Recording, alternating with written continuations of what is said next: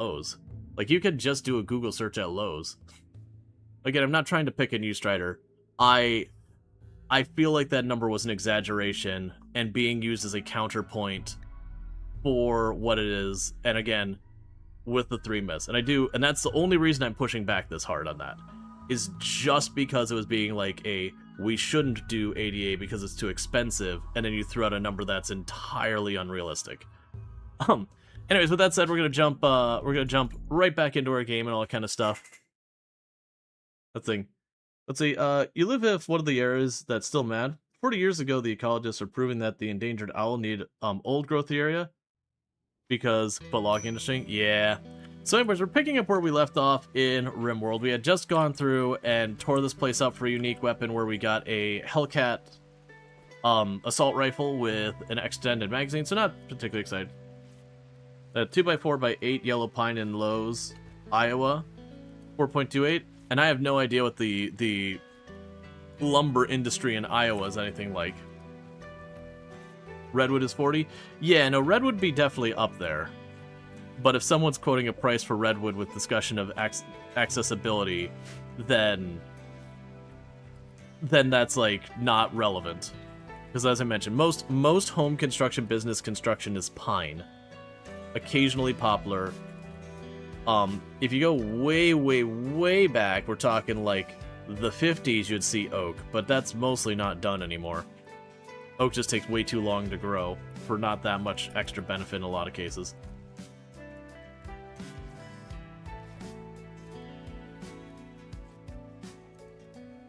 The most expensive decorative 2x4 you can find is roughly $40. Yeah, no, I did find it was like, what was it? Extruded teak.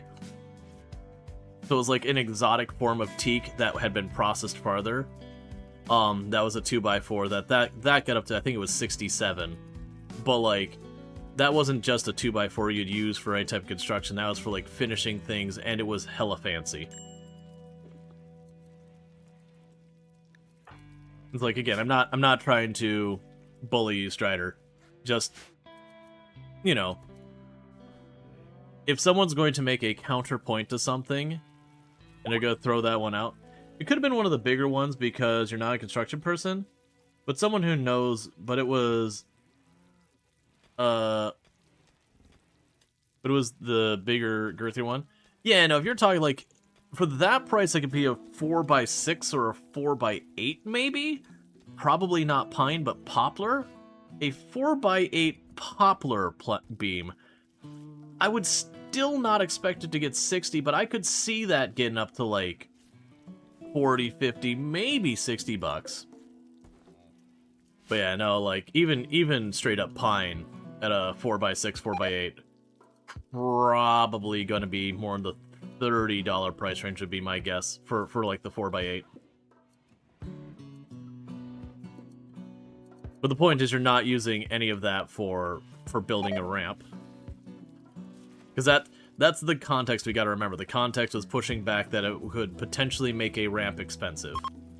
And if you're using 4x8s for ramp, you're going to have someone who likes woodworking walking up and slapping you in the mouth being like, what are you doing ruining such a nice piece of wood for that? Like, generally for building a ramp, you're probably using a 1x... well, depending on it, maybe a 1x4 shim piece. Maybe 1x6 shim piece? All depending on how tall the ramp has to get. Or cheaper, you're just getting a piece of ply. Alright, I've got this, got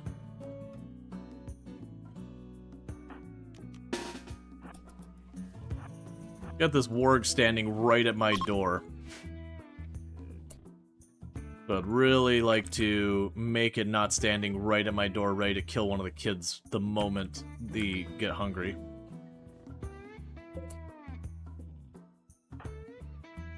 Supports for planks and railing, then? I mean, even let's even take the counter argument. Let's pretend it is a $60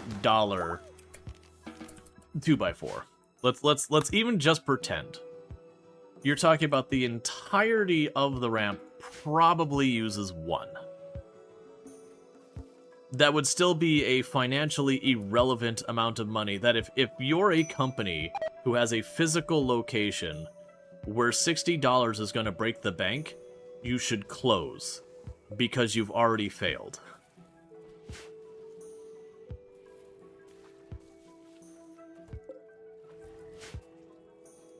Like, and again, even with that, we could take the counter argument of let's pretend it's $60.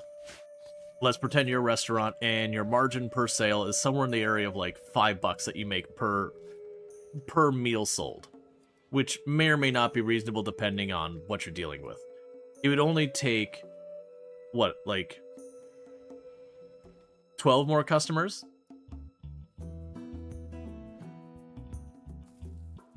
That's how you don't agree. You're saying that it's money worth spent?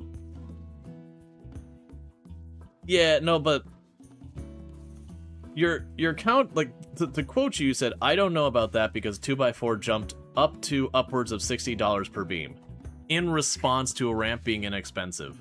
That's the reason I'm pushing back in the first place, is the implication you've made there is that, no, making the ramp would be fairly expensive. That's the only reason you're getting the pushback. But we'll move on. Let's not, like, spend the whole stream complaining about this. But like I said, you presented as a counter argument in that moment. May not have been intended, but that's the way it was received. Anyways, we're moving on from that, because, let's be fair, the price of wood, and all the things going on in the world today, the price of wood, not particularly an important one. Like, stuff like the price of gas is far more impactful and completely unrelated to any of this. But yeah, no, it is a thing that I tend to push back a lot harder when people, like, again, there are valid reasons to not do certain things for accessibility reasons. The case I gave you of the Boston buildings where they put them right up to the sidewalk, and, you know, while even if you want to be compliant, there's just nowhere to do it. Like, you would have to put a ramp into the sidewalk, which then makes the sidewalk unusable. Yeah, the most expensive part of the ramp would be the concrete, to be honest. Yeah, even that's not that bad, if I remember correctly. What is a bag of cement right now? I think it's... because cement is actually relatively cheap.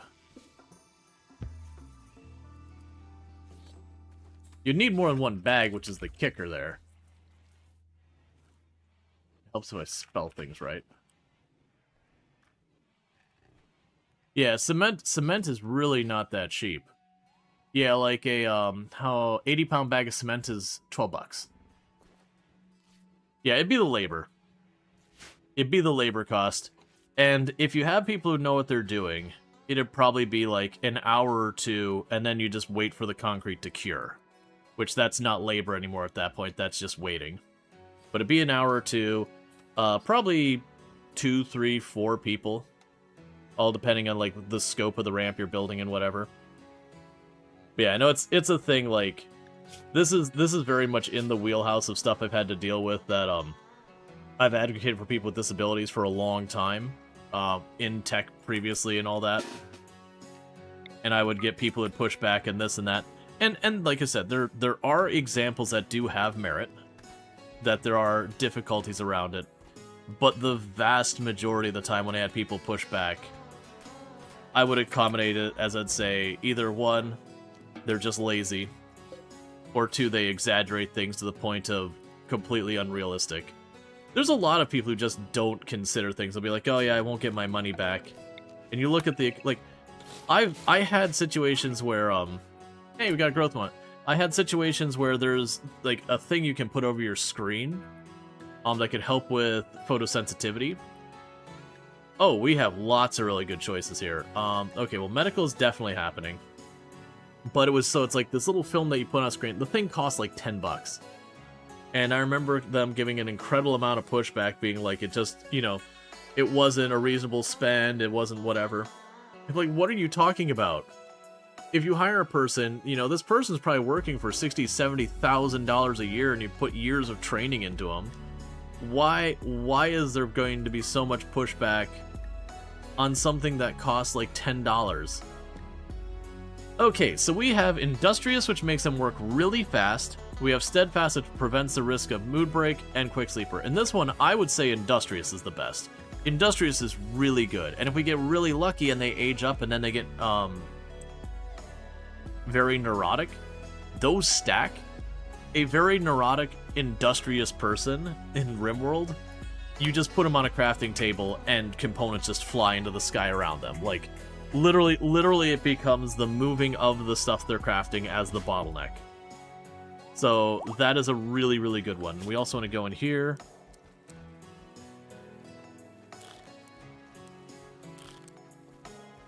You're going to be a dedicated grower for now. Help with that cause. Oh, right. I gave them a medical passion, but they can't medical yet. Labor's always the expensive part, which is why companies are always trying to find ways to pay less for it by short staffing, wage theft, whatever. Yeah. Yep. They always play silly games to, you know, convince people to settle for less money and all that. Yup. Why is food not cook? Get a mountain of food. Oh, it's all meat. Oh, it's a pile of meat that's all the bugs we killed. Right. Hey, D-Ship, how's it going?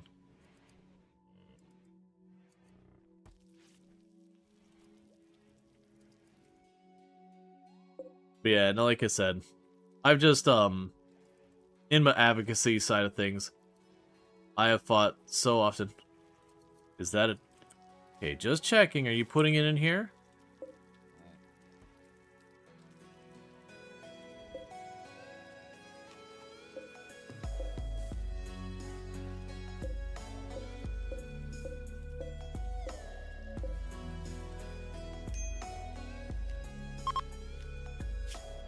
Alright, make sure. So, tainted, no.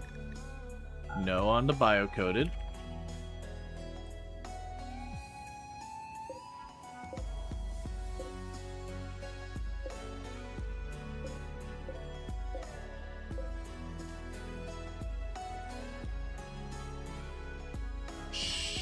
Sure. And that'll make it the food stuff. And this over here has just got wood. Alright, so we just need to adjust the storage here a little bit. They're storing tainted clothes, which we definitely want to be stored at a higher priority than this crap. Like, make sure we keep the gun. This is one of the reasons I always put a zone over to the side that's like, accept everything at low. Is that's kind of my way to watch for if there's like stuff that's valuable that we're leaving behind. They'll haul it, they'll dump it on the ground over here. Then we can deal with it on the other side. Meanwhile...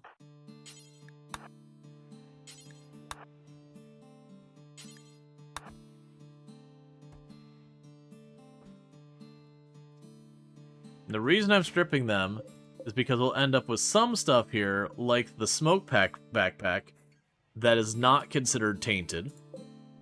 So we can take that, use it, sell it, whatever. And occasionally, you'll have stuff that's extra on the bodies you wouldn't expect. Especially since Odyssey. There has been times in Odyssey where you've gone down, you see what looks like a borderline skeleton corpse, and then you'll go and pull the stuff off. There'll be a pile of Luciferum and a ton of other goodies and whatnot.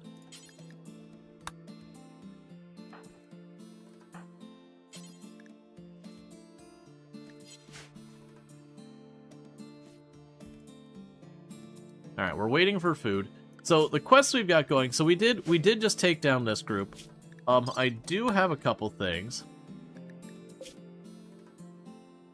You always strip bodies? Yeah, I also know, because we're using the achievement mod as well, there is an achievement mod for having someone strip a number of people.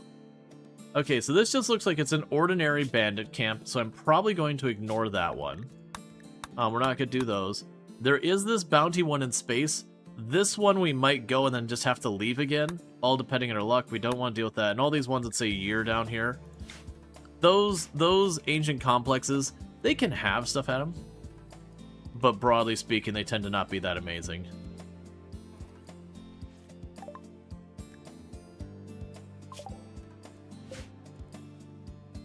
So we finished researching the smoke packs.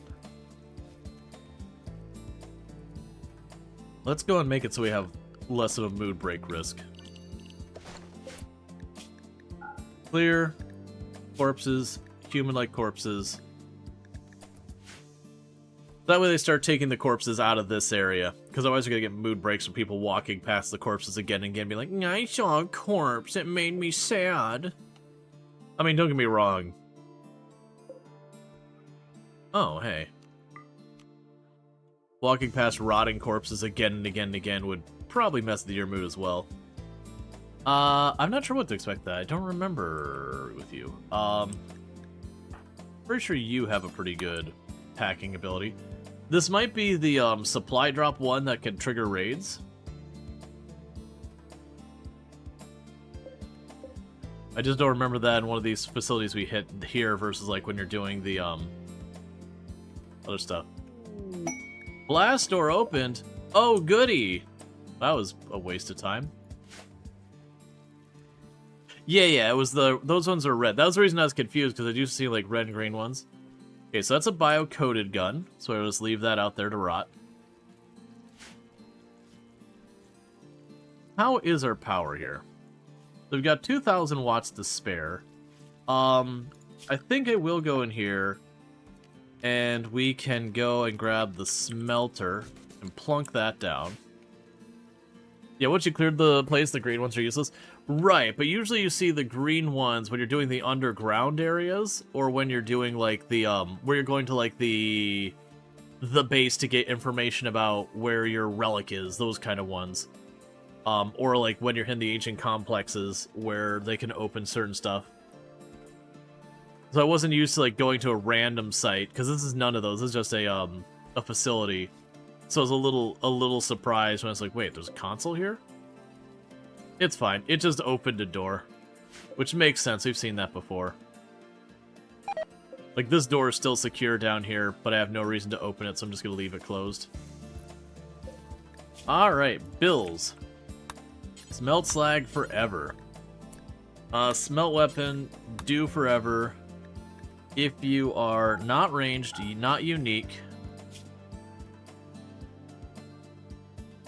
Yeah, so Warhammer's mace. All of you. I have this the wrong way around. Then ranged weapons.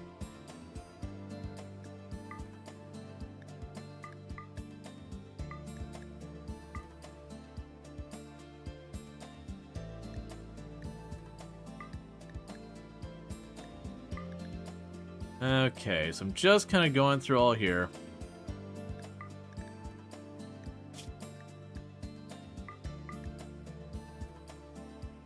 And do those, and never unique weapons. So basically we're telling it all the weapons I wouldn't use anyways, just smelt them up. Bills, add, smelt apparel, do forever. If it is not a utility, and it's not clean, bills, so the only danger we have is I do kind of wish there was an option here that says, you know, bio-coded, but like whatever. So I just need to remember later, I do have that set to smelt bio-coded things. If we get a bio-coded weapon for one of our people, I will need to go in there and be like, you know, bio-coded, but also not the category of weapon we've got that's there.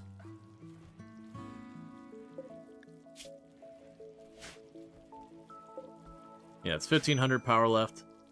Starvation on you, which... Oh, because you're out of baby food.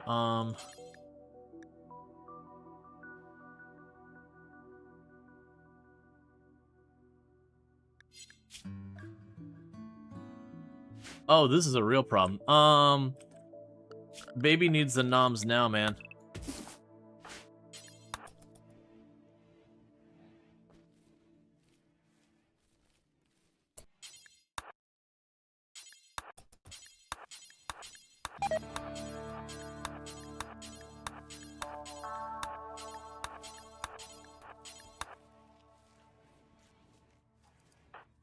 And who is our cook these days? I need you to not go for a walk. I need you to very quickly make baby food.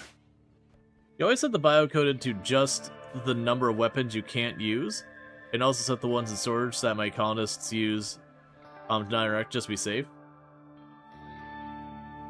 Yeah, I mean, like right now I'm gonna choose ignore it. Usually with the biocode weapons, about the only ones I tend to get is like Zeus hammers.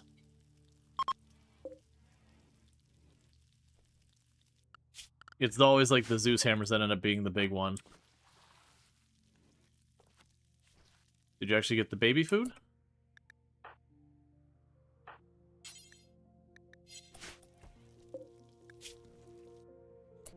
It says you had the baby food's there.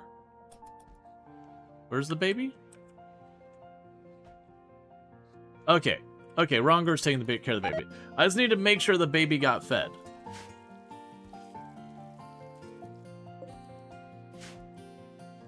That's all I wanted to make sure, is that baby got fed.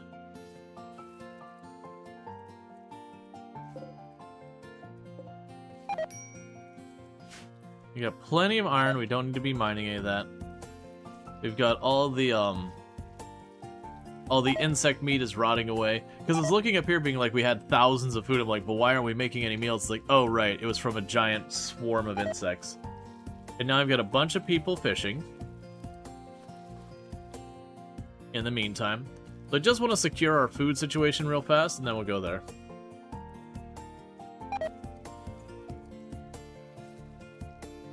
Your game notifications that make you like, what now? Yep. Yep. I've definitely noticed, and it's a comment I've given a couple times, that it seems like over the years, RimWorld has been more and more like... I know people have done the time to show, like, okay, here's the exact way things are working, but there's definitely a certain level of madness that I run into with the, with when I'm playing the game that is just like... Second. Yeah, we'll deal with that later. There's a certain, like, madness that kind of comes up where it's like, you just assume something's wrong with some of how things are being processed just by the fact that you'll sometimes get a bunch of events close together and you're like, is this not working right? Is something wrong? Okay, so we got that research, so we'll get rid of that. Take all my poor quality equipment.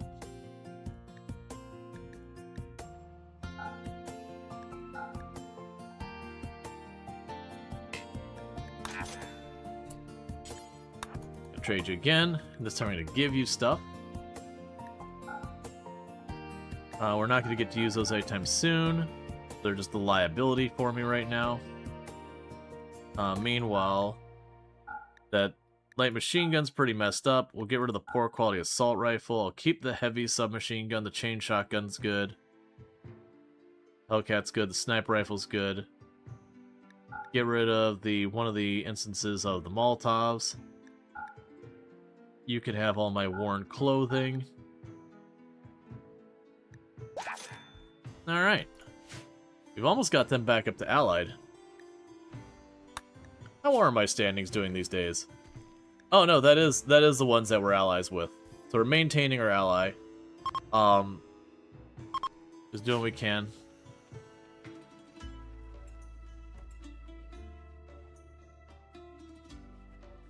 Where is my... I haven't... Oh yeah, the AC's in this room, that's right.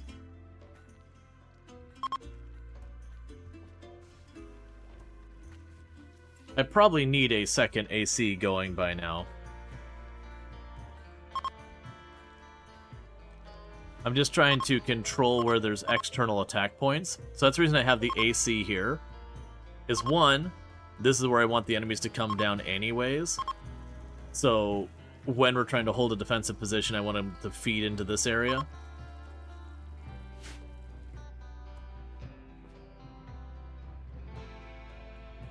Definitely want a better defensive position in time, but we'll worry about that when we get there.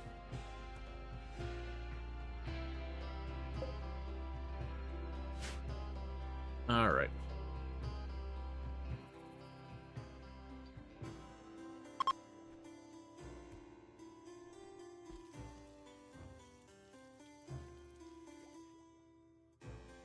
Because I did something like put an AC here that attacked the AC and coming through that room constantly. Alright, sent you a message. Apparently, they got pigskins they're attacking. And they want me to attack their bandit camp with 15 enemies. So, they only have a 5-day for me to consider that.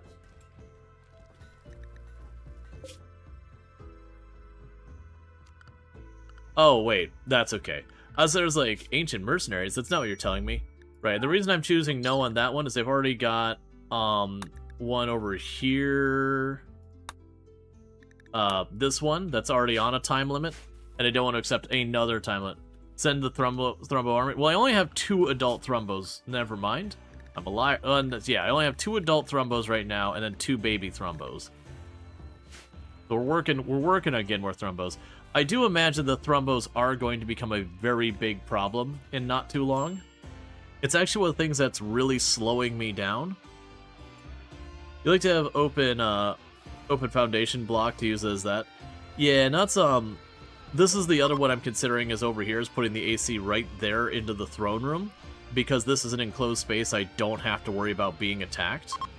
And that's another thing I could also do, is I could, you know, seal off this area and then put the AC right there. There's mortars. So we could definitely do a bunch of stuff. How much research is Mars? Only 2,000. I'm waiting for a big research because we got a Persona core. And I just need a time to use it. Wealth from Thrumbos is so high.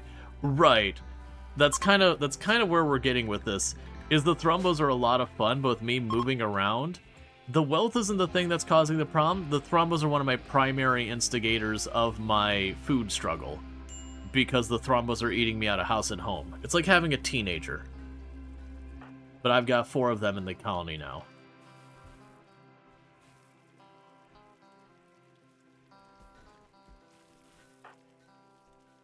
And the good news... Yeah, no, that's usually, honestly, the big limiter on the Thrumbos is a mix of taking the time and being able to maintain their training nowadays. Because it used to be you'd train them and it would be very sticky. You didn't have to, like, constantly upkeep their training. Not like you do now. And then the other one is just all the food. So it's all the labor preparing the food and all the labor training. And you could do it, but doing that in a Gravship is tricky. Apparently, 2 RimWorld mods were recently found to be running PowerShell scripts to disable Windows Defender and connect to a site. Both mods have been taken down by Steam, but still. Yeah, no, that's, there's been an issue going on Twitch where there are creators who are basically having their paychecks stolen. That very quietly something's going in, changing their payment processor details on Twitch. And then, you know, the payment gets sent to the wrong place.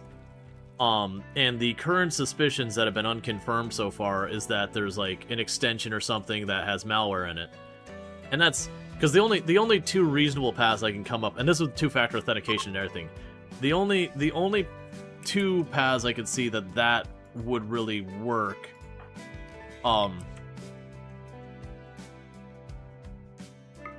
would be... One is you have, like, malware, so say, like, on your phone or whatever... And then that, you know, once you've logged into Twitch on there, your 2-factor's on there as well. It would have to be a pretty sophisticated piece of malware, but I could see that being an attack vector where the malware scrapes all the stuff and does in the back end. And then because it's on your phone, which also has access to your email, you know, it could also be set up to pull the email down as well. Again, that'd be a very sophisticated one, but they're still trying to figure that out. The other possibility is Twitch itself is compromised, but with the scope of the attack so far, I would be hesitant to assume that, because my assumption, if it was an attack... That Thrumbo just ate all the baby medicine. That Thrumbo's a jerk. But with the attack so far, if it was a compromise on Twitch's side, I would assume they would have done it at a much, much larger scale, because it'd be a very short-lived attack. But, you know, so far I haven't heard any conclusion so far as where it's at. It's just one of those things, and it's one of the reasons I don't run a lot of mods or extensions or plugins or whatever. It's not that I don't run any, but, like, when people are like, hey, you could get the mod that makes your weapon go bonk in Project Zombo, it's like, that's fun, but I don't know who the person is that made this. You always gotta be like so very careful about those things. People are saying, 7TV is bugged for you at the moment. You cannot chat in Firefox. You can in Chrome. You've been told I can uninstall and reinstall the newer version. You think it's just a bug, though, personally? Yeah. No, that's probably just a bug. And, like, you'll have stuff that have been, for years and years and years, have been mods or extensions or plugins or whatever that run fine. And then sometimes what happens is the person authoring that has poor security, they get compromised, and someone goes in and adds malware to their project. Other times it can be the actual author has a bad interaction, gets a chip on their shoulder and says, you know, to hell with this, I'm cashing out.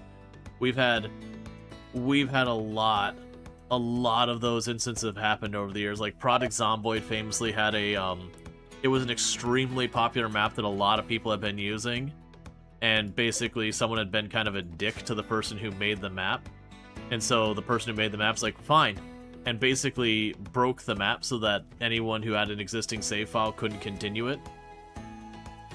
You know, and eventually they reversed doing it, but it's like, yeah, no one's ever gonna get a mod from that person ever again, though, because you always worry they'll just have a bad day and they'll just break everything.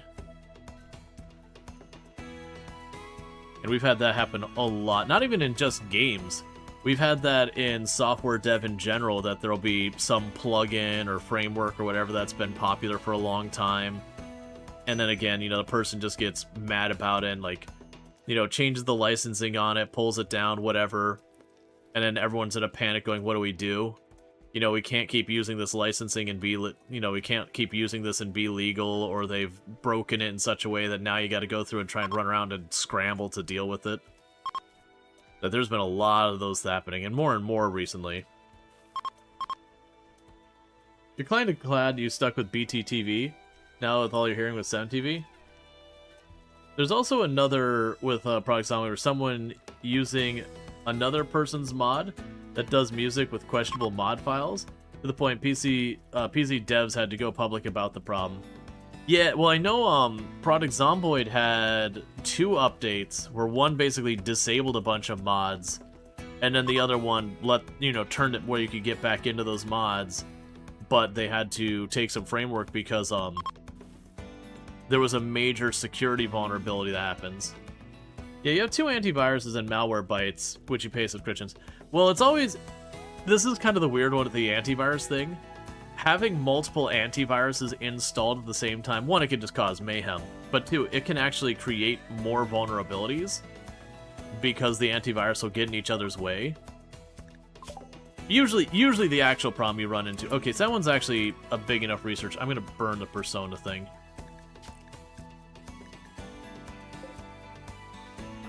It's about 4,000, just use it. And then the next one would have been 8,000. That's still fine. That basically, I used that to effectively give me 4,000 research instantly. Yeah, so always be careful about multi-antivirus. And before we go, it was, ha ha ha, but look at me on Linux. Linux has been seeing an increase in malware. It's still very negligible amounts of malware. It's the same thing that happened with Mac. Mac OS X, basically, they used to tout, it's like, yeah, this is the platform without viruses. And then they started to get up to, what was it, like 5 or 6% market share? And then lo and behold, viruses started showing up, and it's like, oh wait, our security actually sucks. The security through obscurity doesn't really hold up well. Oh darn. So I must keep... Yeah, an average move above 50 is really high.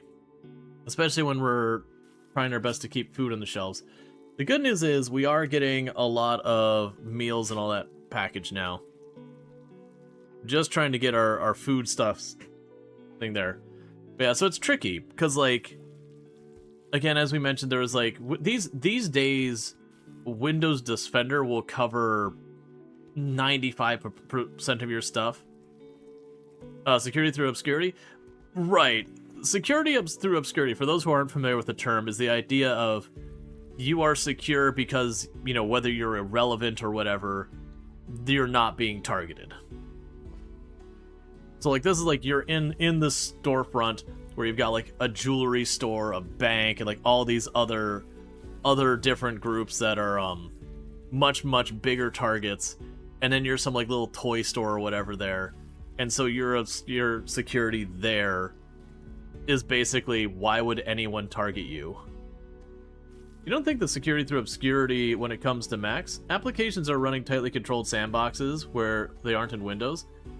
Yeah, no, that's the thing. If you look historic, like you've got that side of it, but the conversation was more that you don't need an antivirus on Mac OS X.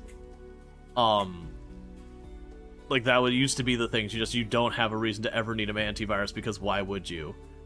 And then eventually you started getting targeted. It's not wrong that you, on Mac, you had things that were already kind of sandboxed. And for the record, these days, a lot of Windows stuff is also in their sandboxes as well. Not historically, but that was one of the things that changed with, was that Vista or 7 that changed that? And it's not all things, which is one of the mucky things about it. Is there are stuff like drivers and all that aren't sandboxed and all that. And there's individual applications that are. You just saw sleepers have to sleep with the flesh beast? Yep. I have limited space. Remember years ago being told Linux was impervious to malware viruses? 20 years ago. Well, that was the Pwn to Own conference. Windows itself is malware at this point. I still push back on that. We definitely have lots and lots and lots of people who push kind of that view. And like, don't get me wrong, they're doing a lot of stuff I don't like. Oh, it's not in the... Okay. I forgot, you physically can't repair it because it's not in the home zone.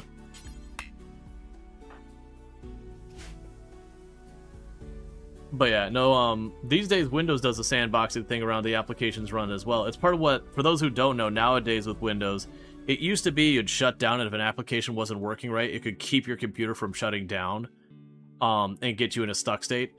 They've done a lot of changes over the years where now your applications are sandboxed, and you get a certain number of seconds to shut down your application, or Windows will just straight up drop it when it comes to your shutdown commands.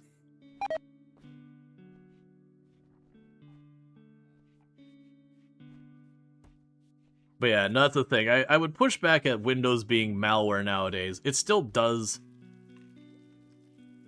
Yeah, no, I would agree that Windows has bloatware. Spyware, I'd even push it back against that too. Blue screen, remember? Yeah, now it's a green screen. That still exists. Yeah, no, I'd definitely say Windows has a tendency to have a lot of bloatware in it by default. I would agree to that. Spyware is a bit disingenuous because analytics, when people are like, oh, they're collecting analytics. Here's a hint. So does like 90% of applications. Analytics aren't necessarily bad. Analytics do help with a lot of stuff. What is Copilot if not spyware? You can not use Copilot. Like the things when it goes and digs into like grabbing your files, like if you put your stuff on OneDrive, it goes over all that stuff. That I would agree is very spyware-esque, but then if you look at every single tech company, just about, they're doing that crap. I'm not saying specifically Linux, because that's a foundation, it's a little different. But I would put that into bloatware, and then depending on how you're using it. Thank you, Randall Thor, for the tier 1 sub for Infinity Simplex. I do really appreciate that. And this isn't me being like, Windows is great, Microsoft is great. No, Microsoft is doing crap I don't like. I don't like Copilot being shoved into everything. I don't like these things. But, you know, if you're going to hold someone accountable for something, hold them accountable for what they're actually doing, not things they're not doing. Because if they're going to get in trouble, even if they're not doing something, what motivation do they have to take any type of corrective behavior? But, you know, like these days I'd actually accuse Google of being far more insidious with, like, the spyware side of things. I mean, sure, it's possible to neuter Windows 10, 11 into a reasonable state. You have to go through a checklist. Yeah, like, don't get me wrong, that's my comment is more, like, I'm tired of the bloatware, I'm tired of, like, everything being a web UI shoved on top of everything else. You know, I'm tired of, like, the performance implications of that. Like, that I'm all on board with being like, you know, Microsoft, clean up your garbage. You think every company collects telemetry, but many companies do it better. Be transparent, make it easy to opt out, in your opinion? Yes. I don't disagree with that. And for, like, again, if we wanna get to, like, accusing, that's actually one I would say Google is particularly notoriously bad for. And especially, like, Android collects tons and tons of telemetry data that you have zero control over. And you can go in and some and, like, go out of your way to get stuff. And I say this as someone who does use an Android phone. But, like, Google is particularly awful nowadays with a lot of that stuff.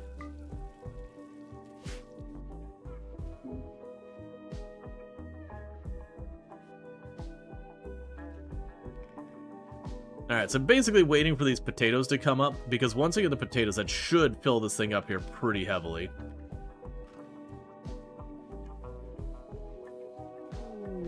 And then we can move on to our next target. Yeah, and to be fair, part of my pushback with the Microsoft thing is, in my career as a software developer, Christ, the number of times I had to deal with people who are just, like, dumpstering on the technologies I was using because Microsoft was involved with them, and they would make up all sorts of bullcrap. And to be fair, a lot of the stuff they would come up with, it's like, yeah, that was true of Microsoft 20 years prior, but, like, hasn't been true even spiritually in 10, 15 years. And that's more along those sides of things. They'd be like, oh yeah, well, they're doing this awful thing. It's like, no, they're not. Like, Microsoft hasn't done that in over 20 years. Yeah, you only use Androids personally, but you found it hard, or opinion to use Apple phones. Well, yeah, that's the thing.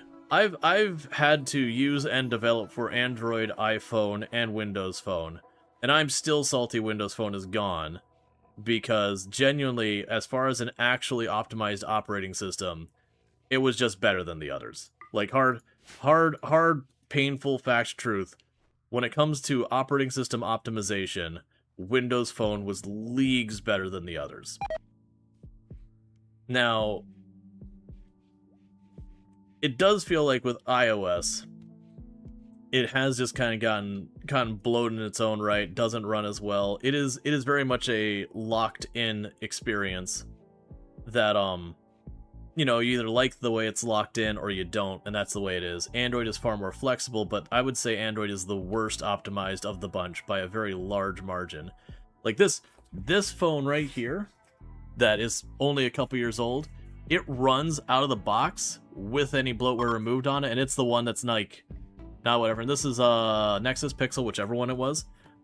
This phone here, this old Windows phone from literally like 15 years ago or whatever it is now, this runs better than this 15-year-old hardware, and it runs better than this. It's faster, it's cleaner, it works better, and it has no applications, and all support got dropped about 5-6 years ago. I'm still salty about that. And also check out Jonathan Ong, an absolutely fantastic content creator, who also had the correct device at one point with a Windows Nokia phone. But does a lot of these really fun music streams where we'll sit down and, like, people can kind of be like, I want you to play this song. And doesn't just, like, do a cover of the song, but take a song that they've never listened to before, or may not, like, never listened to. They've never played before, and over the course of, like, half hour or so, they will go and completely recreate the song and play it on the stream. It's really fun to watch. Big point. It came up the other week, KFX. This was in the closet the other day. And it was just one of those things, like, people don't understand. And also, looking at our phones, which of these two phones is a sexier phone? Not that that matters at all. Which of these two is a much better looking phone?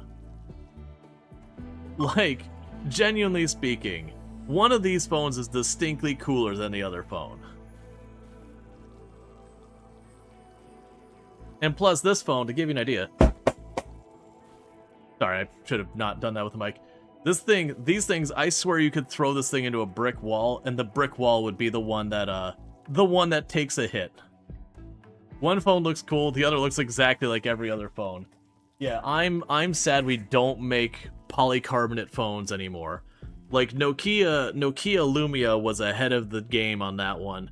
Those phones are, like, they're not indestructible, but you would hear all sorts of stories about them getting driven over by trucks on accident, and just, you know, a little scuff, and otherwise it's fine. You also grieved the death of the Windows Phone, XNA, and Moonlight. Man, Microsoft is really good at abandoning things right when it's getting good. XNA is a perfect example. For those who are like, what's XNA? You know Monogame? That's XNA. Microsoft made that to make game dev easier for people who wanted to get into indie game dev, which in a certain respects is part of the reason we had the big indie game dev boom. Because you want to know some games that are made with XNA? Terraria, Stardew Valley, Fez. Oh, there's like 8 or 9 other like really big ones that came around that time frame. And it was just one of those things that they put all this effort in. You had these like big knockout successes came out of it, and then they went, never mind, we're pulling the plug.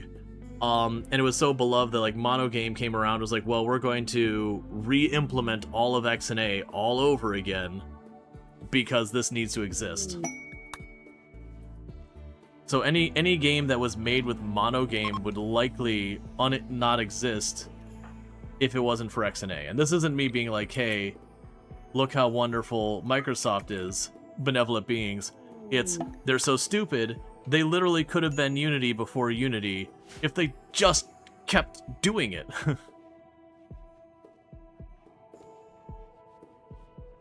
Yeah, and WPF surviving, I'm mixed feelings on that one. Yeah, Microsoft is great at putting the time in to make something happen, just start building up proper market share, start building up popularity, and right at the moment they start genuinely looking like they might be successful in something, pulling the plug on it. Like Mixer.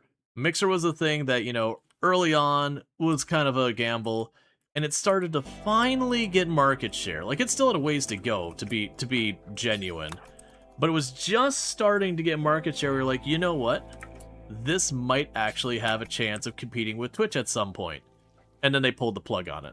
After they put so much money into it, doing exclusive contracts and all that stuff. But it was like, I think they just crept up to like 12, 15, or 20% or whatever market share for streaming content. And that's when they're like, never mind. Get rid of it, pull the plug. I'm like, but why? You've already put the time and money into it. You've put the time and money into it, and you got it that far.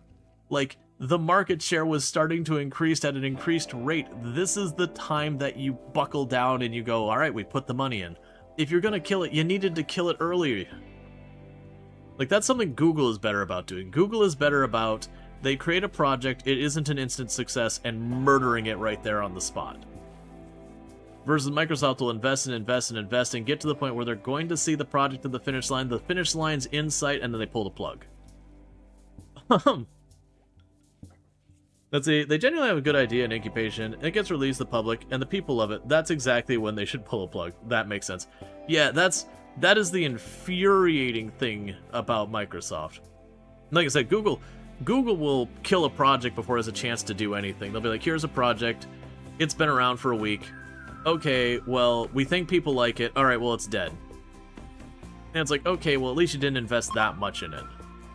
But, like, there's a certain point when you've committed, that you've put enough resources into it, they're like, okay, you've already banked this much into it, and you're seeing the beginnings of success. This is one you keep riding. Like, don't get me wrong, there's like the sunk cost fallacy you can get where you're like, don't worry, if we just put a little bit more in, we'll see success. Yeah, if the data doesn't back it up, don't do it.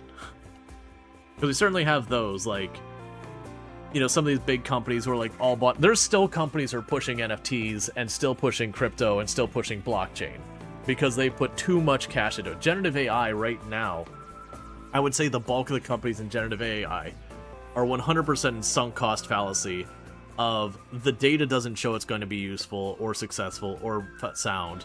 And they're just dumping buckets of money into it because they've already previously dumped buckets of money into it. And if they let it go, those buckets of money are gone. And they just have to accept, those buckets of money are gone.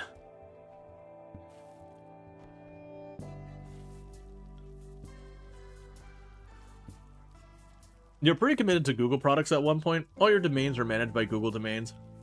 You're one of the 12 of us with a Google Stadia controller. Yeah, and I, going back a ways, I used a lot of Google products as well. But there's definitely... I couldn't put my exact finger on when it happened, but it was kind of like leadership at Google kind of changed the direction they wanted to go with the company. And you can almost notice like this shift that they got rid of, like the don't be evil, that they started to really go in and just kind of get involved with a bunch of, more questionable things and all that. And yeah, no, it's, and I would say, would you agree with me that that was probably around, like, what, 2012, maybe? In that vague window of, like, quarterback 2 years, that, like, it feels like something changed, like, they hit some level of market share or whatever, and just the direction of the business changed. Because I definitely felt by the time we got to, like, 2015, I was working with someone who I would describe as a Google fanboy, who their entire personality was to just dump on anything Microsoft. And it was definitely one of those things. I finally sat there and was like, hey man, all this stuff you're bringing up about Microsoft is from the late 80s. And yeah, Microsoft was an awful company at that time, who did some really awful stuff. Like, I will not defend that at all. But if we're going to be honest, looking at Google around again that 2012, 2015, it's like they are now what Microsoft was. That they were doing anti-consumer, anti-competitive, really shady stuff. It's around that point they started taking stuff that had been on the open source side of Android and pulling it into the closed source side of Android. Alright, so we've got a big group of Neanderthals. They are going to prepare. Okay, so this will be dangerous to bring everyone in on. You've got the kid? Where's the kid? Alright, dump the kid on the floor. It's fine. But I think this will be a fight that we're best off... You know what? Who do I think can run relatively quick?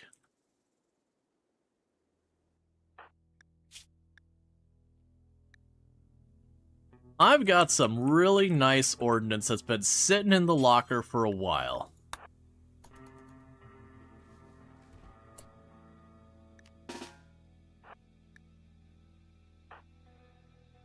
Alright, so rest of you be ready to assist with the retreat.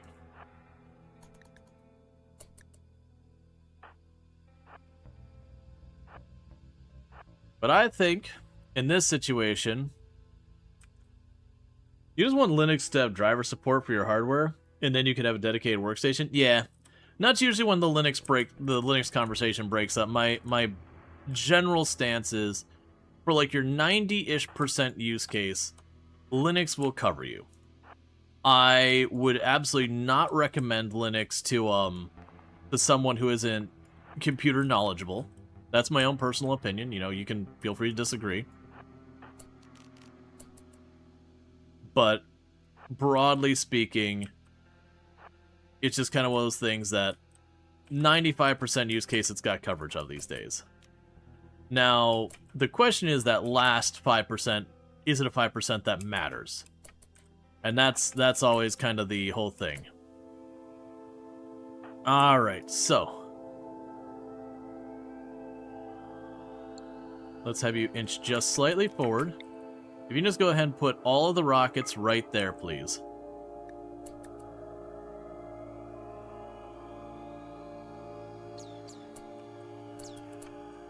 Okay, meanwhile, all of you start backing off. And let's see what we got.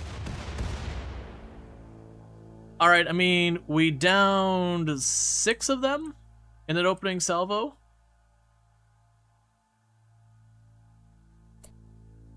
Yeah, no, it's, we've had the conversation before. People are like, oh, what do you think of the future? I don't think Linux will ever be the main OS. I just don't. I do think there is a point that you can get to where,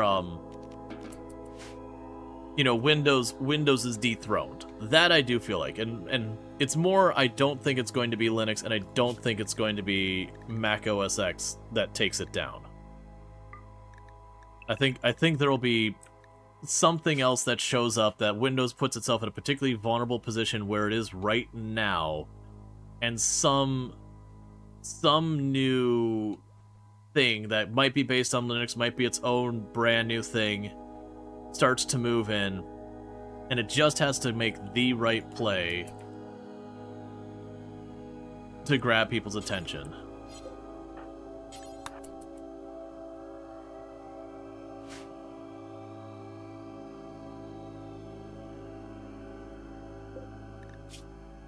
Yeah, so you're also going to be down. So we knock down, it'll be 7. I think Steam might be a good competitor if they keep going the way they are. Yeah, and I could see, like I said, it could see it being an implementation of Linux or something built on Linux that I could see doing it.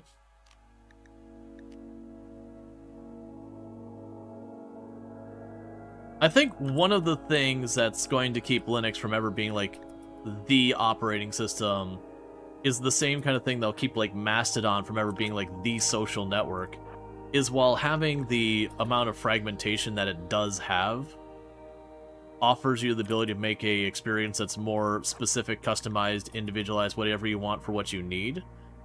That also makes it a much, much harder thing to explain, whatever, to other people. There's a little bit of a dangerous game I'm playing here.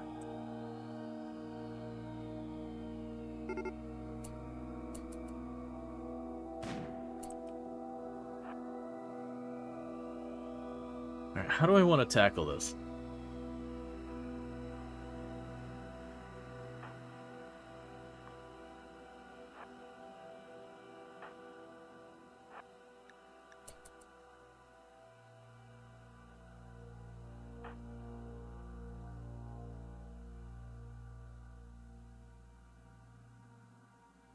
They're faster than we are.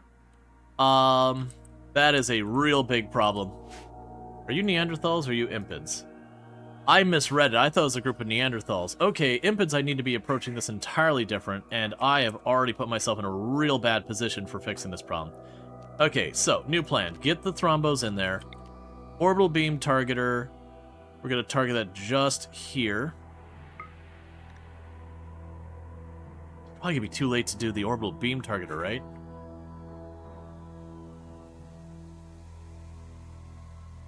Yeah, no, when we're talking Thrombo Roar, you're right. I always forget Thrombo Roar. We definitely still don't want to go... We can go here.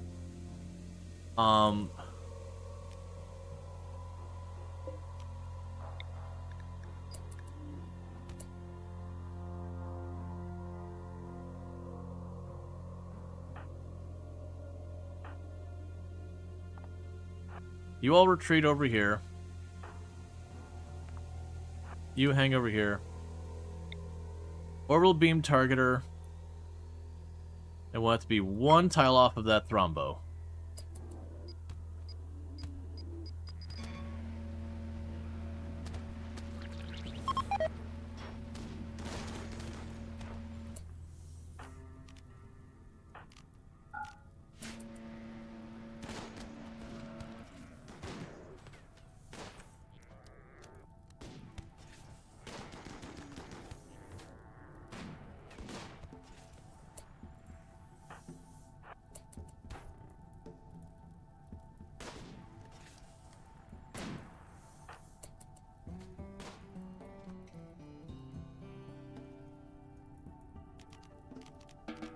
Alright, how are you doing? So what we're gonna go ahead and do here is you're getting captured.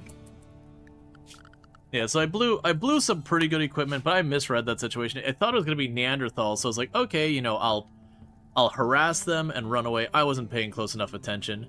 They were Impids, and Impids are faster than you start. Since you're in an audio dedicated hardware, Linux would rock if you get the interface to be written for it. Yeah, and that's kind of that 95 percentile coverage. is like, in some case, like the 5% of stuff that's not covered, oh, this specific game doesn't work because they're using some like anti-cheat or whatever that, you know, it doesn't work with it. It's like, okay, but do you care about that game? Not that much? Alright, go Linux.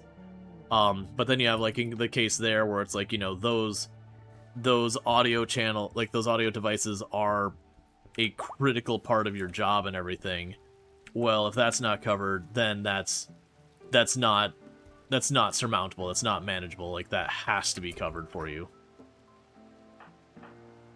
There's a whole bunch of stuff like that. And that's a solvable problem. It's just kind of one of those things that there's always like one more thing that isn't covered. And that's not even a criticism of Linux. It's just there's more people developing for Windows than Linux. We have a forced landing thing. And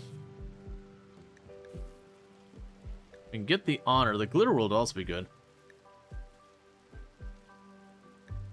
Yeah, no, that's the thing. Like, you're talking one edge case, John, but that's the thing. There are many edge cases. You might be working in medical, and then your software for medical doesn't work on it. Because you can't just chuck it against wine and call it a day because of stuff going on with it. And there's just like lots and lots of those kind of things. So you're giving an example of an edge case. There are many edge cases. But again, that's the thing. Some edge cases are easy to work around. Not a big deal. Some edge cases are insurmountable. Like, if you're doing a job that you have government contracting, the government contracting uses software that's designed for Windows and requires a certain security level, and Linux can't provide you that with Wine or whatever, then that's an edge case that you can't use Linux as your main driver. And there's dozens of those, whether it's academia or music or art or whatever. You guys disregarded shuttle loot in the past until you realize there's often the actual shuttle engine. Yeah. Well, I mean, also you can technically get a lot of good stuff, and usually they give relatively good reward for relatively low effort, because sometimes they'll even win by themselves without your assistant. Alright, we are trying to do the rank. I normally don't. Okay, that should be a very defendable position, because most likely the enemies will spawn over here. And that's a matter of if they end up being ranged or melee. It's also a relatively safe mission in that if I go up here and I see a raid come in and it's like, nah, that's a raid I don't want to tangle with, we could just back off and just let it go the way it goes. So it's one of those things you can do. In the worst case, if you fail it, you take a standings hit. Who cares?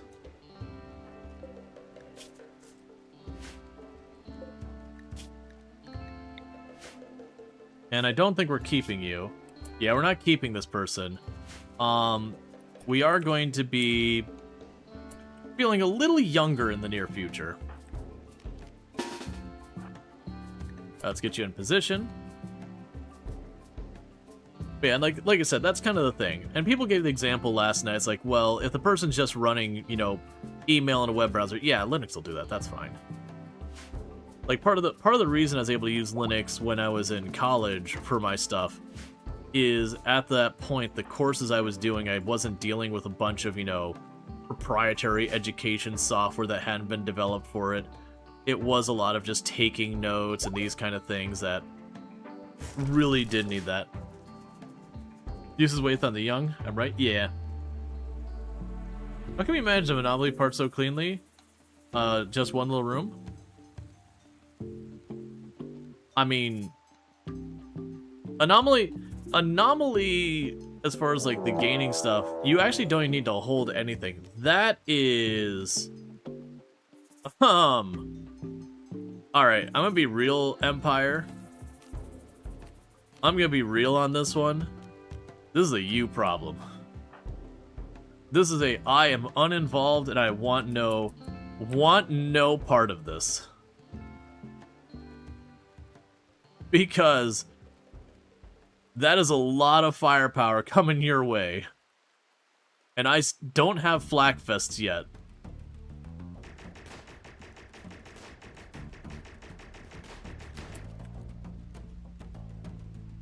I'm actually looking here at the... I mean, it's a bunch of sniper rounds. That's the other thing is, like, you know, I could actually move over here and outrange them because most of their stuff was short, but they do have those sniper rifles in there. Alright, so let's restrict into the ship for right now and undraft them. And immediately on the start, gets pumped once with a shotgun and downed.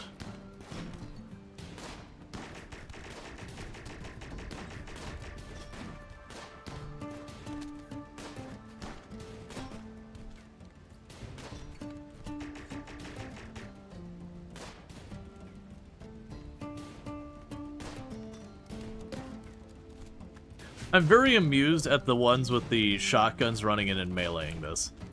It definitely feels like they're using player strats as opposed to,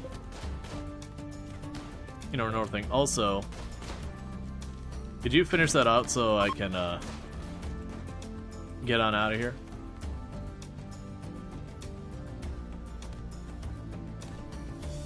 Oh, they're not done yet. Like, man, I don't care that they're down. They need to die.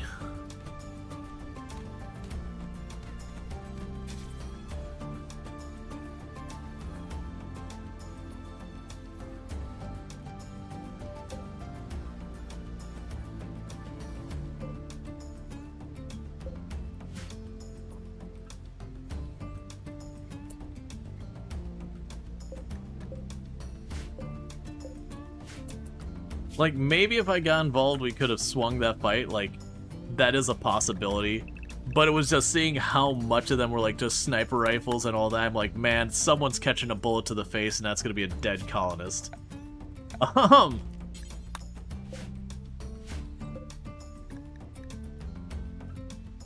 low-key hoping one of them would drop. It's fine.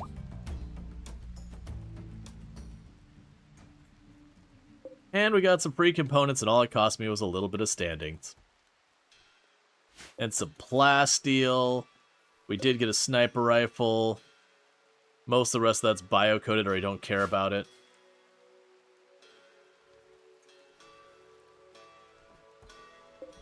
Yeah, the Empire understands, though. They showed up with, like, 4 dudes when we've got... Wait, what are you running from?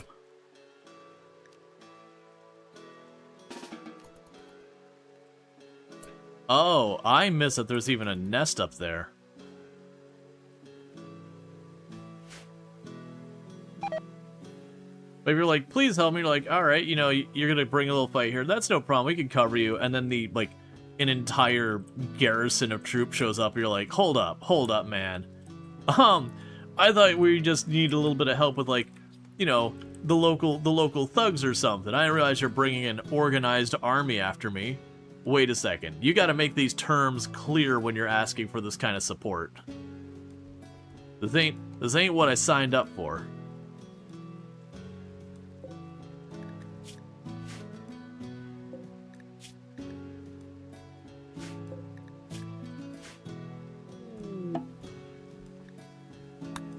And so you really agree on that much hardware, but sadly, that's a chicken and egg situation. The hardware manufacturers could easily break it by providing either drivers, things like NVIDIA and Brother Hardware used to run great on Linux until both pulled their driver support. Now it's a mess. It's just not profitable at the end of the day. Yeah, no, it's definitely, like, that's kind of the problem, is, like, we're always getting more stuff coming out, more gadgets, more hardware, all that. But the financial incentive is just not there to the market share. It's the exact same problem Windows Phone had, is they needed to get the apps to draw in more people, because that was the big shortcoming of Windows Phone, is it just didn't have enough apps. So, like, too many of the important apps were missing, and so people wouldn't touch it. But the people wouldn't develop the apps for it because there weren't people on it. And that was the battle that Microsoft was dealing with the whole time, was trying to get that combination kind of thing.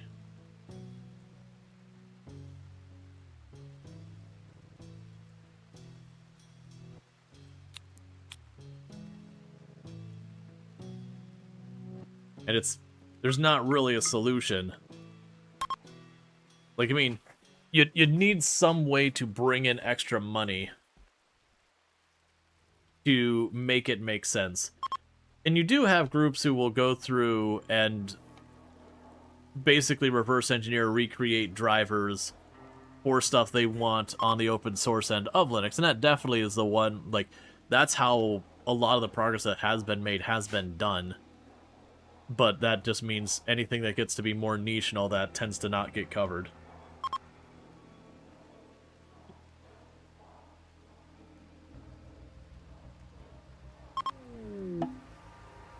As it took some time to refine the message, but you can now pretty quickly say that Linux would rock if drivers existed. Your multitude of hardware and software, yeah. And with all my comics about Linux, I did use Linux as my main operating system for a good couple years during college, because I was broke.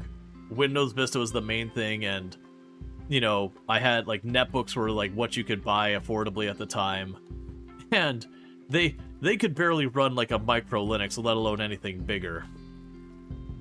So it was like really tricky to get that to run. And yeah, no, so I was using it as my main daily driver for a while. And I tried a bunch of different ones like Ubuntu, Knoppix. I need... Okay. Alright, hold the hell up. We're gonna have to deal with this because that's the second time I've spotted one of you all running in there. And I'm gonna look away for a minute, and you're gonna beeline into that nest, and everyone's gonna die.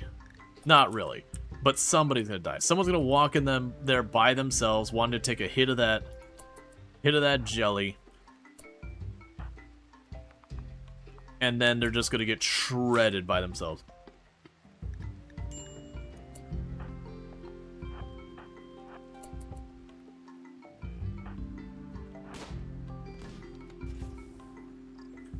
Windows Vista. Linux gives options, but if you like Macs, go for it. You think everyone should use whatever operating system works for you, as long as it's not Windows.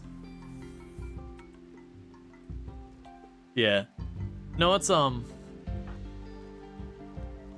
another one we kind of covered that, don't get me wrong, Vista gets a reputation that it mostly deserves. It gets exaggerated at times. Microsoft had planned for basically computer tech to keep moving the way it had been moving, which in those days it was like every number of years you would end up having just so much better, more powerful hardware, and it had just been the way the market had been moving for a very long time. And just completely misread the market, which is a Microsoft failure. That they were like, oh yeah, you know, everyone's getting more and more powerful computers, this is the way it's going, yeah, and so they tried to build an operating system that was going to do way more than previous ones had, and to a certain degree, that part is true, that Vista brought in, honestly, a lot of the technology that was really good that Microsoft's added recently, as in the last 10-20 years, a lot of that came from Vista. Like you mentioned, the whole sandboxing, I want to say Vista started that. I don't think it completely did that.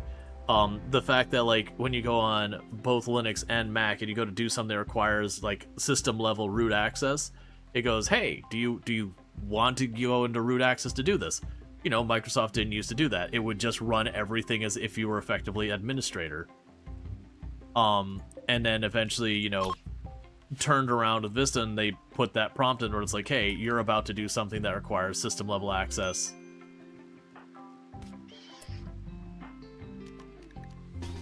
I missed that there was a scarab up here.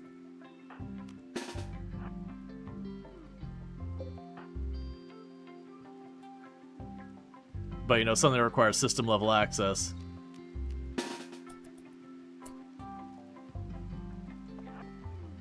And that was a major benefit to the security thing. That's fine. And that was the whole thing. They also reworked the network layer to be a lot better. And they did a lot of good stuff. Like, a lot of good stuff. But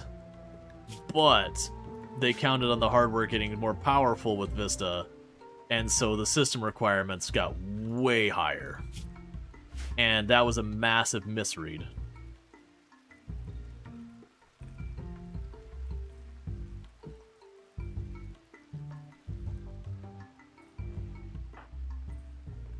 Which genuinely does deserve the flack of, hey, you made this operating system and it doesn't run well because it was not well optimized or anything like that around running on lower end hardware and all that stuff.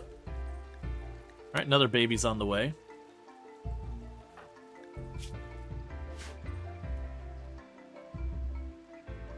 If you skip every other release of Microsoft, you'll be just fine for avoiding their mistakes. I mean... Nah. 7 is good, 8 horrible, 10 great, 11 you can't wait to see it go. So, low-key, the people who have the love for 10 and the hate for 11, I kind of find that one silly, because for 11, for the most part, is just still 10. Yeah, there's been more bloatware that's come and gone, but if 10 was still around, it would have had it too. So that one's kind of whatever. And even then, that's forgetting, like, you went from Windows 98 SE to XP. Which of those two would be the bad one? Which would be the good one? Because both of those were really, really rough when they first came out until they got a number of service packs. You have 2 friends working at Microsoft. Well, one now. There's a large AI coding push there that... And one likes it and the other doesn't, so he quit. Yeah, no, that's, internally I know a bunch of people at Microsoft that, there's a lot of the different groups. There's been the AI push because the company's overinvested in AI. And it's just one of those things that they've kind of invested so heavily they need it to succeed. But also at the same time, they're trying to figure out what the off-ramp is for if it doesn't pan out. And you've got the departments and all that pulling in different directions. And yeah, no, I have heard nothing but, like, stress from the people I know who work over at Microsoft. And for the record, I also know people who work at Google. I also know people who work at Amazon. Like, I'm not a fanboyish on one or the other. Because, like, I do know people who have worked at all these companies. Notepad doesn't need AI. Agreed. Well, it's 10 with extra ads and intrusiveness. Right, but a lot of that didn't even come with 11, that those got added later. So my comment is, like, in a lot of ways, Windows 11 is just Windows 10, but they've added more to it over time. And if they didn't create 11, 10 would have gotten it. Whatever. I never realized Microsoft might also use AI for their OSs. Yep. That's been the big push with Copilot, is that they want to get, what is it, the, Argent AI in the operating system, so instead of... That was their marketing person who said this, by the way, who was like, hey, you know, in the future, you won't worry about what application you're running, and be like, hey, I need to draw this thing, and you'll just ask it to do it, and it'll just take you there, and whatever. And people are like, we don't want this. But that is not a consistent message within the company, to be clear. Aren't they making it their goal to write their patches who led to bad updates? See, this is the thing that gets tricky. You have... Microsoft is not an organized company. They're very much a company where the left hand doesn't know what the right hand's doing 90% of the time. So you'll have one side of the company who is all invested in on being like, hey, we need to make this AI thing work, we need to go with this, the marketing side of it, the pursuing investor side of it, and they will be talking up AI to no end. But then you have the other side that's more of like the customer service facing side of it, the dev side of it, that are far more guarded and all that kind of stuff. And so it is a thing that there isn't a cohesive message unless it is coming from the C level. When it's coming from the C level of the organization, one would hope they have their crap together. Yeah, no, I have no idea about artists who make RimWorld style stuff. And hey, Harry, thank you so much for the 105 stream streak. I really do appreciate that. Yeah, no, they did cancel all their Claude stuff. They are removing, like, they have removed the generative AI stuff from, like, Notepad, or are removing it. They are removing the generative AI from a handful of things. And they're not getting rid of it, but it definitely feels like they're trying to find their off-ramp where they can kind of pull back from the AI thing while still keeping the investors happy. And I don't envy them that situation, even if it is a self-caused one. Alright, growth moment on Chesty LaRue. So it'll give you a shooting passion and a social passion. And out of these ones, we'll give you steadfast. Because no trait, depressive, and ascetic are not too amazing. So let's go to your work now.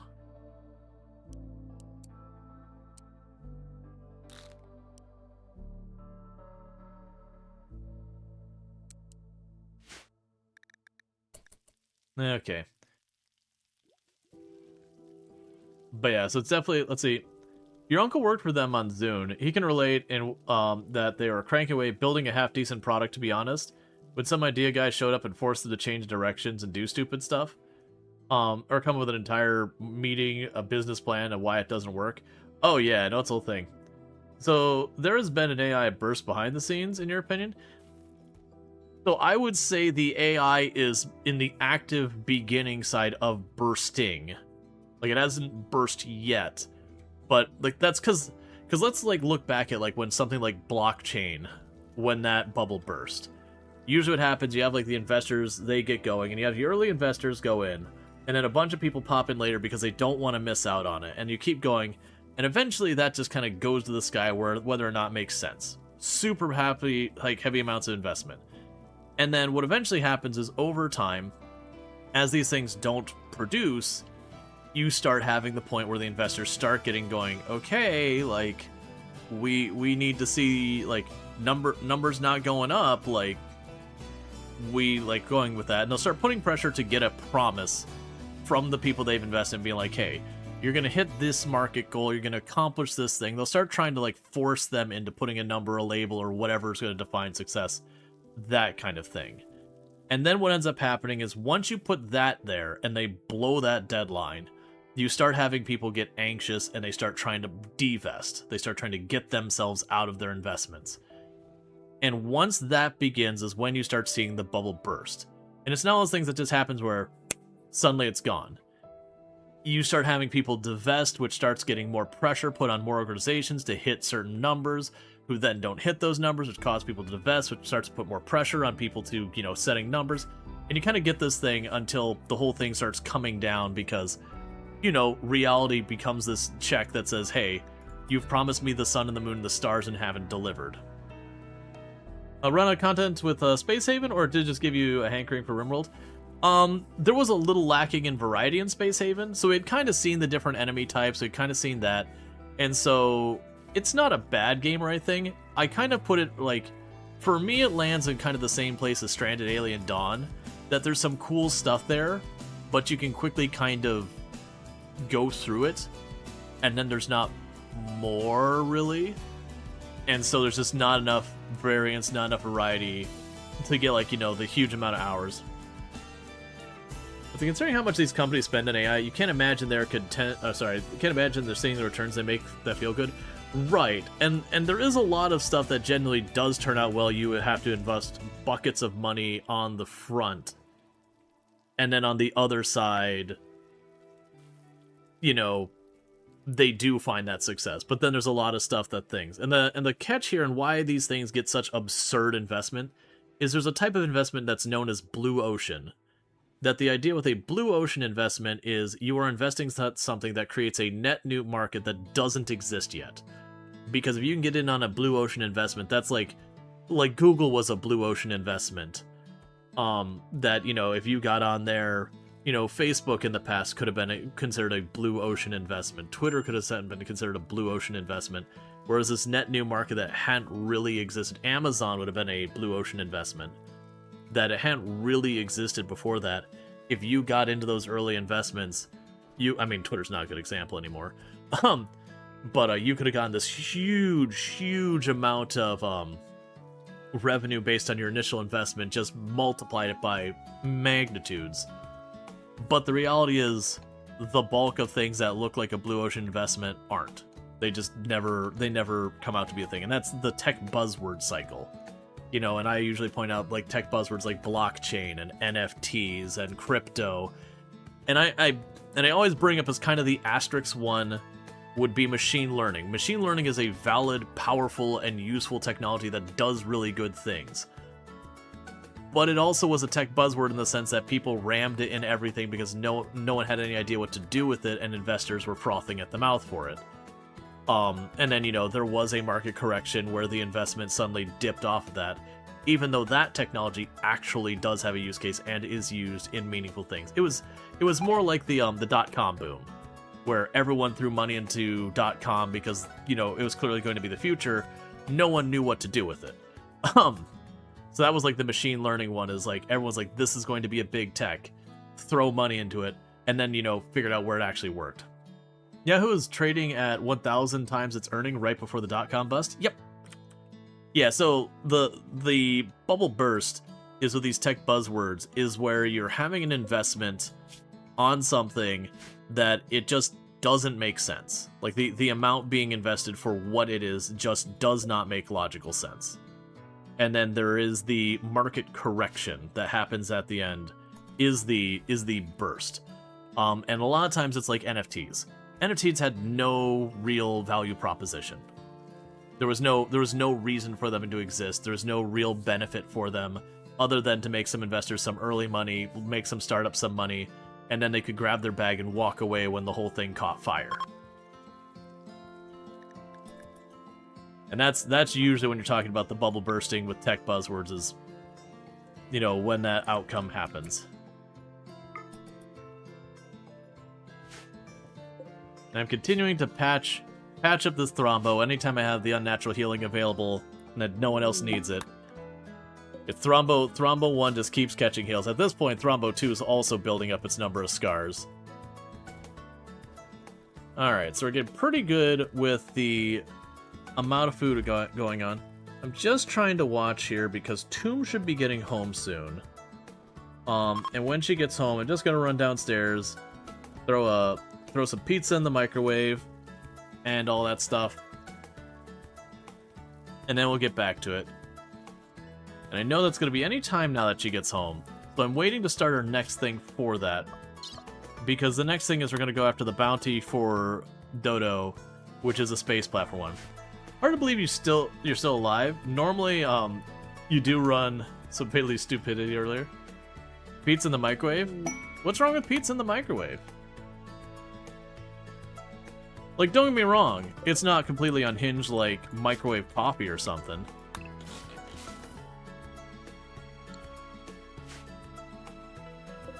But, like, I'm not taking the time to take, you know, out the frying pan.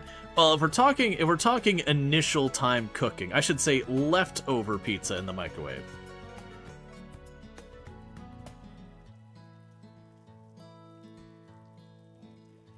That's what I was gonna say. It's leftover pizza in the microwave. We're not talking first round of pizza. We're talking yesterday's pizza, and by that I mean like leftover pizza goes in the microwave.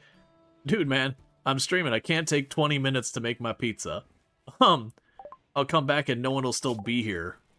They'll be going, where the hell did Rual go? Well, to be fair, microwave or otherwise, the second cooking to third cooking, well, not third cooking, like re-cooking pizza, a lot of times the crust is pretty underwhelming. Pizza cooking stream it is. If people were interested in it, I would be down with cooking pizza on stream. Like actually taking pizza dough and doing all that. I don't imagine it performed nearly as well as my normal content, but that's fine. Like it'd be a thing we'd do as like a subathon thing. Like a subathon thing or charity thing. Yeah, no, I caught that you were just kinda teasing anyways. It's alright, wait till I tell people about, you know, like, microwaving hot chocolate and these kind of things. Pizza cook and dev talk stream? Oh man, there was a place near one of the jobs I worked that, they're famous for their large pizzas. Because by large pizza, I mean a slice of pizza was like this. You'd have like an extra large plate and to be hanging off, like lolling off both sides of the plate. Have I played Dyson Sphere Program? Yeah, Dyson Sphere Program, and granted it's been a while. That one, it was fine. I didn't end up super enjoying it. The combat in that one felt very forced and not very fun. And I know you can turn it off and adjust all that stuff, but it was definitely like it did not land as well for me as like Factory or Satisfactory did. Dude, when your toddler like shit, when the toddler is not having it with adult food, you crack an egg and put some shredded cheese and coffee in the mug, scramble it, and nuke it. All right. So bear with me, chat. Like I said, I knew my wife was going to be getting home any moment now. She just got home. So what I'm going to go ahead and do is I'm going to run downstairs, welcome her home real fast, nuke some pizza real quick, and then we'll be back, and then we're going to go to a space platform. As a reminder, I do not have spacesuits. So we're going to go to the space platform and just try and shove this thing up against the wall so that we can get inside the air compressed area, or potentially run through the vacuum real fast if it gets down to it, which we don't want to do because it's really dangerous. But to capture this person to get the thing for the piloting. So I'm gonna go ahead and run downstairs. I'll be back in just a couple minutes, and thank you again for tuning in, and I'll be right back.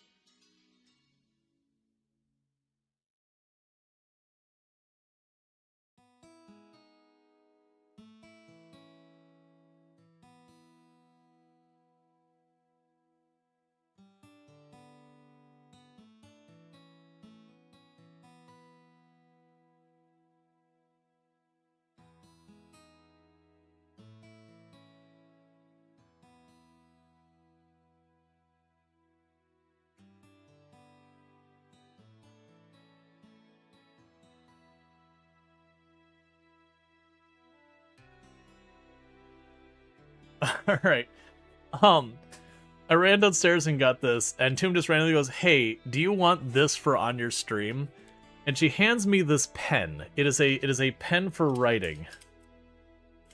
But like, it actually has a lever that it snaps the claw when you go to deploy and undeploy the pen tip.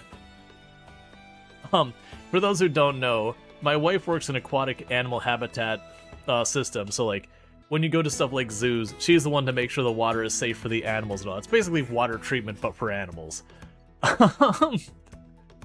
And so she went to a convention a couple months ago, and I guess it's for valves, like it's that are used in those situations. It's just a pen. So it looks like like the plastic on the outside is fine, but it definitely looks like it's one of those like cheap insert like ballpoint pen things, so I imagine it won't last very long. You're just curious if they use SCADA? You'd have to use not the acronym, because I don't recognize SCADA as the term. Like, I know they use a whole mess of filters between, like, for handling the water treatment. Yeah, I don't know what SCADA as a term is. Like, I know they use, like, you know, charcoal filters, sand filters. Oh, I don't know all things. I know they use ozone for a bunch of treatment as well. Like, Toom would have to be the one to walk through that. Like, she's shown me stuff, so I know a couple of names, but I don't remember them all. They have a whole range of different valves they have to deal with day in and out. Oh, UV. Yeah, they use UV. They definitely use UV. They got a whole mess of things they use.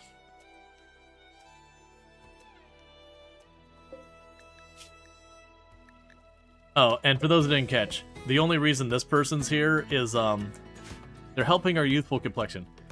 Supervisory control and data acquisition. Basically, are they using computers to run everything, or is it manual? Oh yeah, no, they have automation. I won't go into detail one because I don't know, and also I gotta be careful, you know, don't dox yourself.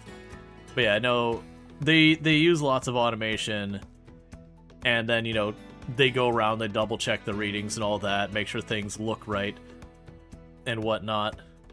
And anytime there's like a project, they might have to manually intervene.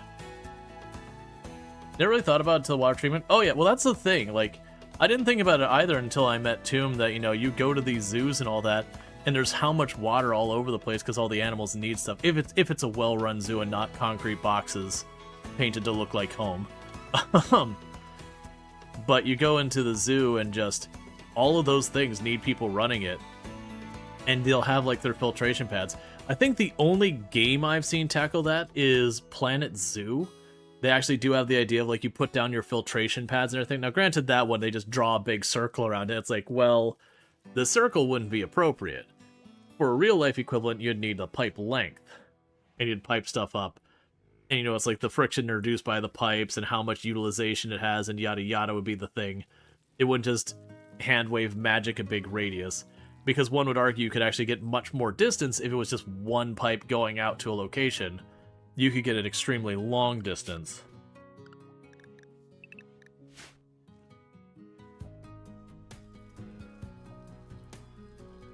Water filtration must be zoo. Very genuinely, the next time you either go to a zoo or a water park, if you can get anything, like, anywhere up high, like if they have, you know, like, a observation area for, like, giraffes or whatever, you can get anywhere, like, you get to a high point and look around, you can usually see the water filtration areas.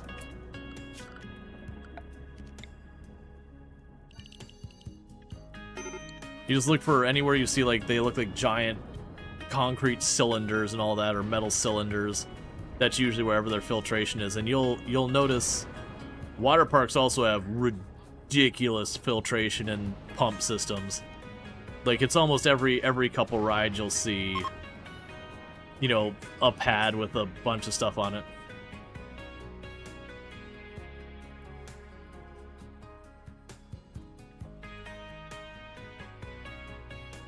Alright.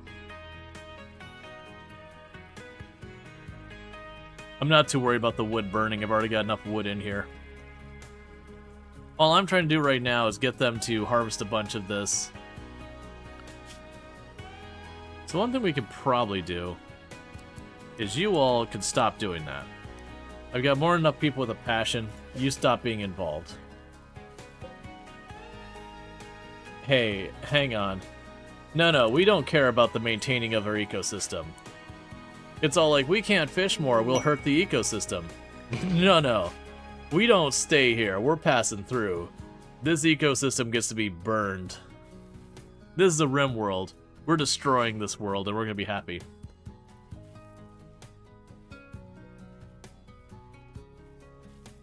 Oh yeah, no, it's in some ways maintaining aquatic animal habitats can be a lot tougher than human consumption, because with human consumption of water, you only care about that the water's like safe and all that stuff, whereas, you know, with zoos and all that, they have to worry about show. You have to worry about that the water looks good. Doesn't matter if it is good, it has to look good too. You remember correctly, all these animals are technically invasive? It's true. It is true. A lot of these animals were clearly brought in because it's unlikely the thing's there.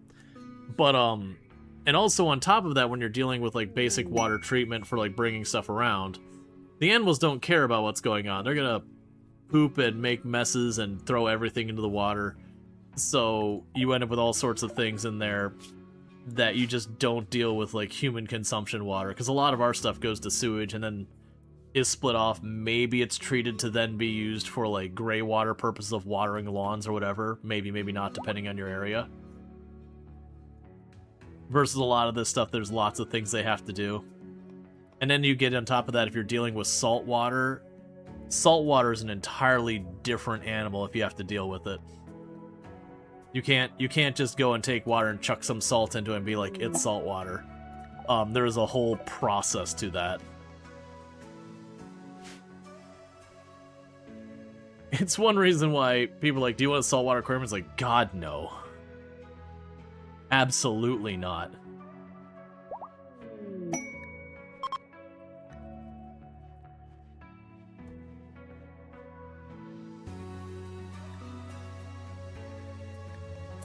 Okay.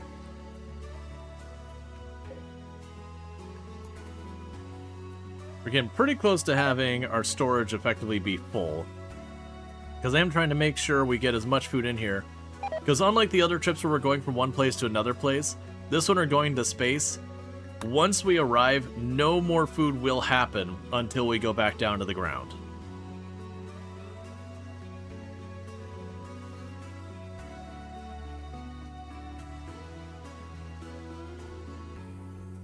But yeah, now you got salinity, you've got all that stuff. With a lot of stuff, like, where we consume water and tap water can have a bit of a chlorine taste and all that kind of stuff, where it's been filtered and all that. For a lot of the animals, there's a lot of sensitivity to a lot of those things, so you can't just shove those chemicals in there, because we use those to kill microbes and whatnot. Well, a lot of those animals, being much smaller than we are, can't handle it nearly as well. Like, you know, we have the one, the pools in Florida, you'll have them be chlorinated and everything, and they're safe for people to swim in, you know, every single day for hours and hours a day. But then you have, like, local frogs will get in, they'll just die. It only takes a couple hours for the chlorine to get dangerous for them.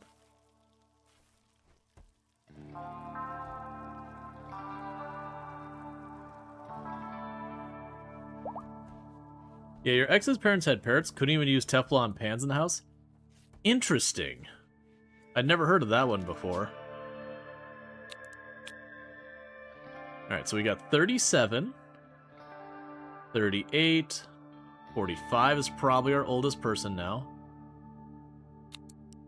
And we're just gonna get a little younger.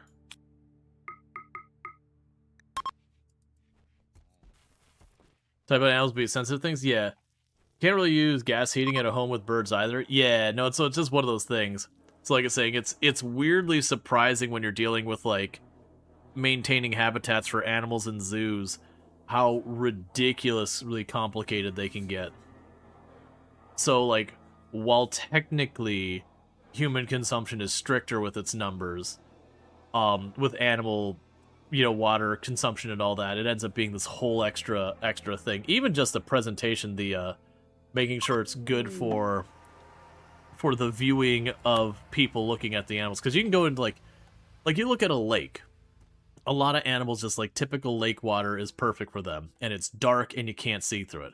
For zoo purposes, that's no good. People want to see the animal. So you do a whole lot of extra effort to have the water safe for the animals, but also that you can see through it.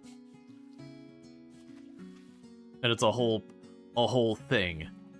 And then you have to worry about making sure your animal habitats are exposed to sunlight, or I forget what the disease that fish get when they don't get enough sunlight. It causes their fins to become mottled and potentially damaged. Like it's a lot of work.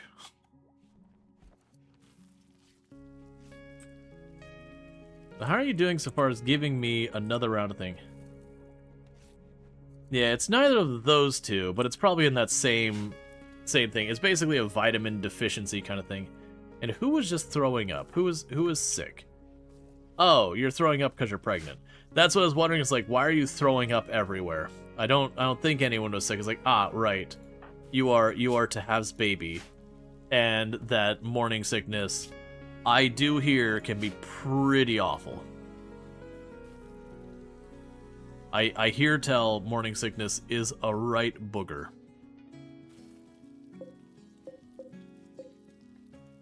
I also it's one of those things that's like very inconsistent. Oh, well the gill rot's going to be decimating the local fish population. That doesn't matter. Rongor is now officially an adult. And that is certainly an interesting choice. So we can go masochist, psychically hypersensitive, slowpoke, ascetic, creepy, bleeding, or volatile. So psychically hypersensitive can actually, like, that is a very neutral one. It has a lot of good stuff and a lot of bad stuff. Ascetic is another neutral one that's very relatively good and just kind of prevents. All the other ones are bad. We'll give you shooting. We'll give you passion in that. We'll give you artistic and this. So genuinely, so we've had you cooking. So we'll double passion cooking. Cool. Your wife had morning sickness for the whole 9 months of your last child. That does not sound like fun. Alright, so based on the game rules, Rongor is a full-blown adult. Congratulations. And we can pop in here. She was miserable? Yeah, no, I would imagine. Like I said, that sounds truly awful.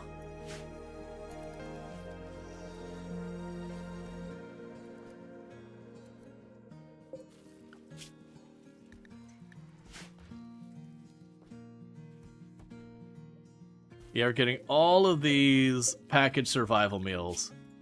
All of these packaged survival meals. We're right about to get microelectronics unlocked. Or micro analyzer. I don't think I have one. What happened to our gold? Didn't I have like 100-something gold laying around? That's fine. I must have used it at some point. Not sure for what, but it's not there. So one thing I think if you use the gold off the top of my head is there's some of like decorative stuff. There is advanced circuit boards, which you can't do yet, and then I think the micro analyzer. The prestige armor. Oh, you know what I bet it was? I bet the prestige cloaks use it.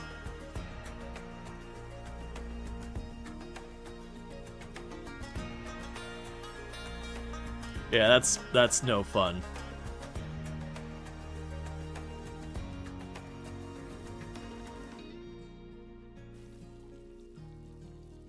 Alright.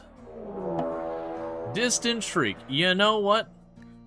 We were being like, yeah, we're just holding out for a little bit more. I think that is our cue to just get the heck out of here. Because it's mostly just hanging out a little bit longer just for the purposes of getting the last stuff here. Could you not stand exactly where you're standing.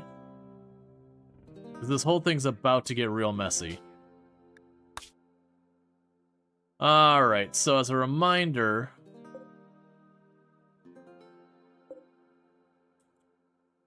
Oh, I see. You're way down there? Crap, I might not be able to get there in time. The plan had been to get down here for that one. That's 19 days. That's gonna be at least 2 jumps. I'm gonna try for it. We're gonna have to just, like, hop once or twice. It's a plateau with caves. Got Scarlands featuring a river. So we'll jump down here. So basically just going as far as we can.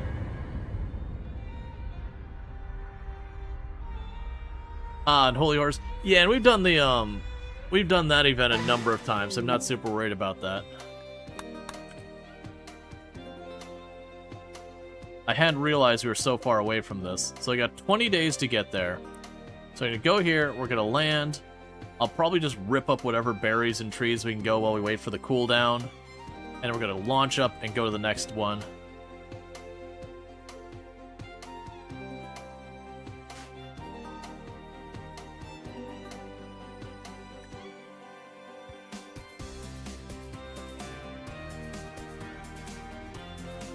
Nothing too exciting here, we'll just plunk you down there.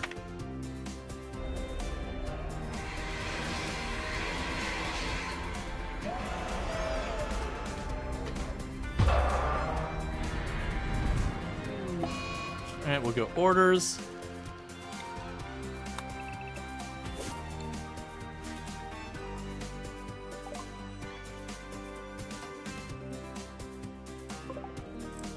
Okay, so the only thing we care about with the light damage, did you get damaged? You did not.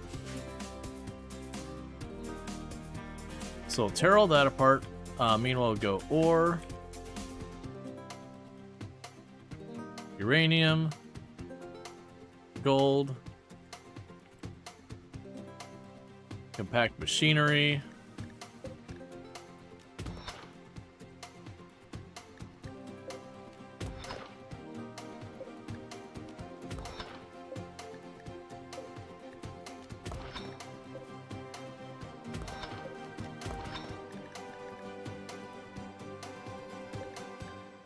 And then steel, we've got plenty.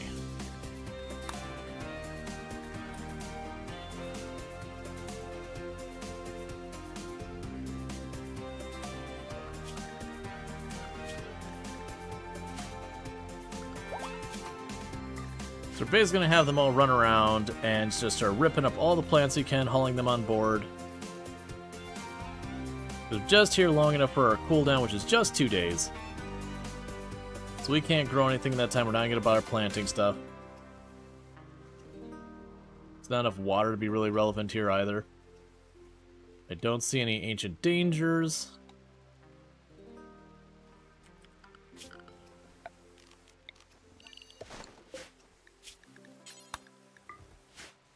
Alright. I'm not going to bother with the geothermal or anything. We're just going to endure having power issues.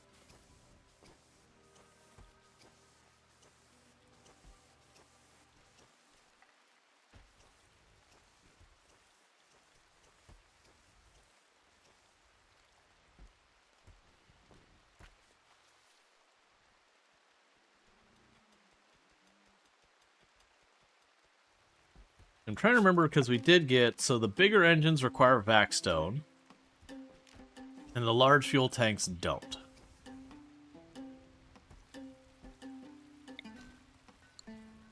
Yeah, so next time we get a core, we might want to expand our range.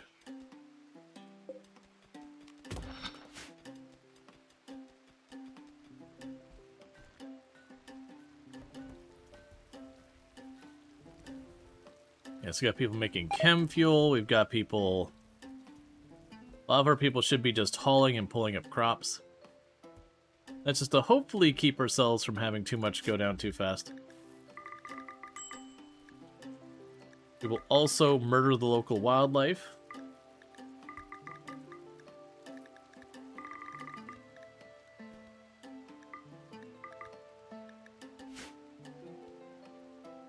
Basically, have everyone run around and do what you can to be productive for 2 days.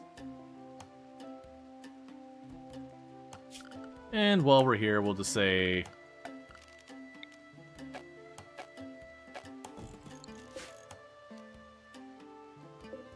Alright.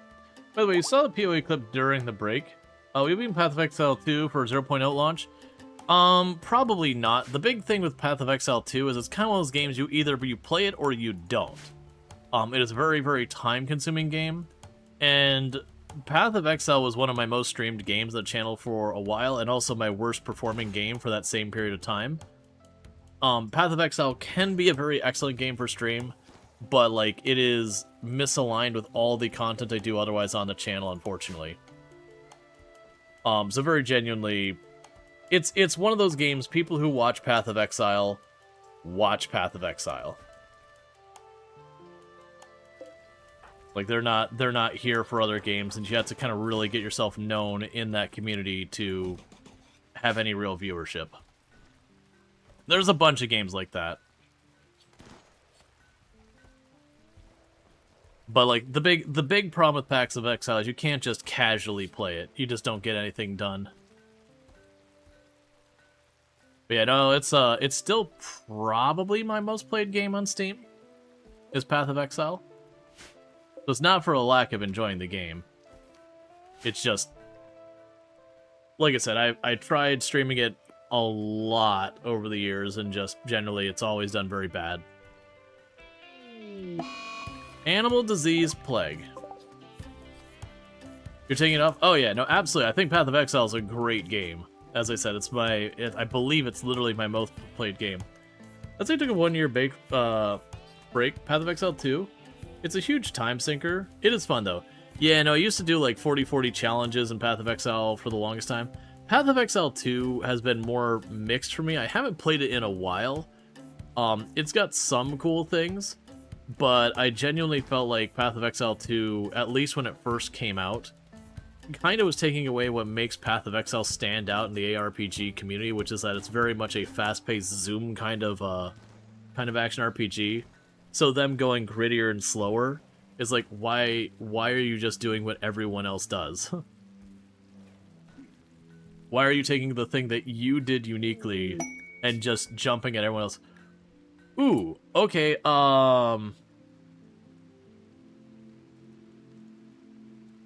Alright, new plan. New plan, chat. That is one we are making room for. Crap. Fine.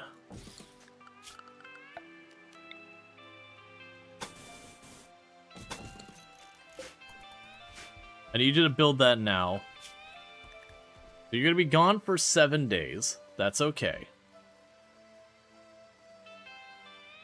Who am I sending for 7 days?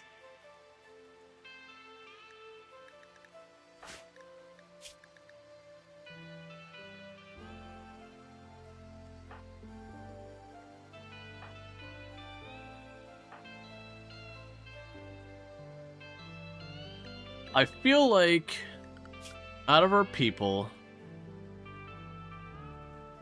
we could probably send Rongor away for 7 days.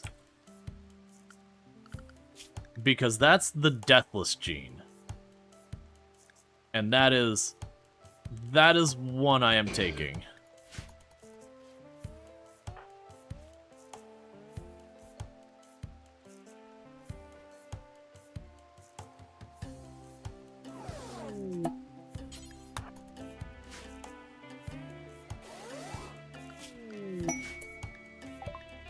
Oh, I thought I was going to have more time till it showed up. Hold that so it doesn't rot any more than necessary. Now we need to go to biotech, and we're not ready to do anything with this thing. Hey, Sim, how's it going? Alright, so we definitely need to get this built right away. We need to get the power online right away. I am planned on staying here for any length of time, and we probably won't. We definitely need to get that going there. Can we also get a shout out? Yeah, exactly. So check out Simcopter 1, our fantastic content creator. Does a lot of like simulation strategy, all that kind of stuff. Been lately been doing some Tamagotchi life. which is a completely chaotic and unhinged game that you should absolutely check out if you got. I believe it's on the Switch too. Let's see.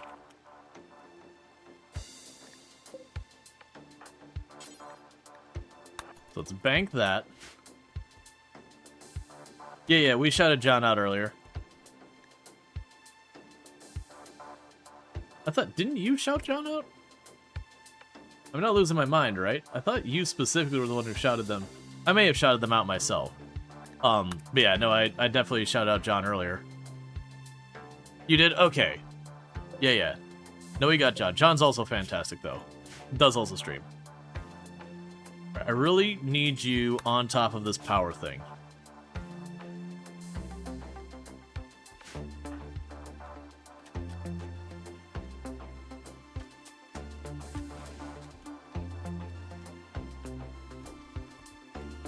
But yeah, so we definitely need to get this all started, because what happens with those gene pack things is those gene packs will gradually rot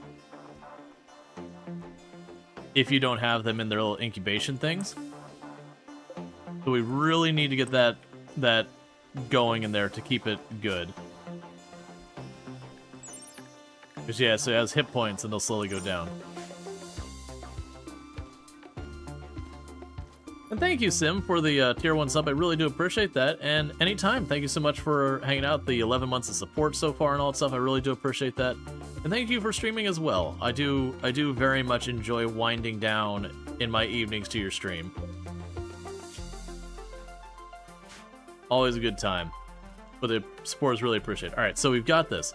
So the reason why I was like, we need this, that Deathless gene, that is immensely good. One of my favorite runs I ever did is I had Deathless, super coagulating, and the super fast healing on pawns. I think I also had like Robust or whatever. And it was just cartoonish that my pawns were nearly unkillable. About the only way to kill them would be you had to hit them with so much that you basically destroyed the corpse. So you had to either have lots and lots of fire or explosives. So snagging that one for a quest, really big.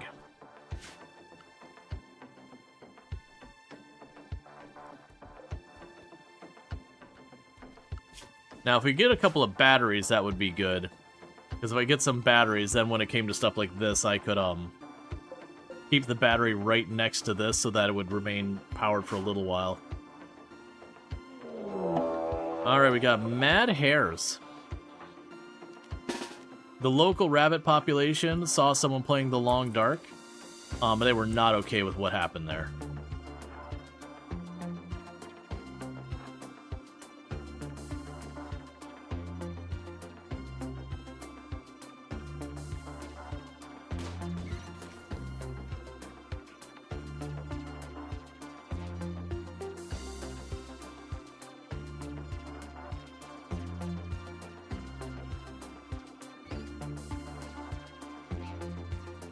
Okay, looks like we have just one left.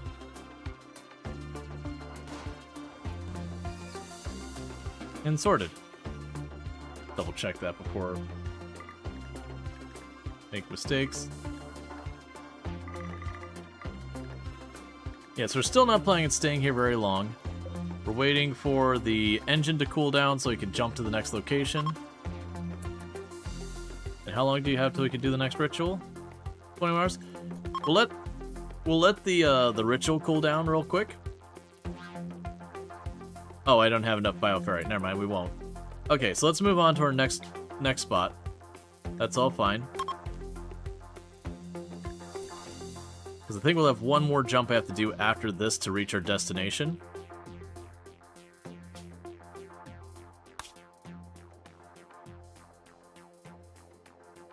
Yeah, so we got one more here. So is there any place cool we want to hit along the way? So we've got a cavern here.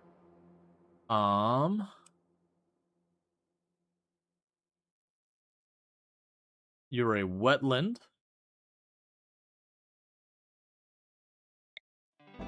There's an ancient warehouse. we'll check the cavern. That's fine. That's fine. It's near pollution. That's okay.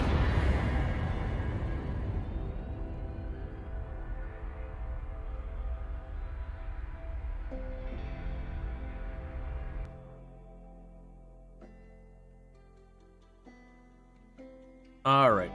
So the next jump after this one, I should be able to reach our destination. So we'll only need to be here for like 6 or so days for other colonists to return to us. There's a geothermal down there, so that'll work perfectly fine here.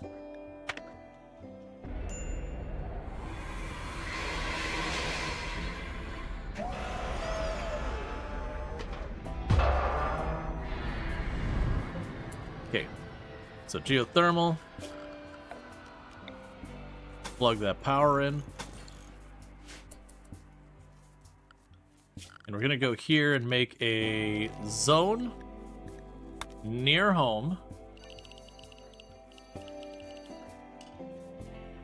There's no bugs to the south, so the south is full. You can go wherever. You can go over here.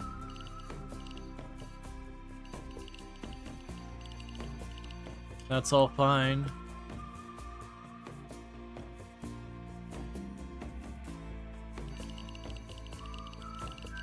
You can go over there. Alright, I'm noticing people already wandering. I'll also go orders. Harvest if you can. What they're probably going to want to do is check to see if there's any cool ores here. Because of the caverns, we might get lucky. Alright, we can get to that uranium. That would be good. We'll probably want to kill that hive to do that. Alright, and I don't think we care too much. Yeah, I don't think I actually care about components right now. I've got so much. Yeah, so I think we deal with that nest there. If we kill this nest here, I can grab that uranium safely. So let's grab our people. You're holding the baby. Please place the baby back in their crib real quick. We need to go shoot things. Yeah, so we got a nest here and a nest here.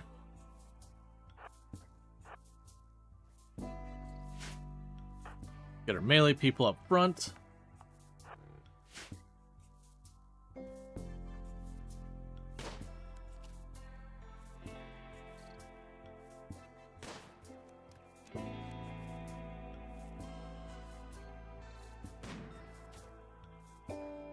You could be so kind as to hit anything, that'd be great.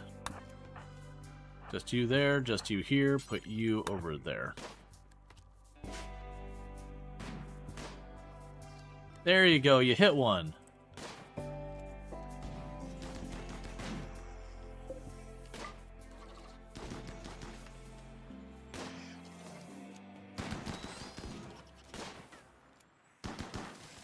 Oh, they coming. Wait, where are you coming from over here? You get down here. Kid, move.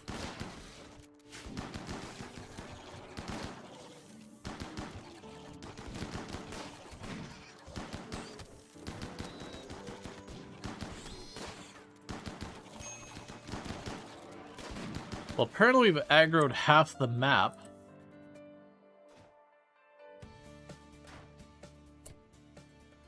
What's getting attacked here?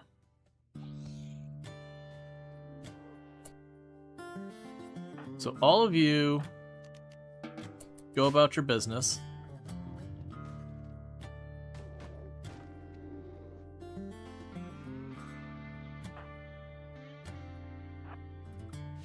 With that, we can now go here and expand that zone, so all of this is part of near home now. This area up here can be part of near home as well. There's plenty of bugs still out and kicking over there.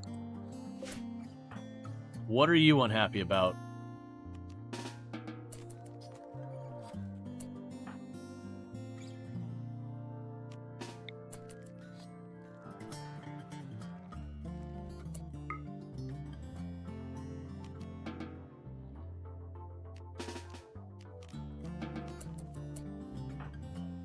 Where?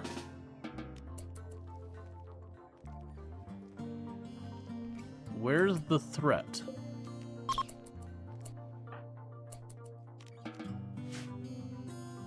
Yeah, I don't see anyone else running. I'm assuming it was they were still fighting that one. So you got a couple of bruises on you, and Thrumbo's got scraped up a bit.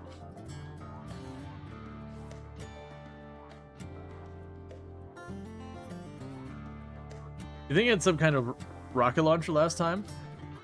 No, you're still alive, Rongor. You are on an away mission right now. You scored us the Deathless gene, but you had to go and take a week trip to do it. But yeah, no, you had a triple rocket launcher that you used on a group of impids. Oh, there's the threat. I understand.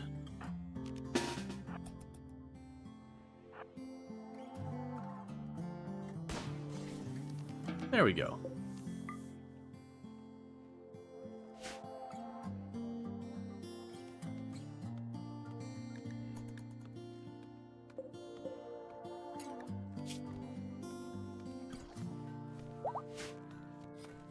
So all of our people are gradually going to become deathless and purple.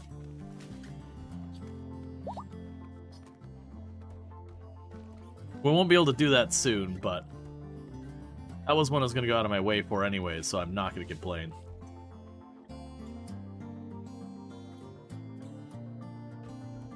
The Grimace Colony? Oh no.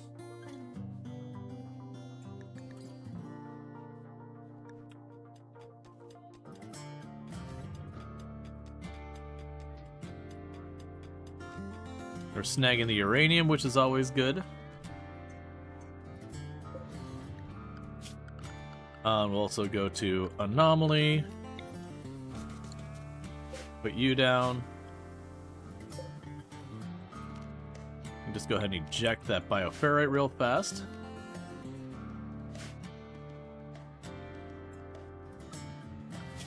And how long till you get back?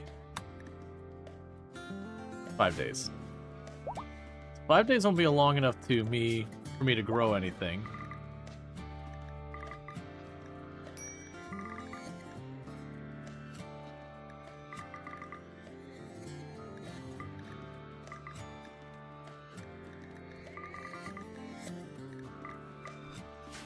Alright, so you can hunt him if you have the opportunity. That's fine. Oh, also orders. Allow. And this will bring our power back online. Let's see. You love it when you get an important gene like that, some random cosmetic gene attached. It's ended with weird themed colony. Yep.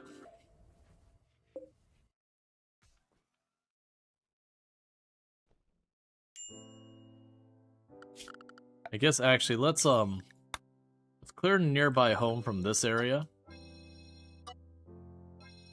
I just don't want them to go that close to the edge of the map if we can help it.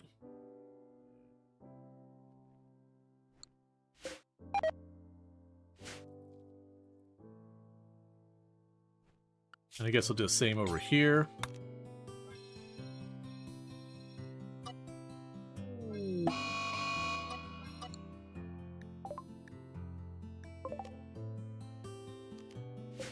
There's apparently an extra mood penalty for being held captive with an entity. Hey, Minas, you might want to really rethink hitting that door. Oh, hunting.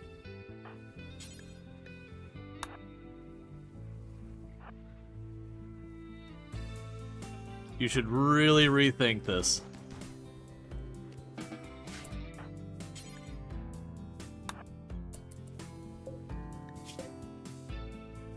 Yeah, the surprise opens the door, immediately just gored by the very first Thrumbo.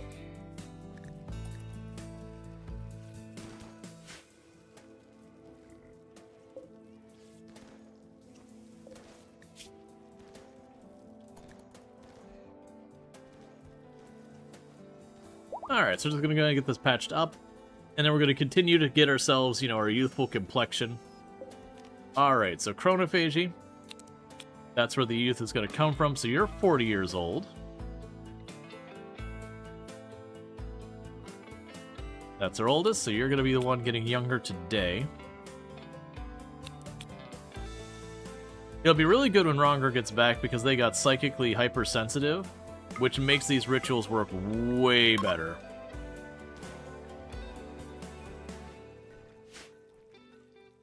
Alright.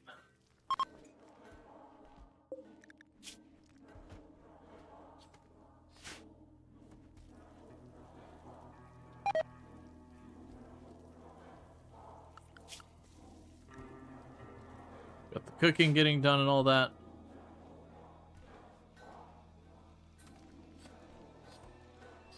At some point, we're going to need to get ourselves a bigger threat to face.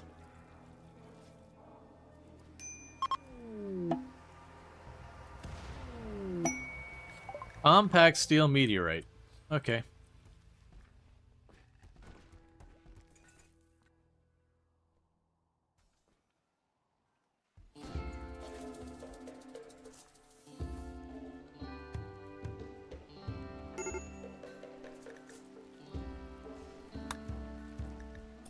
Alright, we're probably going to do a little bit of a gamble here in a minute.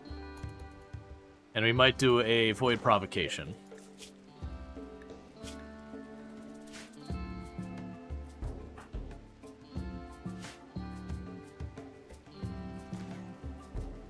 Because we got a little bit of time. We still got 4 days till our other people come back. Let's change our assignment to... That should be fine. Okay. So let's go here, change our assignment to staying at home. Go here. Void provocation.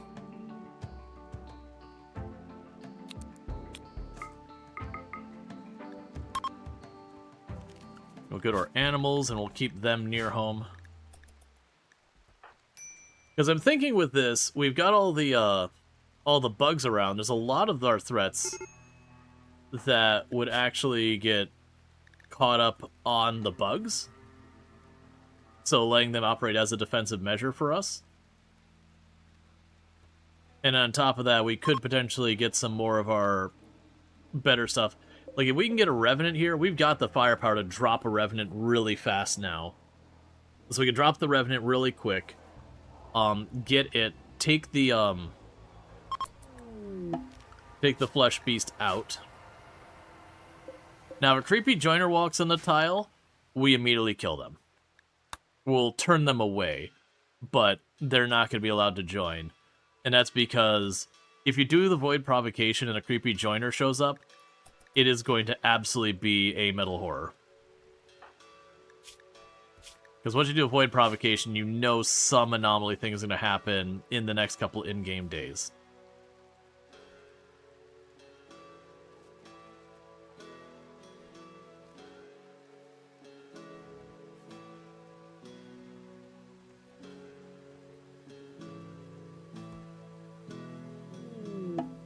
I don't think that counts. It might actually count. The Harbinger tree might count as one. That's the only one I've never been super clear on.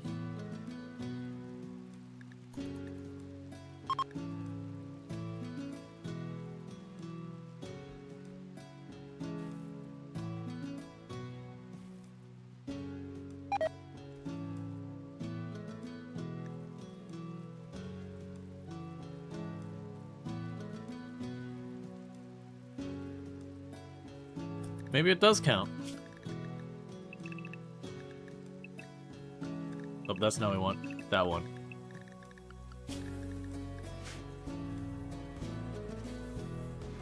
The Sight Stealers, they would have already gotten close enough to trip it.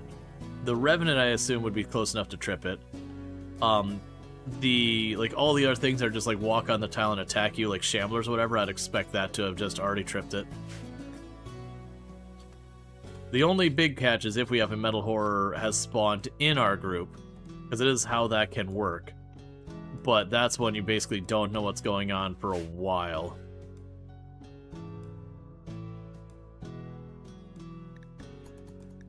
And you're really upset, mostly because of your food poisoning.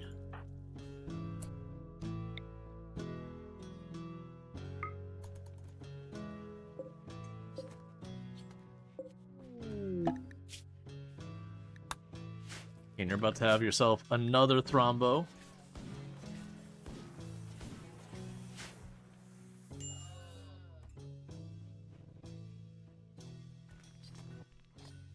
Okay.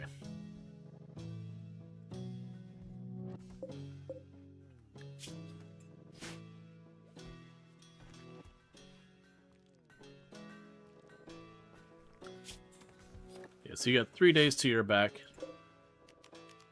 Avoid provocations only every like 6 or so days.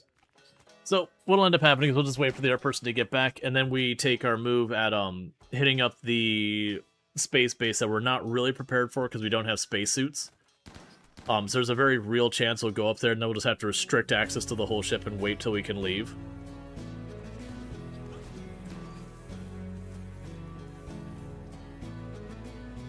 So we'll need to have them continue to work on what they've been working on.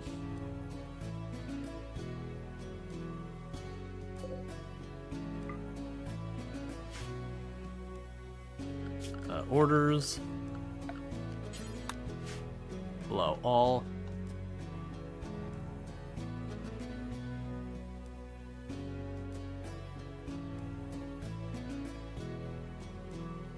Oh, I didn't do this. Dumping zone, flow, allow all. So that way I think we don't have a dedicated space where they just dump on the ground out here. So if we see anything important, they'll bring it back.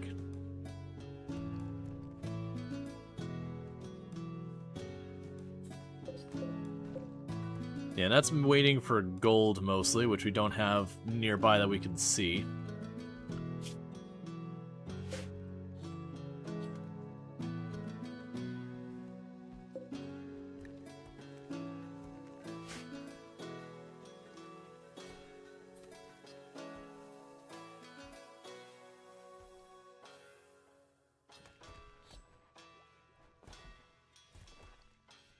And they're just butchering one after the other. Okay, so we're ready to launch again. The next launch takes us to the space stations. We just gotta wait the 2 days for our colonists to get back, because I'm gonna want to have all hands on deck. Partly out of fear that if I go up there, Rongor might land in a shuttle just out in the open and then die to the vacuum of space.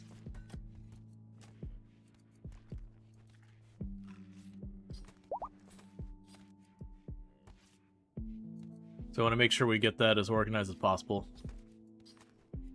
Hey, Doppelganger, how's it going? We're getting some more clothing and all that.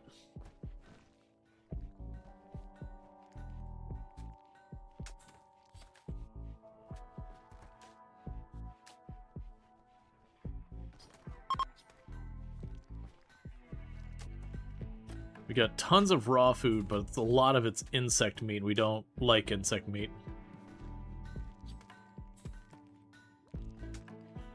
Another thing we can do here is let's go have our ideology party. We can use that for mood boosts and potentially reputation.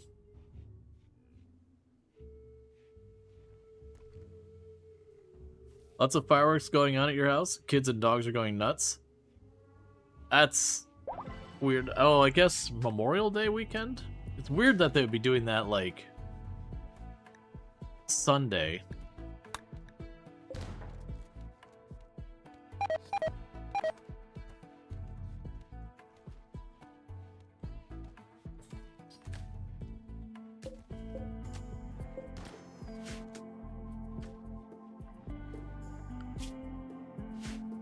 All right.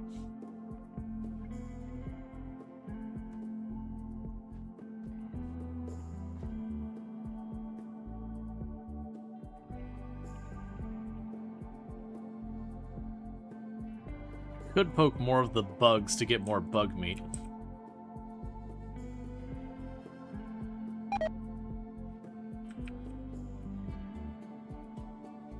Because I'm worried that we'll start getting really scarce food.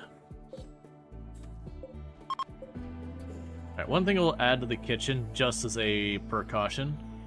Where are you at? The stove, bills. After literally everything else, we'll set simple meals forever. And we will add that on here for meat meals. And the reason I'm doing that is meat only lasts for like a day or two just sitting on the shelf. Whereas if we cook it, it goes for, I think it's like 5 or 6 days. So I'm kind of going on the thought of like, hey man, if there's nothing else you can make, start working on that. Alright, so we got sterile floors. I think I'm actually just going to keep the floors we have there, even though the sterile floors would be a little bit better.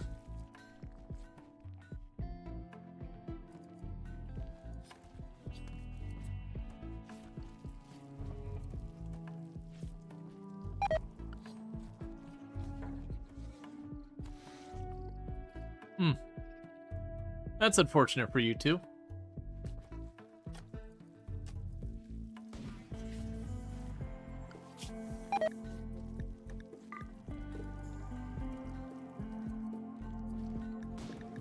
Alright.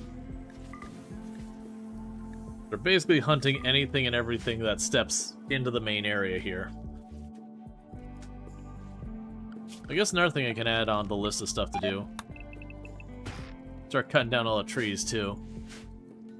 Replenish our wood that we use to make chem fuel.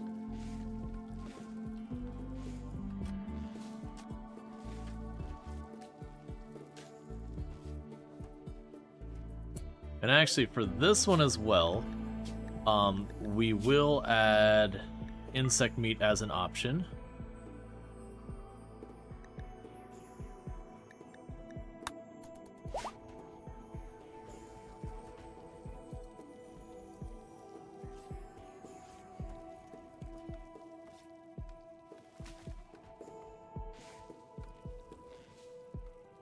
Okay.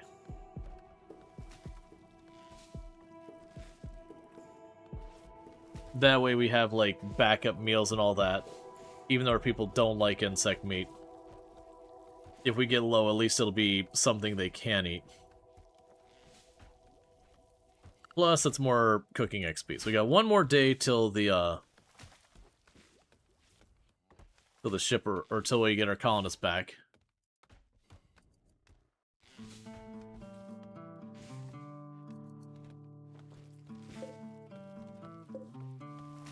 Yeah, so it spoils in 4 days, as opposed to 2, so not really that good.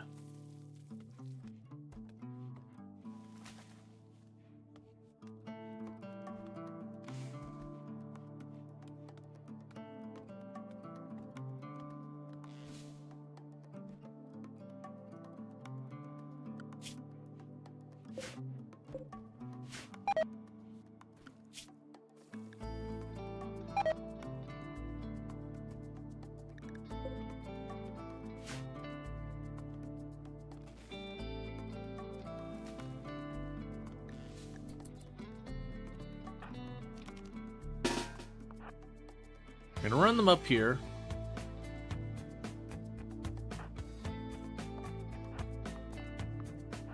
Knock out some more hives for some immediate food.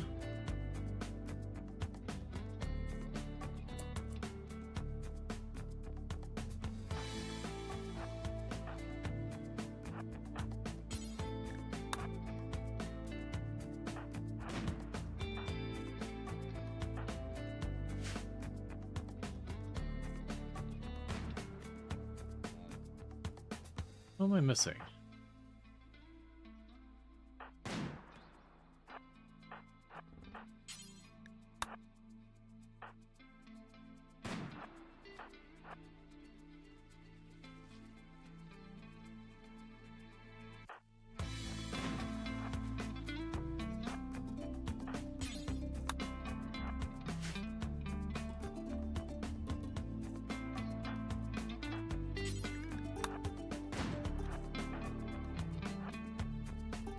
There we go.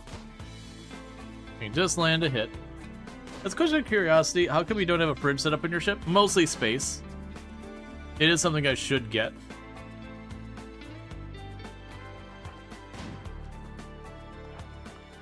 but I only got AC relatively recently.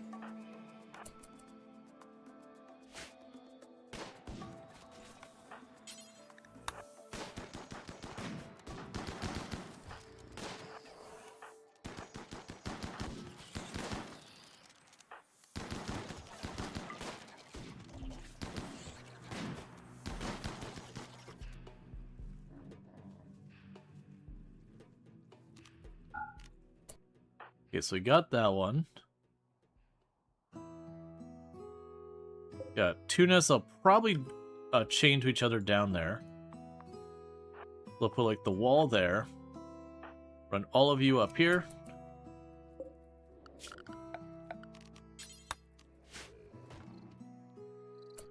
Oh, you are messing. Oh, that's just the. Get a position. Get a position. Oh, please, Harry. Please, Harry. Run. Run, Harry. We're fine.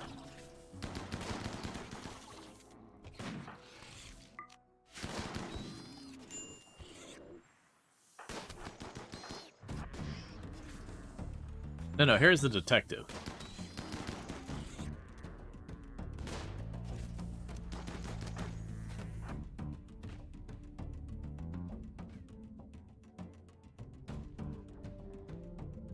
Okay.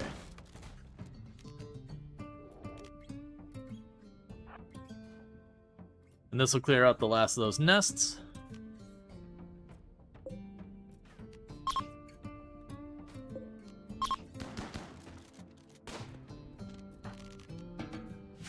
So orders, allow, zone expanded, what we consider near home.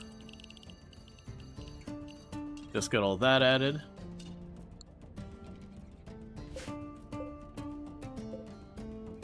You're gonna stay down? Yeah, you're gonna stay down. Okay, so what are you running from? What do you know that I don't know?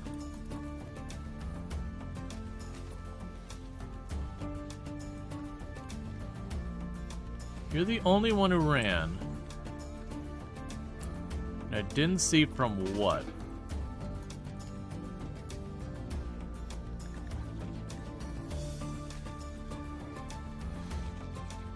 There you are. Yeah, the Thrombo's got it. Camp Assault. We'll worry about that later.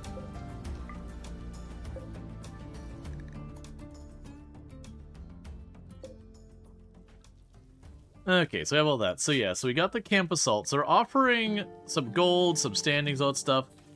They would send a shuttle for me that we would have to deal with the attack.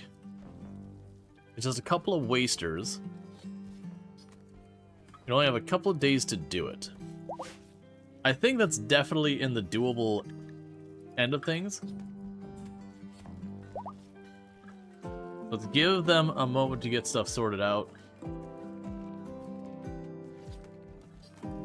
Why is my entire base becoming a gore fest?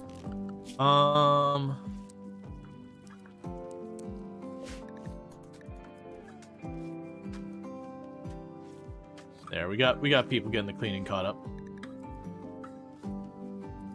Yeah, so I think once people wake up, I do think I'm gonna send a group off to do that, because that should be relatively quick. And not safe, but relatively not too bad to deal with. Because we're still waiting another half day for our person to get back.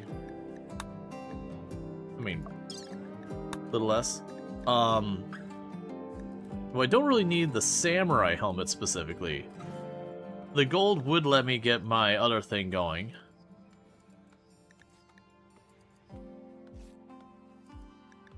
Granted, the honor and the other stuff would probably be better. Let's, as much as I want that, let's get the honor. Okay, so the shuttle is going, so you need to go, because you're the one I want to give the honor. You're gonna go. We'll have you go. We'll have you go.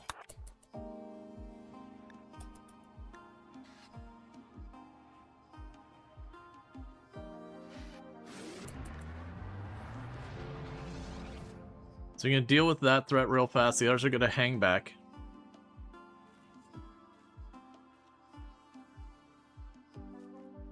Because between you, all your thrombos, and a little bit of backup, you can kind of hold for a little bit. Rongor's about to be back and able to help there as well.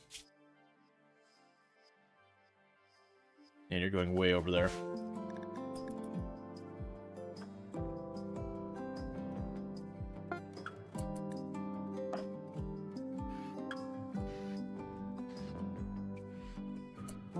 Alright.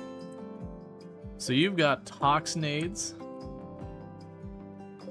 Okay, so rocket Toxinades. I don't see any sentry guns. So if that's what they're bringing to the table, this should be a very, very fast and easy fight. Yeah, so they only have Toxinades.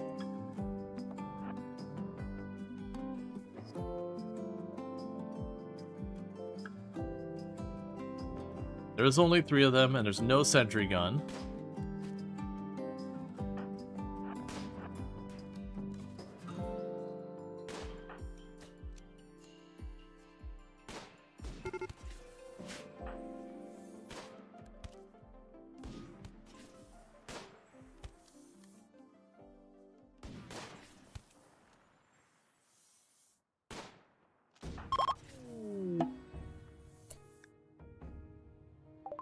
Okay. And you now have what you need for another rank. And are you anything we care about? No, you're pretty terrible, but I am going to shoot you in case you give me anything I want.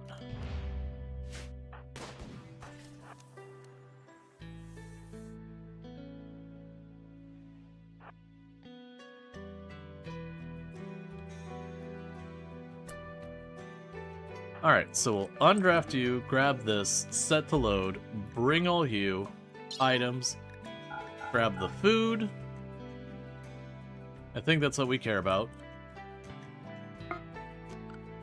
We'll go here to orders and allow all.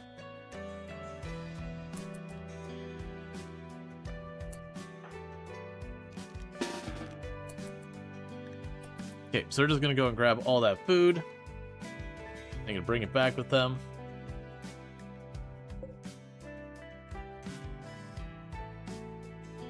Now, where that was easy, I wasn't expecting it to be quite as easy as it ended up being. I wasn't expecting them to literally just be there with Toxinades and no other meaningful weapons to defend themselves.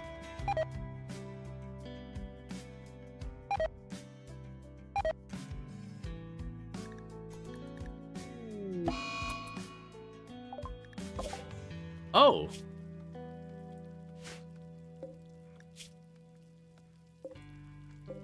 We had one of our Thrombo calves was badly injured and never got patched up for some reason. Oh, I see. I sent all my doctors. That's on me. I hadn't realized I had sent all my doctors. Otherwise, I would have had someone take care of it. And then Rongor arrived at the same time and is also back?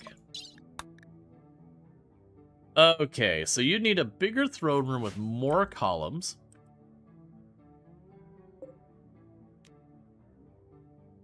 That'll be hard to manage, but we'll figure that out. More columns is easy, we just go like that. But you need the throne room to be a bit bigger. Which just means cannibalizing part of this room, which that's not a big deal. We won't worry about that right now. But everyone's back. Give them a chance to... Sorry, get other stuff sorted. I just wanted to bring all that food we snagged in.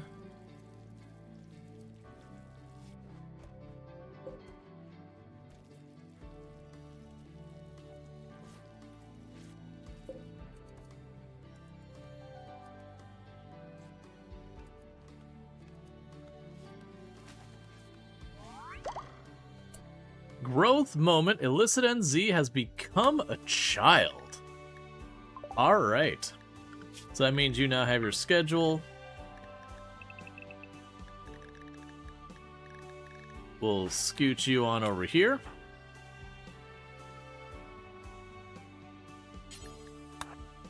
There's your Hellcat. Let's see, why do you have a hole in the bottom left of your ship? Like an enclosed bathing area? So this, we have our engines in here. Enemies will run up and yoink your engines, so I've got them enclosed where there's enough room for the engines to work without having a problem, but also where it's not exposed to where enemies can just rip the engine off the side of your ship and run away.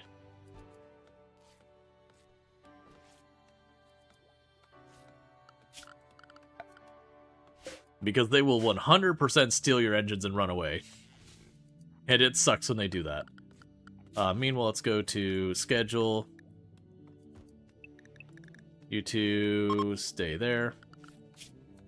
We'll want to go to your work assignments.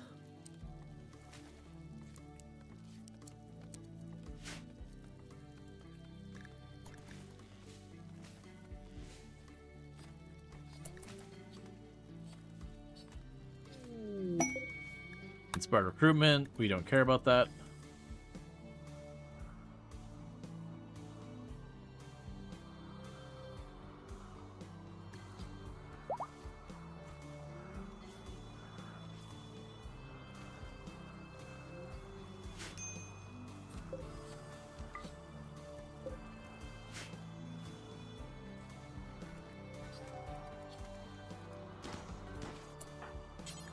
Please hold that boot in.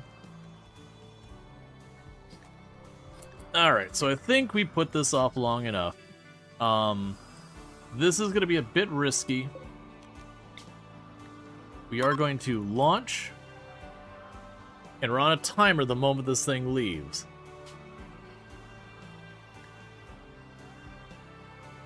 Yep, they can take the grav drive as well. Can't play a long time. You're still able to yoink the grav drive too? Yep. That's the reason why my grav drive is in, like, fully walled in. Alright.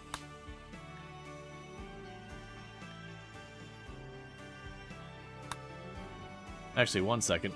Before we do that, I'm willing to bet. Do we have... No. And I'm not going to be able to run the heaters either. I'm second guessing that. Yeah, no, we're probably just going to go up there and die. Like, we could potentially get around the atmosphere thing by just butting our ship up there.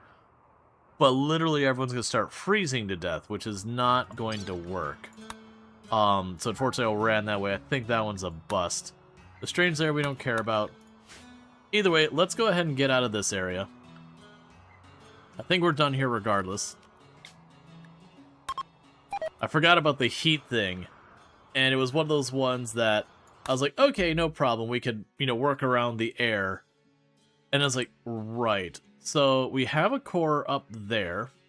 We have one in space there. We've got one down there. That one's pretty far away. Let's try and just hopscotch. So you're just wetlands, wet climate. Coastal atoll. Sunny lake. Foggy ancient warehouse.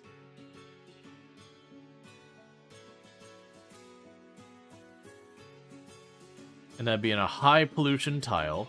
100% pollution tile. Ancient quarry, gold, rich ore. Okay. Ancient uplink. Ancient launch site, yeah. Let's go and get ourselves the gold. Because with the gold, we should be able to get the better science setup going on.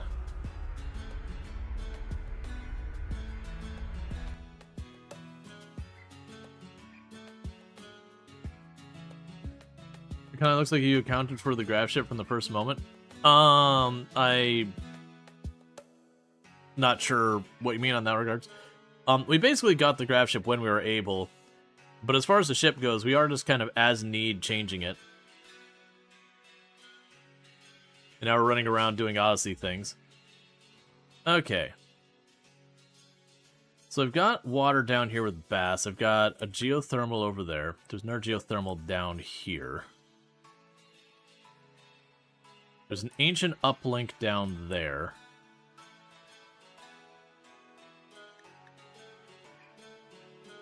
If we put our ship facing around here,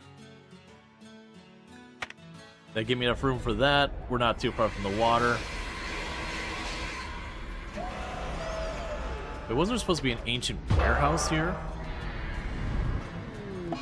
Okay, so thruster breakdown, that's fine. And grab you, which will automatically be cabled up.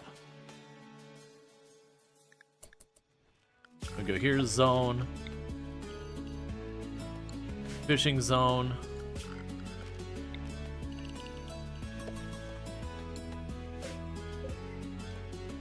Put down area for potatoes here. An area for rice over here.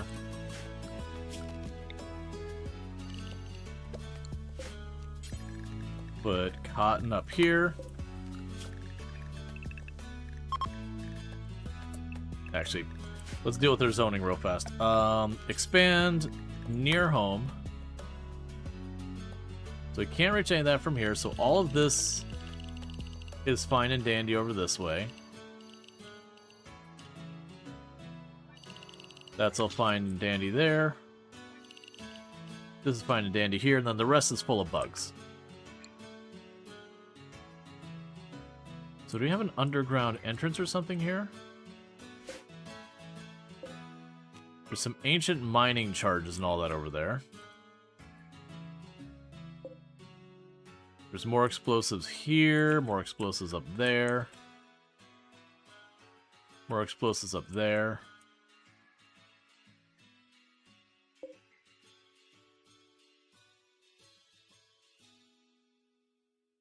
A random group of people is probably going to die.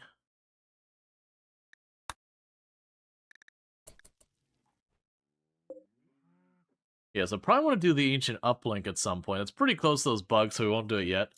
Let's go here, because it mentioned that there should be gold around here, so let's check for gold. Okay, so we do see 3 instances of gold right there. Unfortunately, we'll have to clear out bugs to get to that. That's okay. We also have silver ore.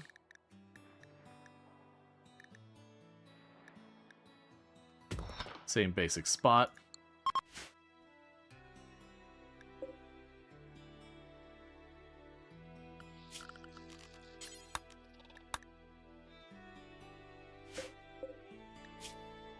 So you got bruised, minor cut. They didn't do hardly anything. Alright, so let's also go here. We can do anomaly. Plunk you down there for later. Go zones.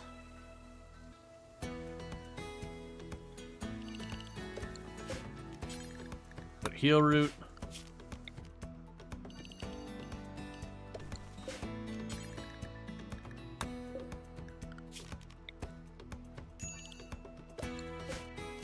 We're just planting a bunch of different things to keep a bunch of different stuff going.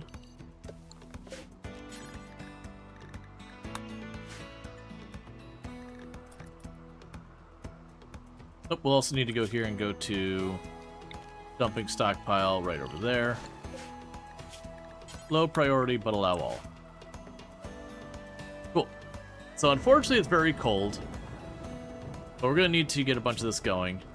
We will tell them you can hunt anything that walks out here and doesn't immediately fight back.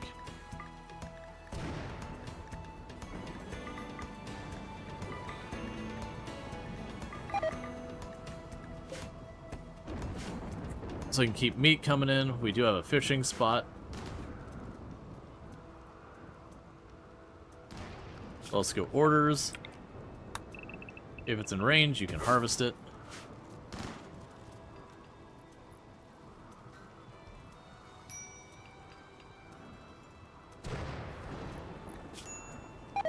And it'll be sandstone, so you can go to walls.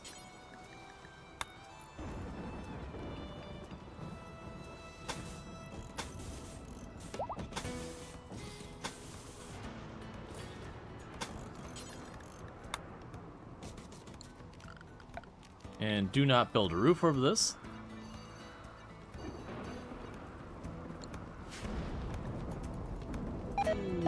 Crisis on belief from our prisoner, which is fine. I do not really care one or the other. Don't care about the layer there. You're telling me I could do this, even though I don't think I have the materials for it. So you're 37. 38.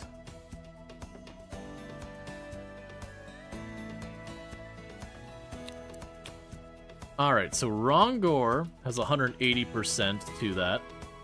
You got 130%, 110%, and 100%. So you don't have enough. So that would give a bit over 8 years. It'd have to wait. That's fine.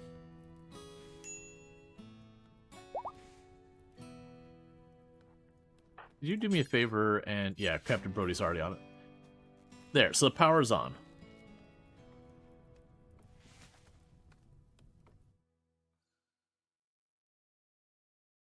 Yeah, so I'd have to destroy that nest and that nest. So it says there is an ancient uplink. Okay, so it is the ancient uplink is the only unique thing. But you usually point you at something at value that's not here, which is fine. So we can use this as another opportunity to restock our food supply a little bit. And all that kind of stuff. When we're ready for the ritual again, we'll do, or not the ritual, the ideology thing again, we can work on that potentially. In the meantime, we're just gonna grab what we can.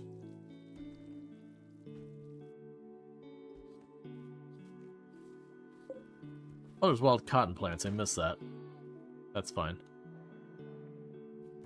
I think we'll also trigger anomaly stuff once or twice while we're here.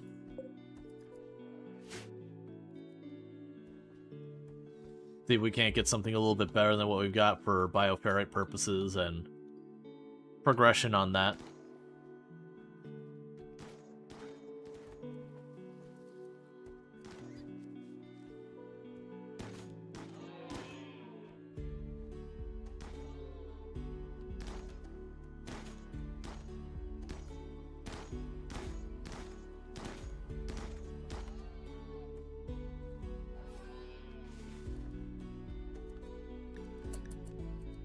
Okay, I think because we're stuck wait. Oh no, you are planting. Never mind. I was gonna say we can't plant yet because it's too cold. It looks like I'm just wrong. So we'll want to get them planting stuff. Once we get to the point that's mostly planted, we'll do a void provocation. See if we can't grab ourselves some more anomaly stuff to get done. Because we do have the achievements mod going, and we've been kind of working towards that one. So if we go down to the void provocation stuff. Yeah, it starts here, so like getting ourselves a goal, containing a revenant, get the Noceosphere, do a bunch of stuff with the Noceosphere, get the golden cube and all that.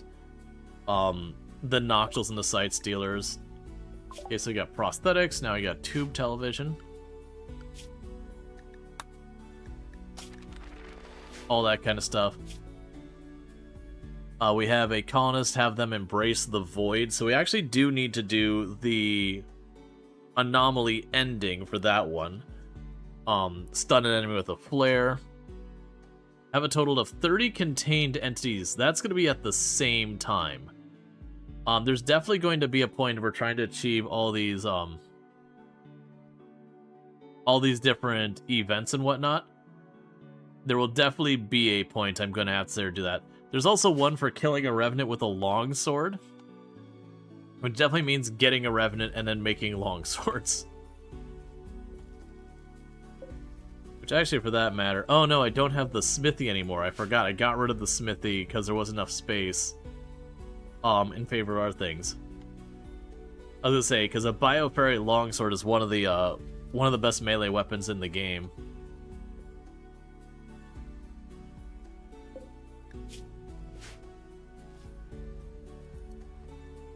One of.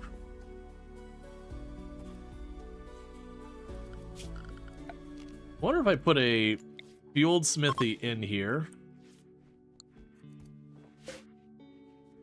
If that would even work okay.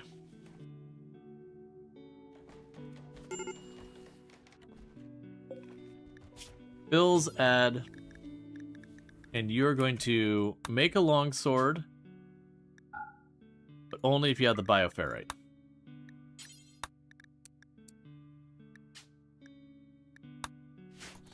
There's a longsword in here somewhere. Is it any good?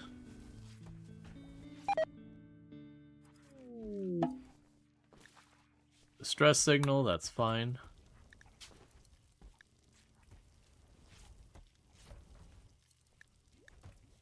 There is a steel longsword with a single % of durability left.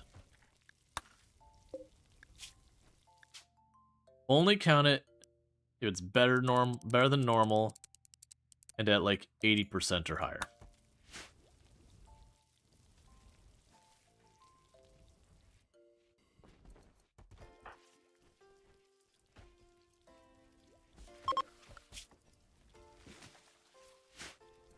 You got unnatural healing available again, making sure no one's picked up any scars that I'm overlooking. Yeah, just you.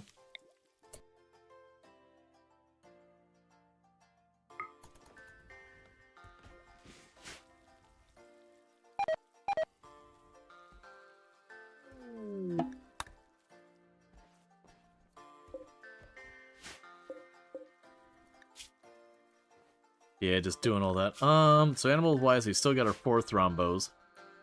Those will have to go away eventually. We are pulling up some fish. And one thing we're going to do is we're not going to worry about the sustainability of the fishing. We're just going to fish until it's got nothing left for us.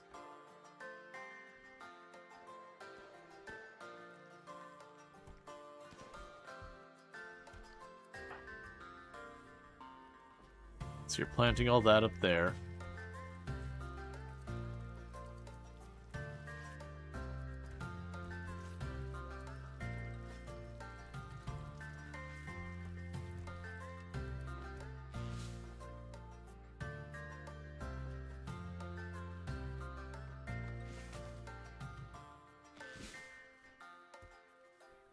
I appreciate of all the things they could be planting,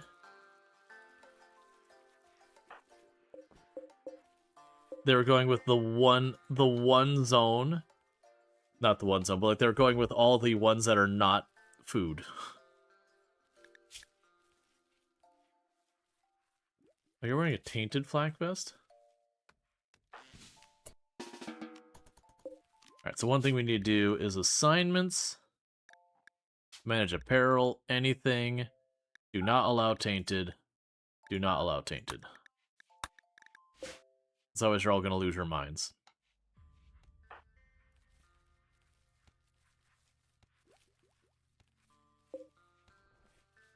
Could you go down here? Plant the food, man.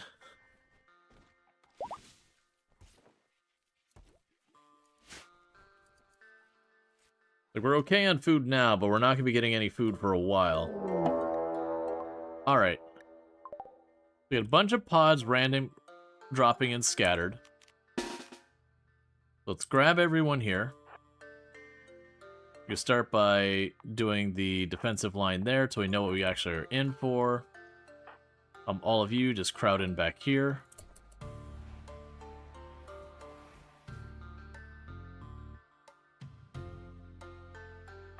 Oh, you're gonna be... Keep running.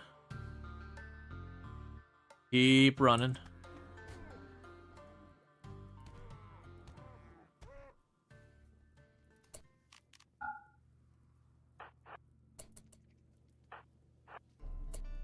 Okay, so it looks like they're all gonna be melee back there, so let's get everyone in position back here.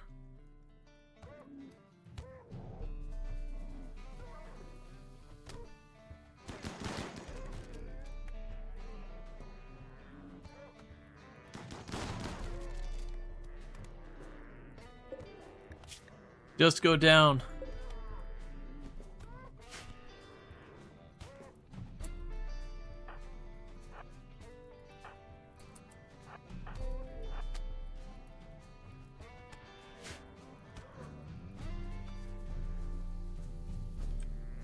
Stop burning my crops.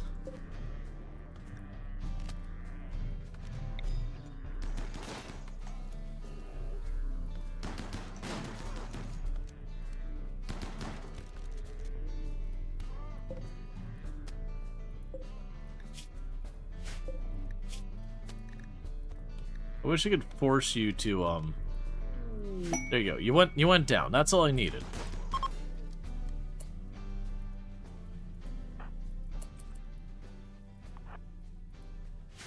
Meanwhile, all of you start trying to take care of the fires the best you can. Same with the melee crew.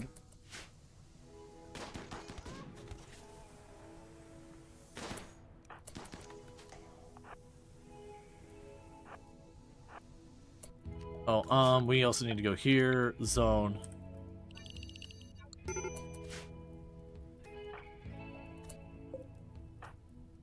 Oh, yeah, the fire pump pack? That'll be perfect. Go right up here and...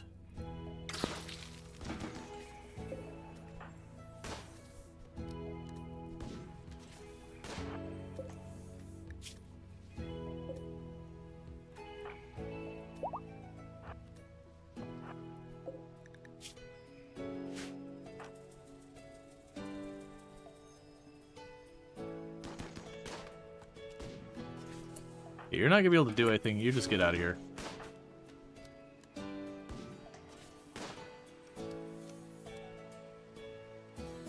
That's fine. That one's gone. Alright, meanwhile, what do you got going on over here? Super immune, depressive, neurotic. I'm actually surprised you got downed by what we had here. We're definitely stripping this person of their equipment immediately, though.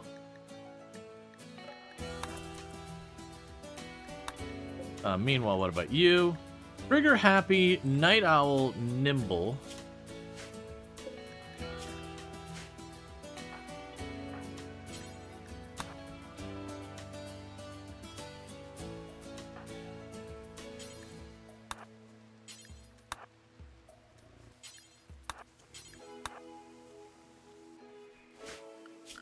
So order, do all that.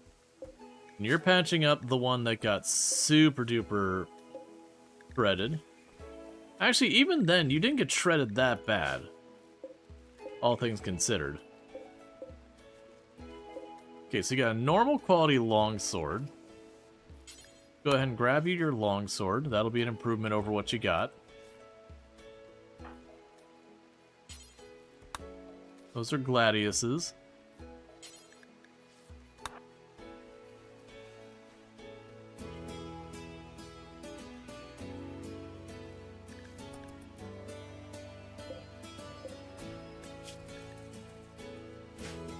Let's see, Super Herd one was just eating grass like it was nothing. Yep.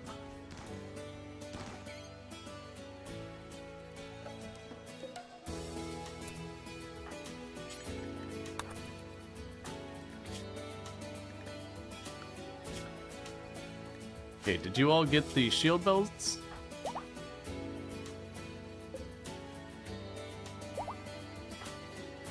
Okay, let's go to our assignments, manage apparel policies, melee, utility. I'm gonna uncheck this, and I'm gonna check just the shield belts for now. What I want them to do is want you to ditch your fire foam pack and grab a shield belt. So that all three of our melee have shield belts.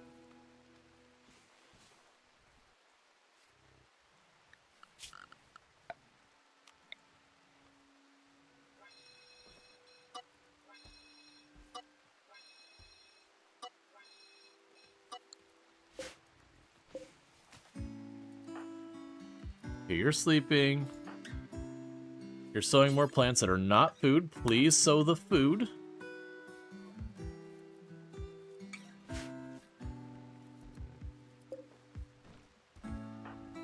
Go ahead and haul the flak pants in here. Those are good. Haul these flak pants in here. Those are good.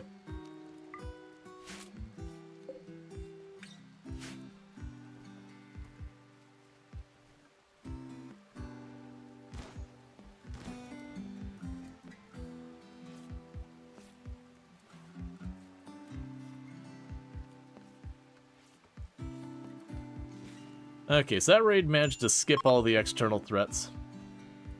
That's fine. We're just trying to get our food situated.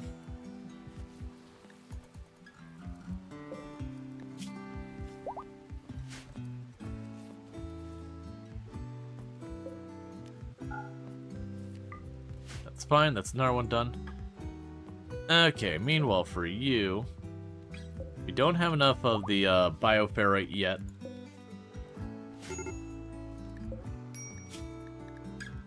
Yeah, so you got lots of injuries. You all have decent restrictions, and you all have decent restrictions. Got another calf was born. Alright.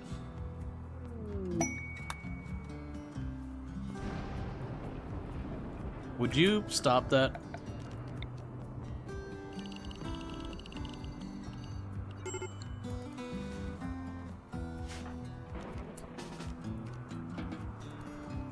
Okay. She was the one running around with the fire foam pack, but that's fine.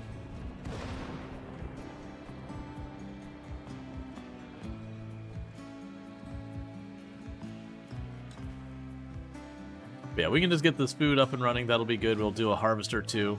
That'll get situated because we got tons of meal. The problem is a lot of those meals are made with insect meat, which we don't like. We're just tolerating because it's not as bad as starvation. Okay.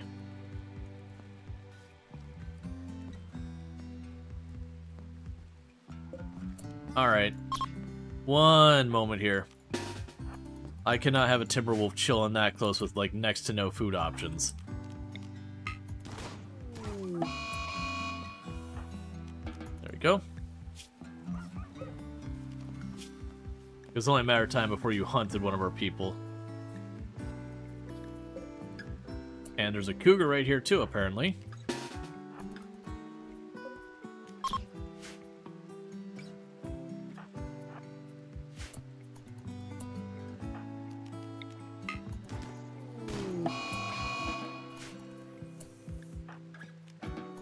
Okay, anything else you gotta worry about? Just the various bugs in the map now. The big thing is everyone running around and that close, it could be very easy. They just turn your back for a second. It goes, you know, this whatever is hunting Harry Polzak, and then we don't have a colonist anymore. Okay.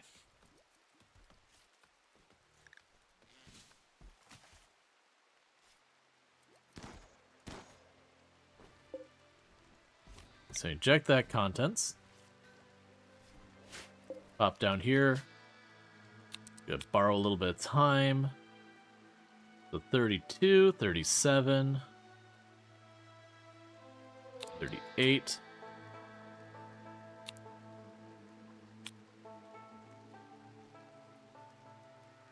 So you're that much.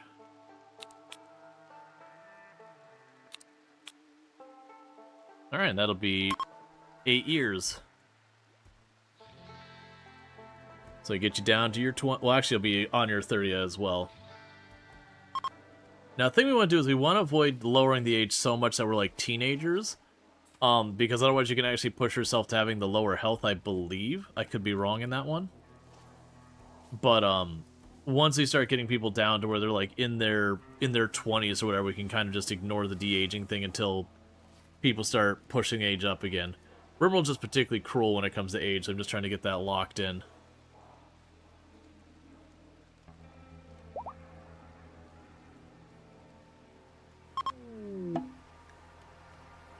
Alright. So you're now a 29-year-old. Congratulations.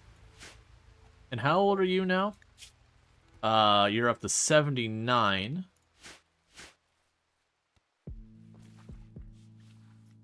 Alright, so you're about to finish planting this, and then I think we void provocate. That's close enough. I'm not going to fuss that. We'll wait for everyone to wake up. We'll void provocate. Tell people to stay in their ship for a minute till we get to see what the void provocation brings to the table. And then depending on that is, like, we'll choose our response. Like, it might be something that shows up, we just kill it real fast and call it a day. It could be the cube where we sit on it. It could be like the cloning thing where we just sit there and we live with it.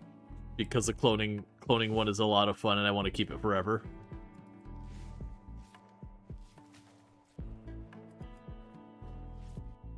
especially with unnatural healing, the cloning one can be good because the negatives, you can solve several of them. Alright, we got a baby on the way.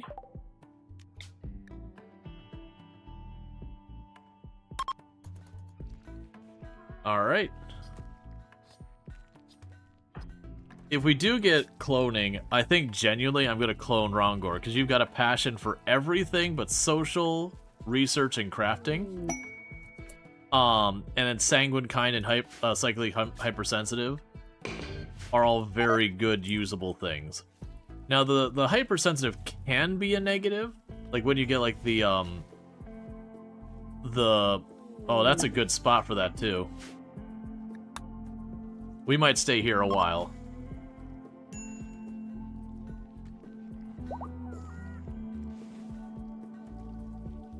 Thank you for the follow. Welcome to the stream. Yeah, no, your pawn definitely turned out pretty strong.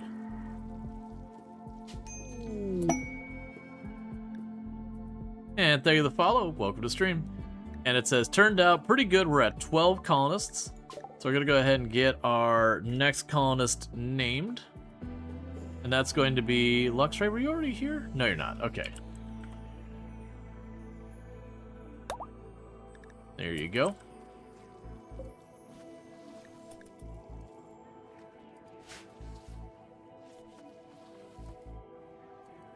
We got all that.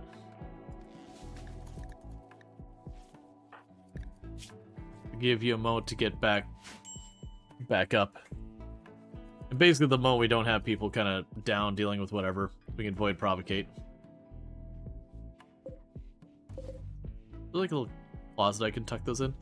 Yeah, what we could do here is go Inspire Taming, that's fine. Let's go down here. Dumping stockpile, storage, normal, we'll clear all human corpses. No human corpses. That way they get these bodies farther away so we stop taking the I saw a corpse penalty. Because there it is right there. Observed a corpse.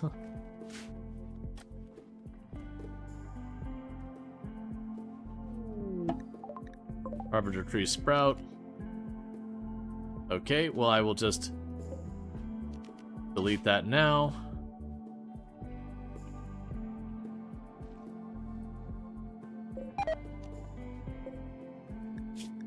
And no animal corpses.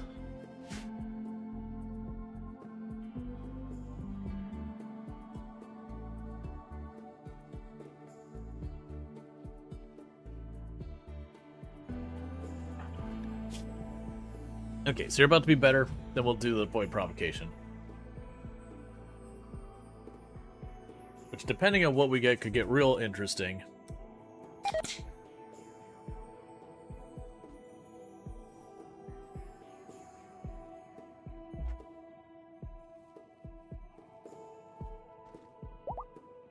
Hunter drinks mellow yellow? Yeah, I like mellow yellow. Not available in a lot of places. Okay, so void provocation. Let's do this. Rongor is the one who has like the most chance of not getting knocked down. I got all of you. Okay, we're also going to go to schedule. You are going to be restricted to the home. Well, actually,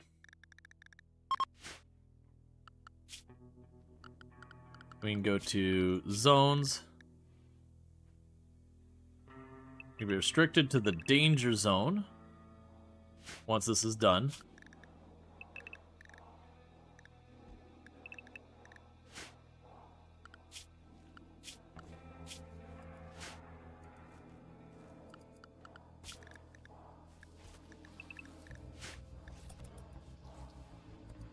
You remember seeing the provocation summon some uber robotic death ball and wiped out the player's entire colony? Good time? Yeah.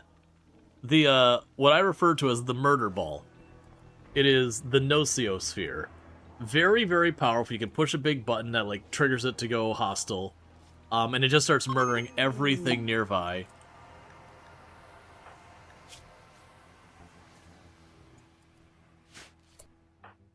Okay, so go rescue Rongor.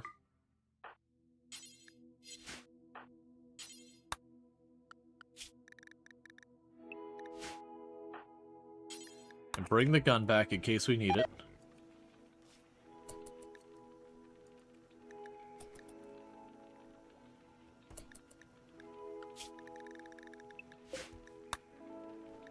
We're chilling here for a minute till we know what's up.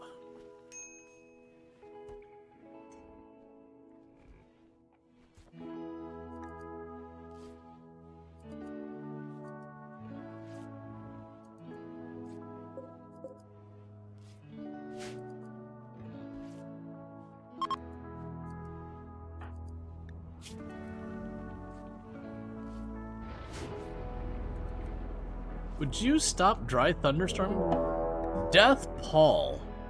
That is actually going to suck quite a bit. So Death Pall will make any corpses that are not covered resurrect. So can I quickly build a roof right there? This one to allow us back out.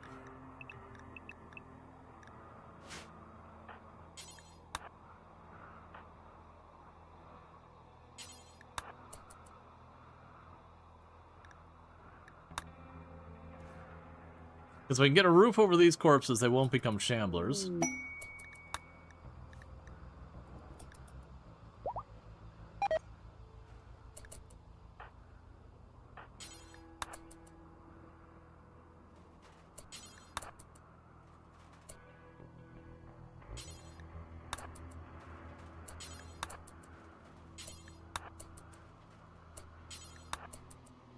Come on, you're almost there.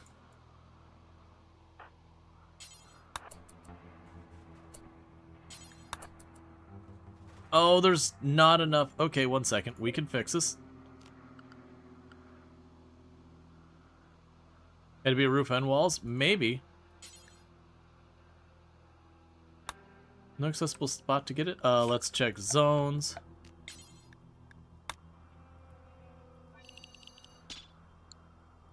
Okay, in this case, grab that. Grab that. Grab that. I chose the right thing, right? Grab that.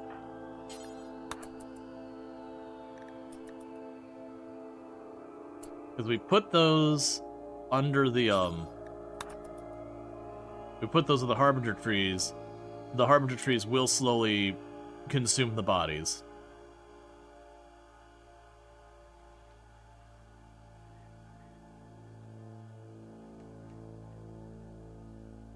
I don't think it'll fully prevent that. There's probably going to be more corpses around here, but the idea is the more I can knock these down, the less shamblers we'll have to deal with.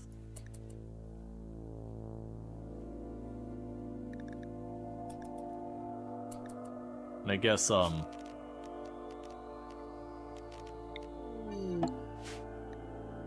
price of belief on you, that's fine.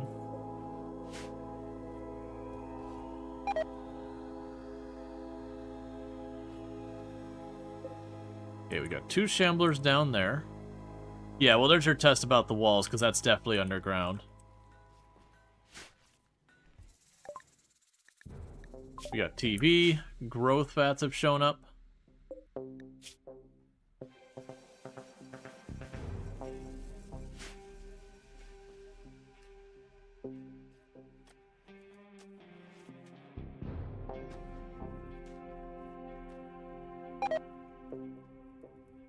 Okay, so still grow well underneath the fog. I was curious about if the fog would actually be considered as, like, blocking out the sun or not.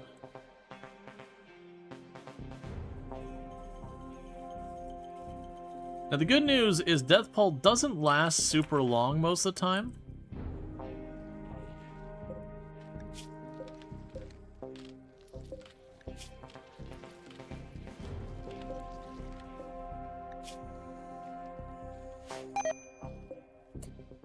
Well, that's interesting. It's being marked as being affected by a thrombo roar.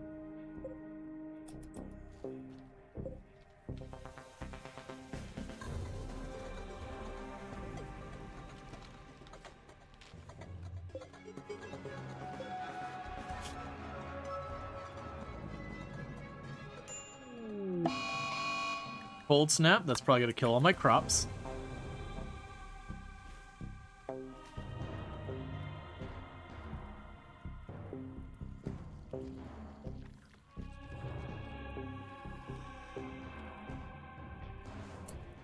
Let's go up here and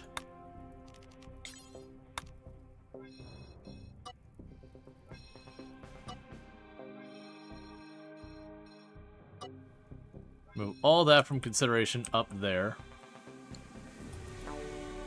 Try and keep our people from getting way too close to that nonsense.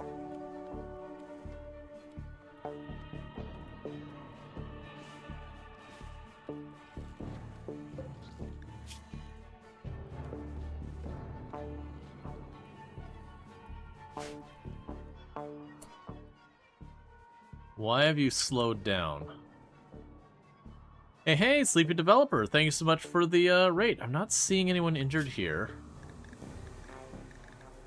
Oh, you can all be restricted to nearby as well. But thank you so much for the rate. I do really appreciate it.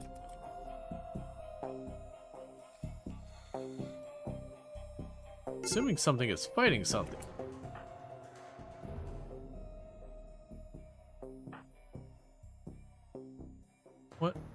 What are you fighting? Oh, there's a squirrel here that's considered a shambler. But check out Sleepy Developer doing Minecraft. I hope you had yourselves a good time.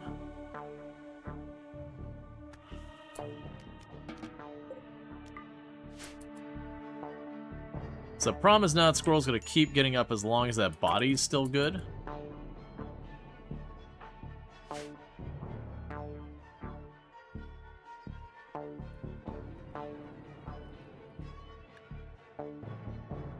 You're doing a massive factory building project? Gotcha. Oh, let's take you and let's change your assignment, I believe it's at. So you three are now set to attack. And honestly, at this point,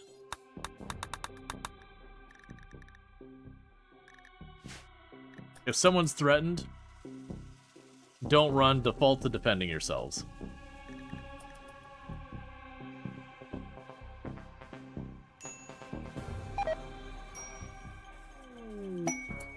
Mysterious cargo. I do want to accept this because this will either be a revenant or it'll be the gold cube. And I would like that. And then plus it's going to give me jump packs or brain wiring. We're going to hold out for a minute though before I accept it.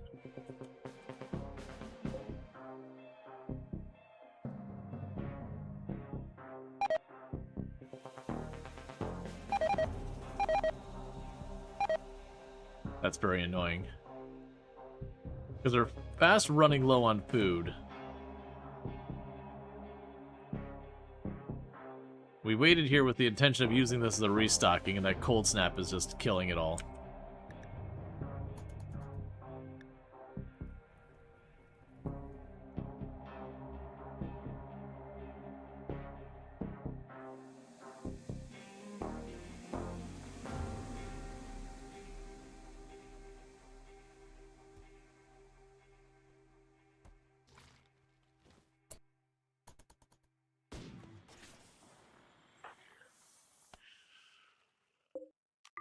There you go.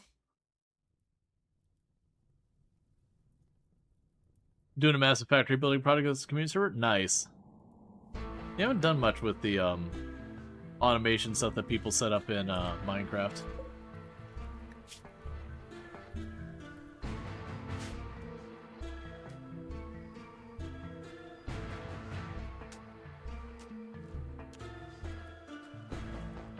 Okay, we've got a handful of them trying to fish.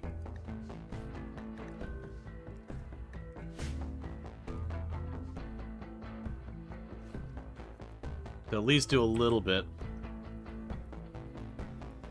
The other issue we run into is I believe Death Pall counts as a weather situation, so it will prevent stuff like rain and that happening. That was, I once was working on a scenario that was going to have a permanent Death Pall going on. That was pretty fun. But the reality was, with no rain ever, it became so incredibly obnoxious. And there's a whole bunch of other problems, like where it'd be permanently dark. Okay, what am I seeing? So you have gone... That's fine.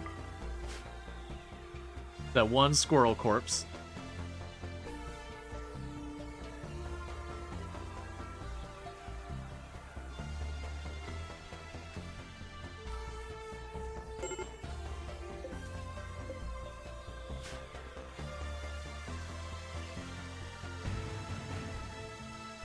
We're running out of meals so fast.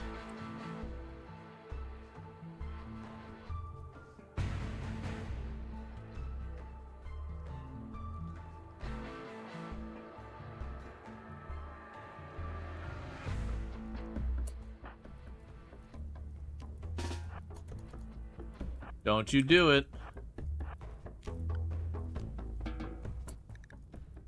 Change of plan in you. You will continue to run away. Meanwhile, why are you allowed to do that? Why are you up there? You shouldn't be allowed to be up there. Ah, the home zone must be larger than that. That's fine. We got that fixed.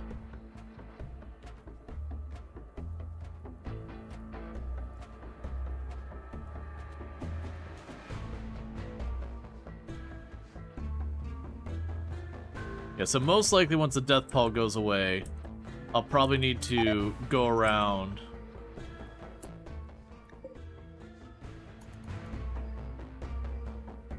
and just like hunt a bunch of insects or whatever.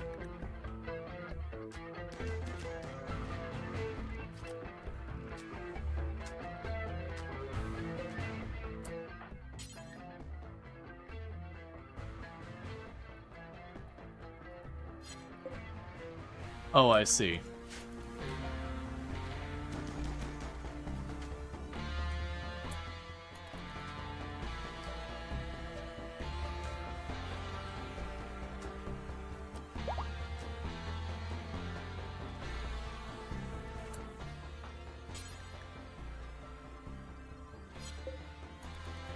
What I'm trying to do is get them to haul that in so the prestige robe isn't getting destroyed out there.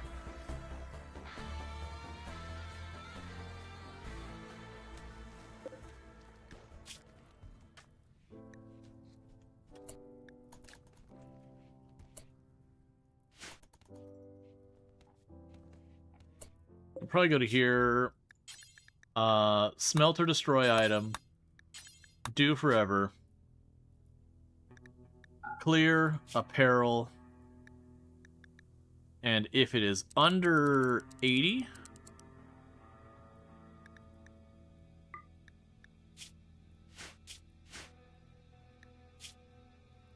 and miscellaneous. That you get rid of like worn pants and shirts and all that kind of nonsense.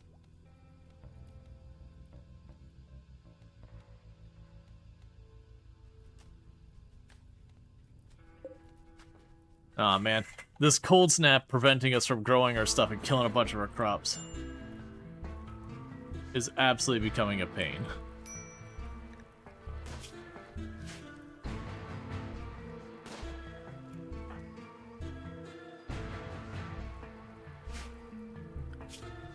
Alright, so I'll probably take the brain wiring here. Oh, well, if we get the gold, I'll be able to get that built.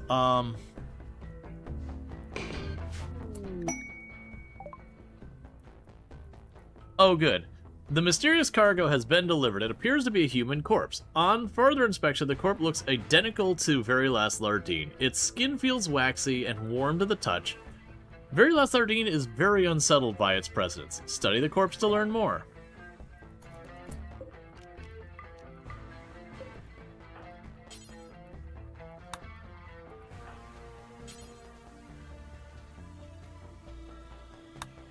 Okay, so what we're going to do with this corpse, just for our own sanity, is I'm going to go and make a stockpile, and let's put it right here in the lab.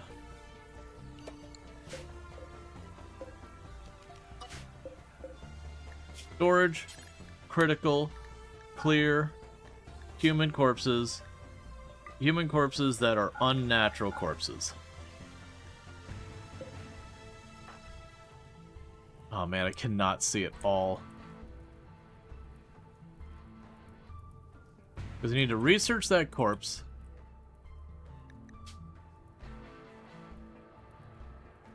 Was the achievements mod? It is a mod that adds achievements.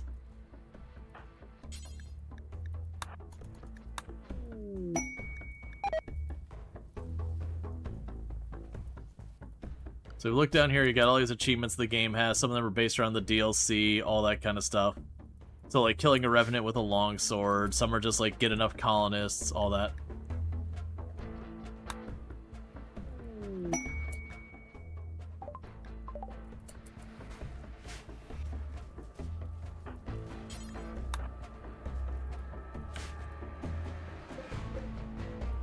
There, so we got a clone of Very Last Lardine in here.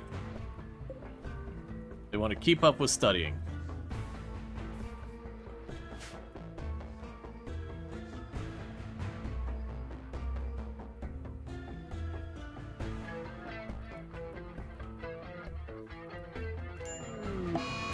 Disease flu.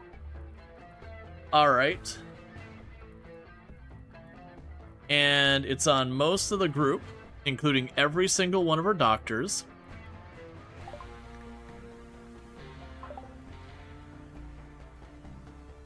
When we're about to run out of food. Because the game is being a punk.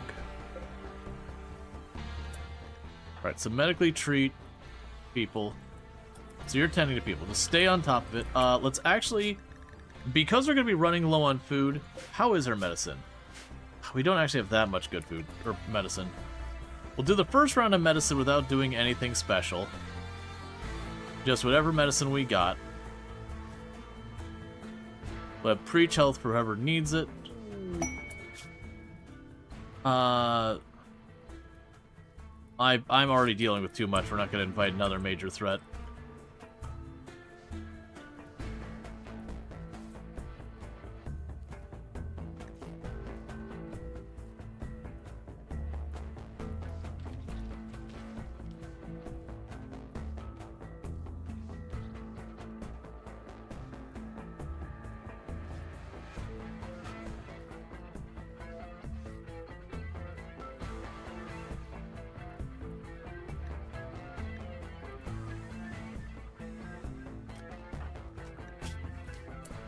You're not marking me as needing to treat someone, and that person is not treated. So... That is pretty annoying. That's okay, we'll get there.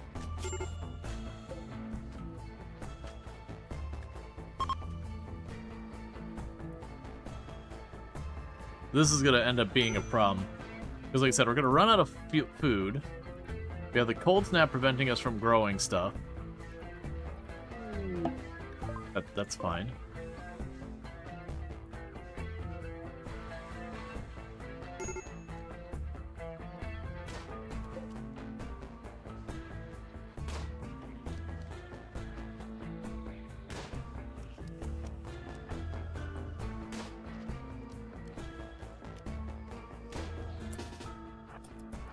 For a main move?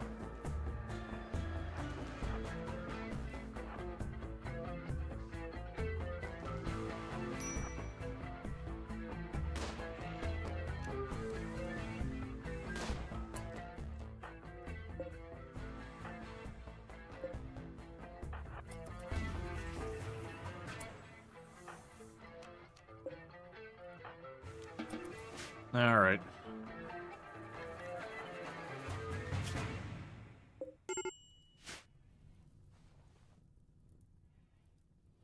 Why were you way down there? Okay, new assignments. Children, stay inside the ship entirely.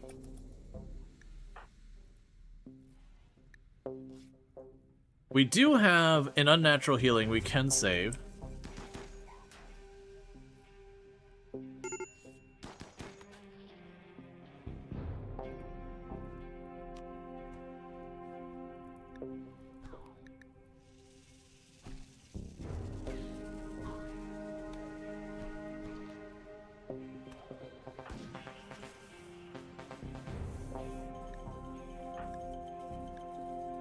Unfortunately, we are starting to get the corpses piling up.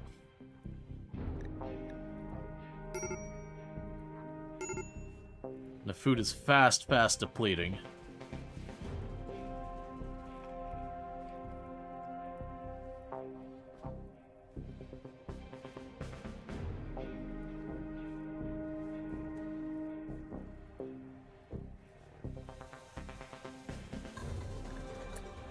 Make sure everyone's actually getting treated. So how are you doing? You're winning against your flu. You're winning against your flu. You're winning against your flu. You're right on the fence with your flu. You are winning against your flu. You're winning against your flu. They're doing fine so far.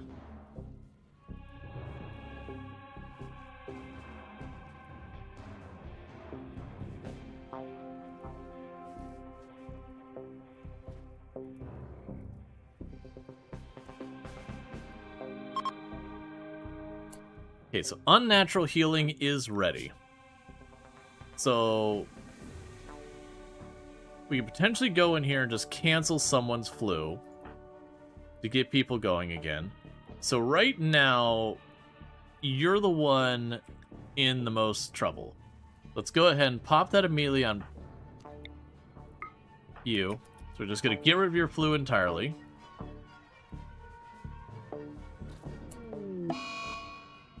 Cool. And then you're going to turn around, you're going to preach health.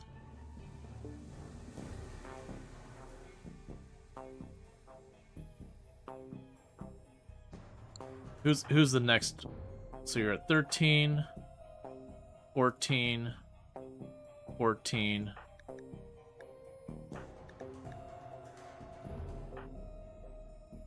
Uh, 12. So you're the one doing the next not as best. So I have you turn around then and immediately preach health you.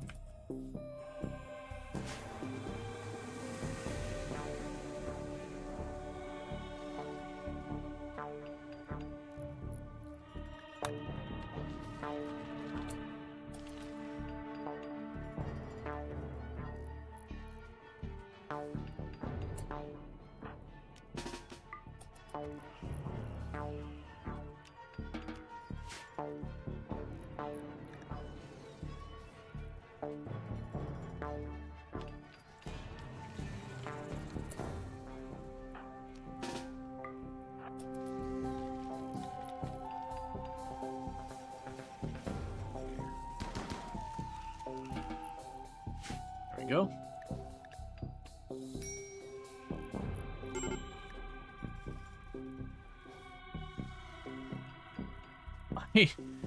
I need this to stop.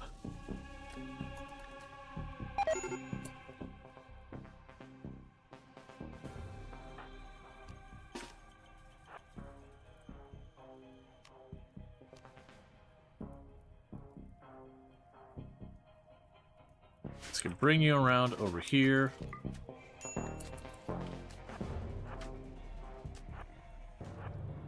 Come on, get the thrombos in here. Do your work.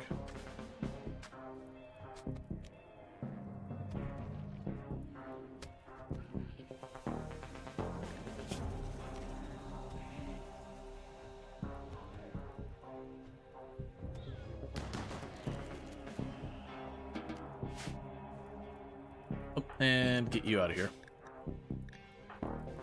So you have need for your flu to be treated. Let's just hit it with glitter and be done with it. I'm just worried that as we get to the point here where the food starts getting scarce and I can't see and it's not growing because of everything going on here, that we're going to run into a situation where everyone starts dying because, you know, you're not getting good recovery because of the starvation and all that. And there's not much I can do between the cold snap and the death pall and everything else. Because if I hunt, they're just going to become shamblers if I'm not right on top of doing it.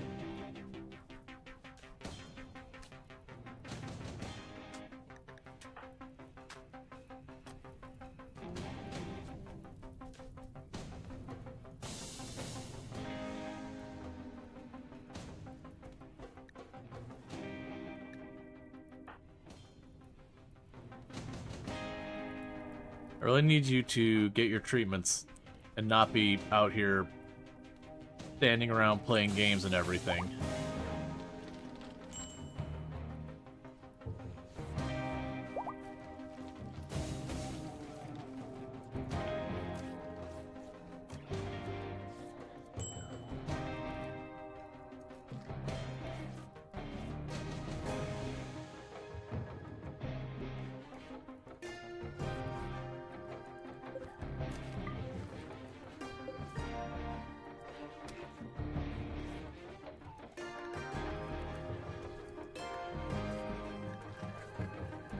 Alright, come on.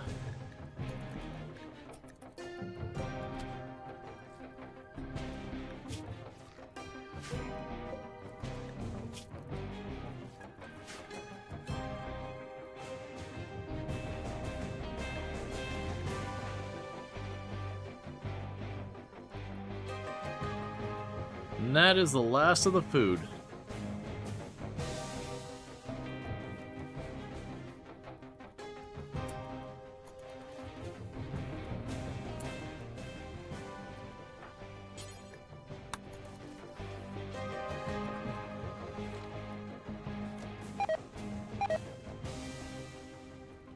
The cold snap's continuing to kill all the crops.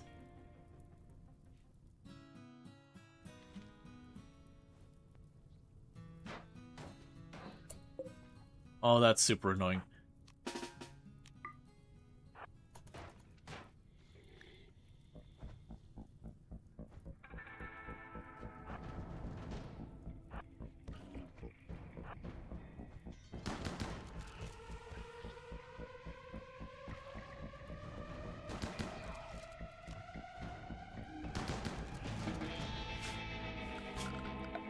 All right.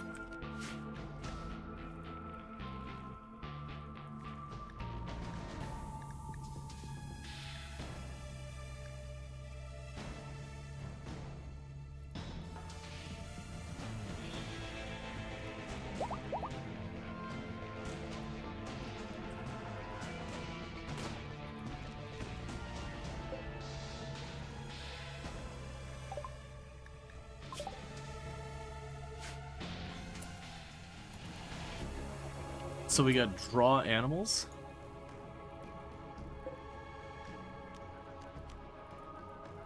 Okay.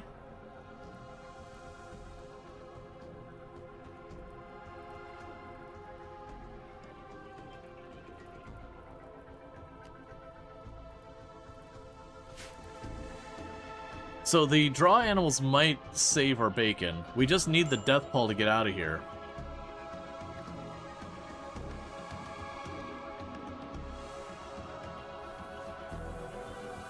Like I said, the problem with that is, like, right now with the hunting, what's happening here is, as you're probably noticing,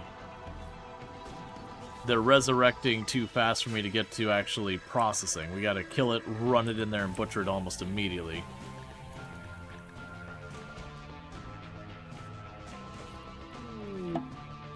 Okay, death pall is clearing. Alright, cool. So what we can do now then is put all of you on being hunted. And then on this, what we're going to do is we're going to quickly do a ritual. We're going to draw animals.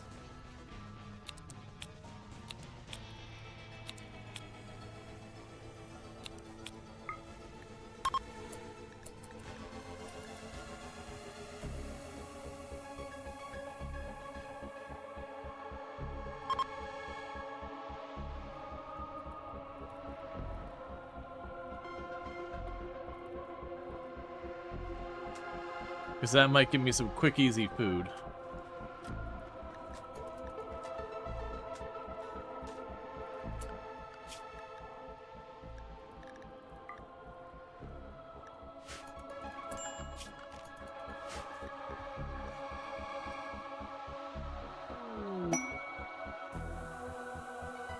Alright.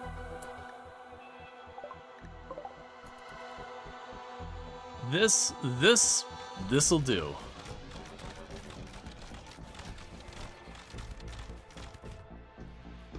This'll do nicely. Oh, in that case,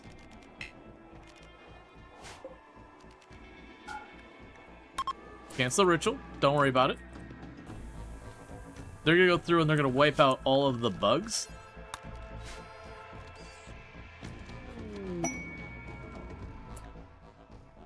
Who do we... Oh, okay. This works out so we can reform our ideology, and we're gonna go right down here to... Where's bugs? So I usually only let myself do one change per rotation, and this time, we love bugs. Bugs are delicious. Because there's about to be a pretty significant influx of bugs added to the menu.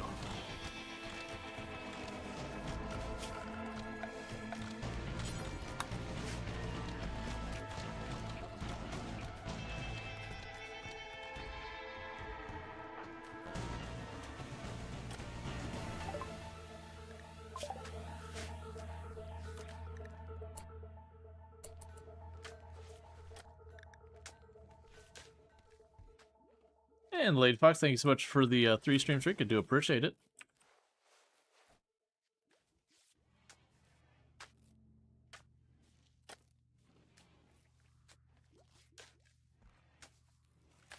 Waiting for you to finish tending. We'll have you grab a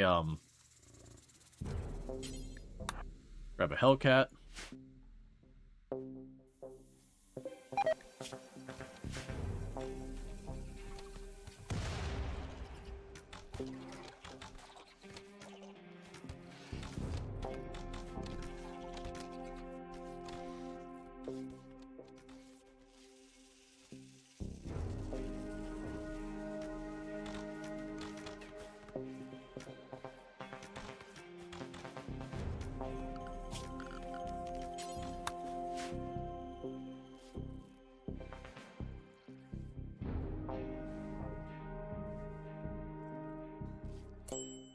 This will be... you can go about your day. This will be a little not great. Let's run out here real fast. Where did you get injured from? Oh, this is the rat, that's right. Oh, never mind, they're already on their way there. Never mind. Basically, it was like, the moment they get rid of those shamblers up there, we can go back here and grab all that insect jelly and all that stuff. And then there should be a bunch of,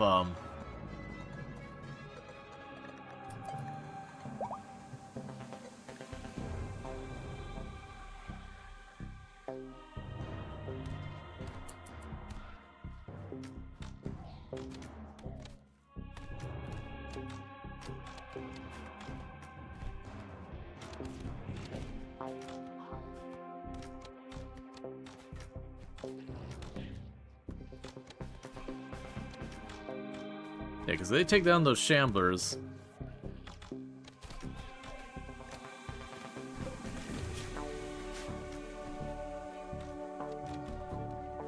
Yeah, because they cleared out everything up there, so we got a couple bug nests down here and the one down there.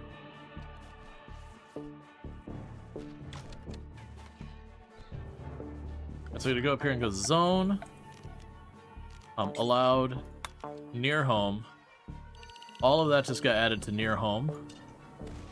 At least long enough for us to get all the goodies out of here.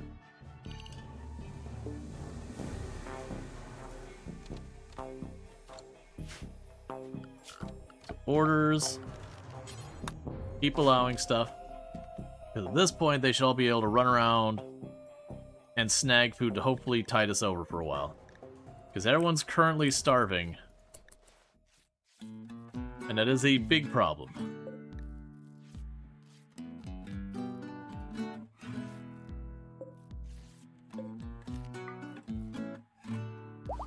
Bunch of pemmican got scattered everywhere.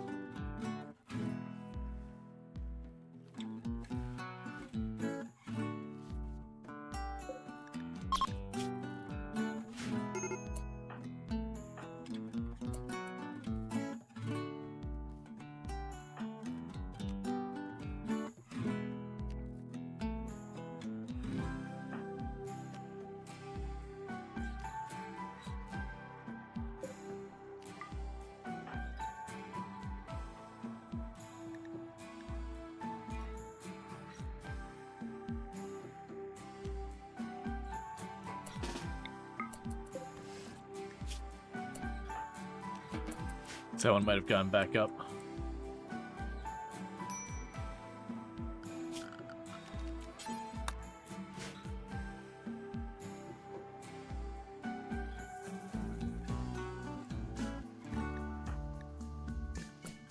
Schedule will let you out as well.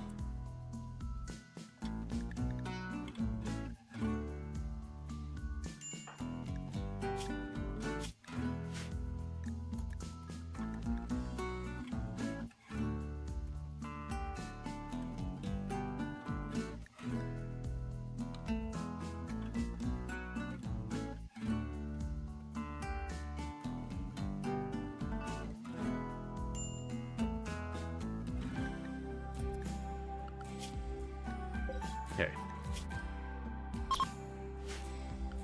What about you?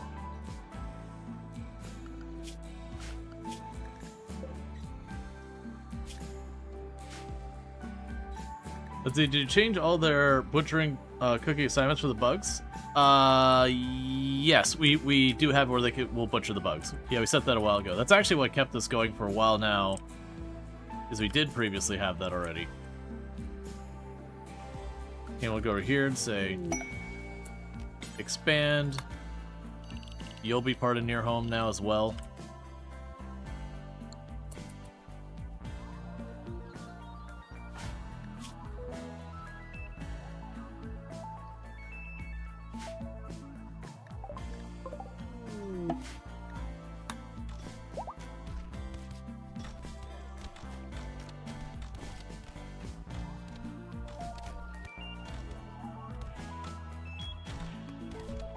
It honestly works out that they're friendly firing each other so much because they're dropping all their pemmican.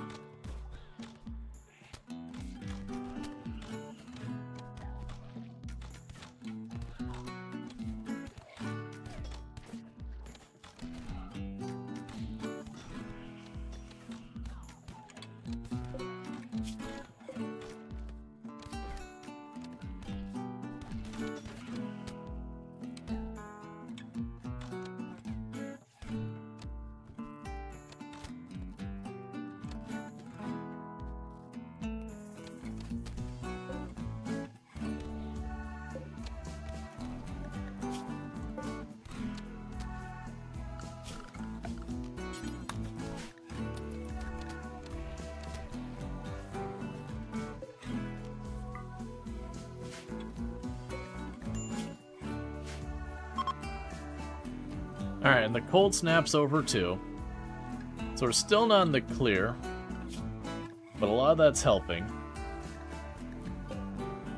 We have a timber wolf in our area that will need to go.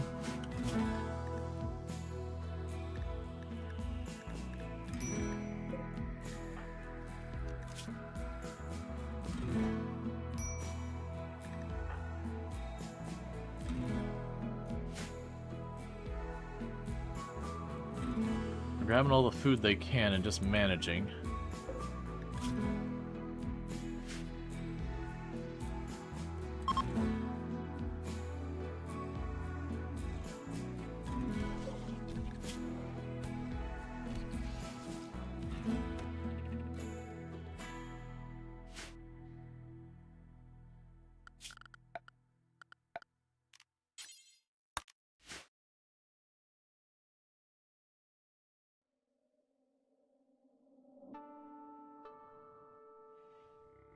We can worry about more later.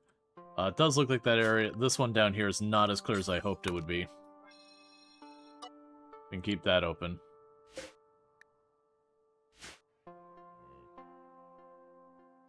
Okay, so everyone's running all the way up here to grab any and all food that's not bolted down up there.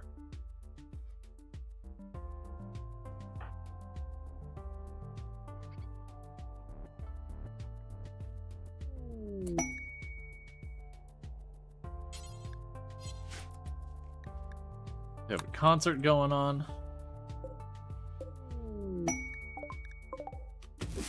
Got you here.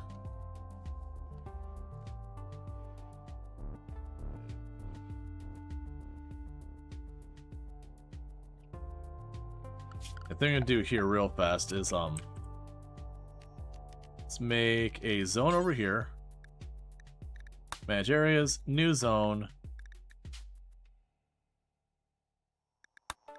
We'll go Thrummy. Animals. You're in the Thrummy zone. I don't want them anywhere near where my actual food is. They can eat trees and bushes and whatever else they can get their hands on.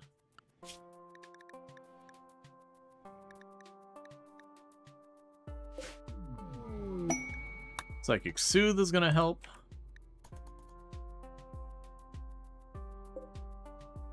The big problem we have right now is, like, I think it's 6 of our people have the flu. Well, it's probably 5 now because we use the unnatural healing to just cancel one of them.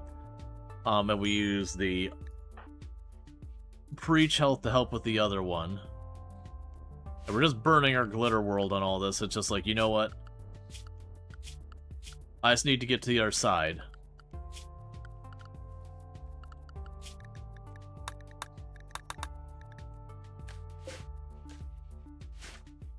Everyone's gonna scatter to grab what food they can.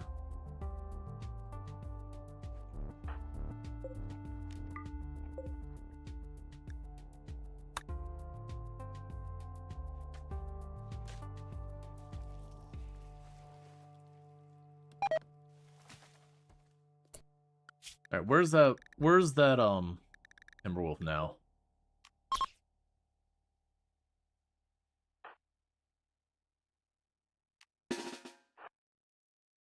So none of you have the flu. And you don't have the flu.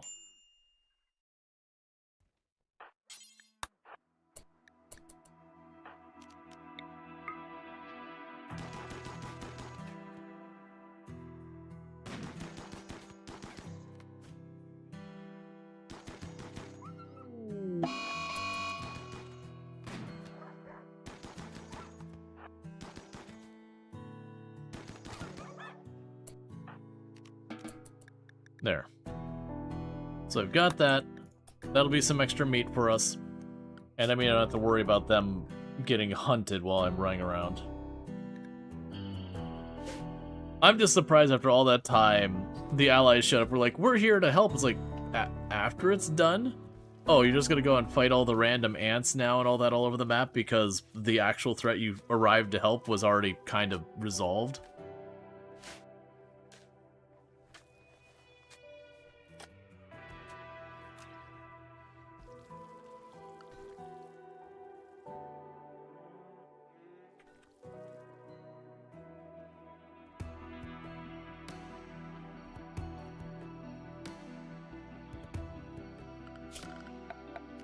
Alright. I need them to not be cleaning this all up. We just expanded that zone so I put out the fires.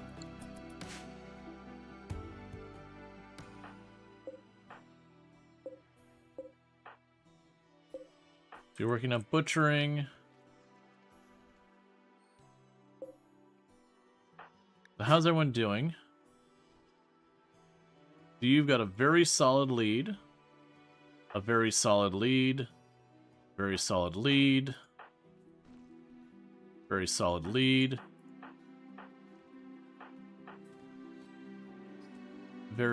Pretty solid lead.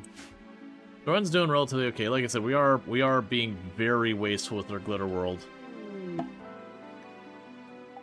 Your investigation of the unnatural corpses revealed more about the body. An architect's shard at its core physically links, or psychically links it to very last Lardine. It will build itself, if destroyed, and teleport any distance to be near very last Lardine. Pretty Little Pyro thinks there might be a way to permanently destroy the corpse, but it will need to study it farther. Study the corpse more to learn more, yeah, that's fine. Basically, we just keep studying it, and we get to smash it.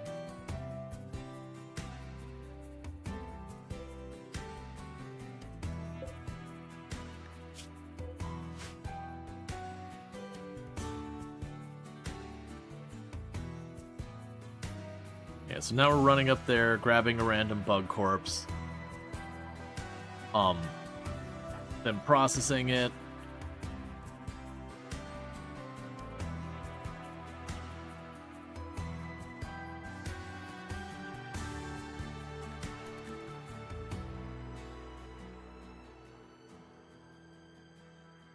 We have a couple of spare meals.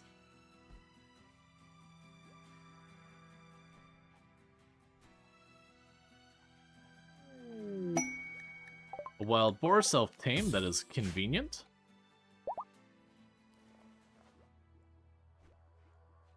They're not gonna worry about the void ritual right now. We want to get past this flu and get our food situated before we poke the bear again.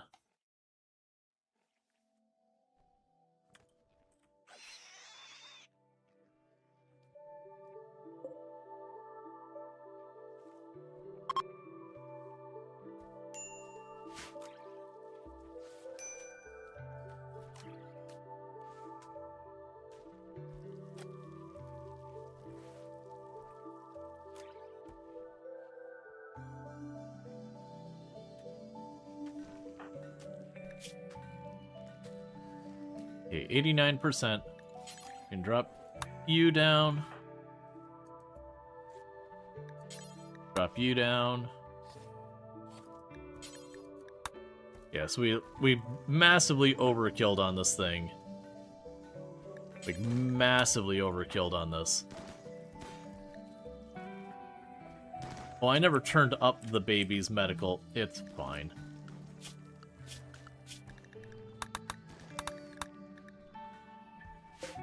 Okay. So, in a minute, everyone should be able to get back up on their feet, get back to work. That'll be good.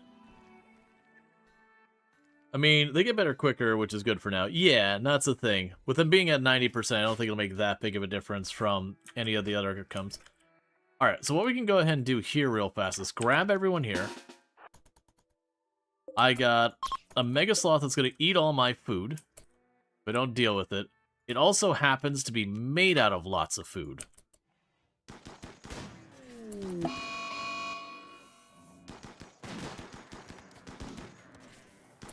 Oh, you are actually holding up to that.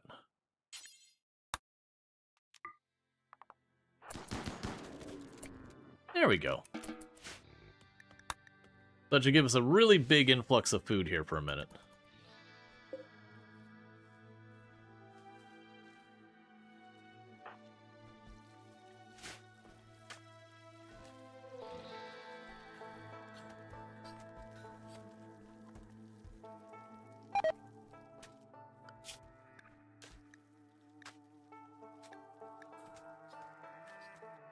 Yes, we're basically hunting like everything on the map. So we can start getting our food grown in. Yeah, so that was a little annoying having that cold snap and death pall overlap to make sure I didn't get any new food for a while. We would honestly have been in really good shape, but we're getting a lot of thrumbos here.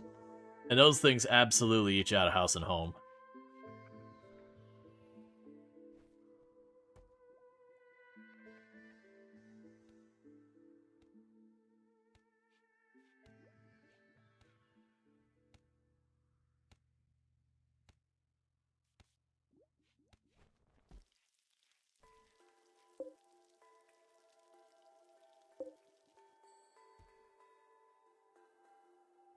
And we're working on the corpse thing. We probably don't want to move around a lot while that's active.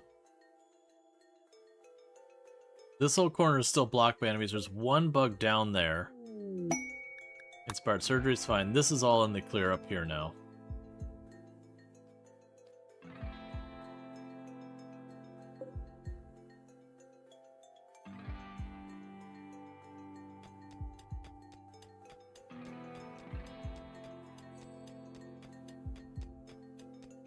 There's the gold.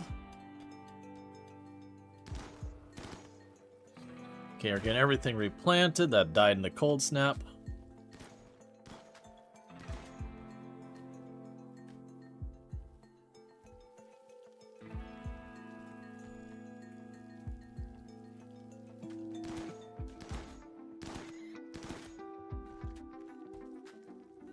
All right.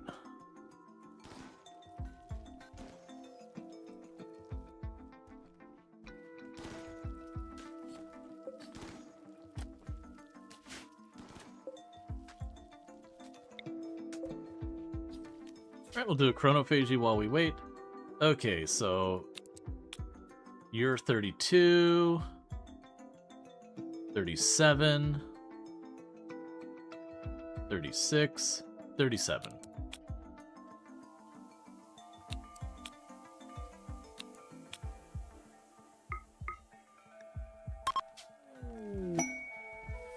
Captain Planet. Have Thrumbos consume 50 trees. Oh, as Captain Planet would have a stroke. I mean, the Thrumbos are eating their normal food. I mean, termites eat trees too.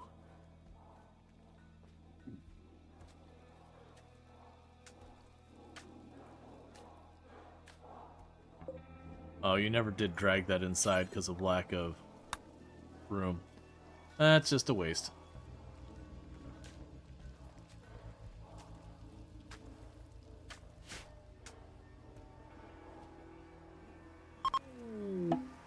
Okay. And we got a little bit younger, and they've gotten old enough now that they've developed frail.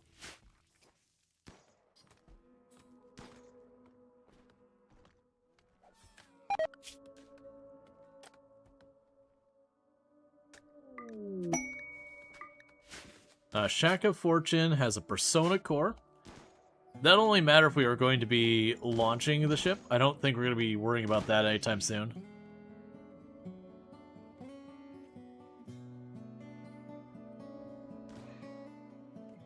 And they dug up all the silver and gold up there to be hauled back some point. Don't know when that'll be.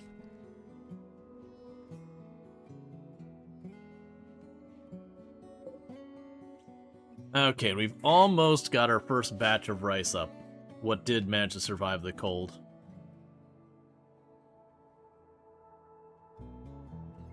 Let's see where it goes from here. We do also have on this map the ancient uplink. We'll want to trigger that at some point. I've been holding off because there's the bugs right there. And then we had everything else escalate before I had a chance to deal with it.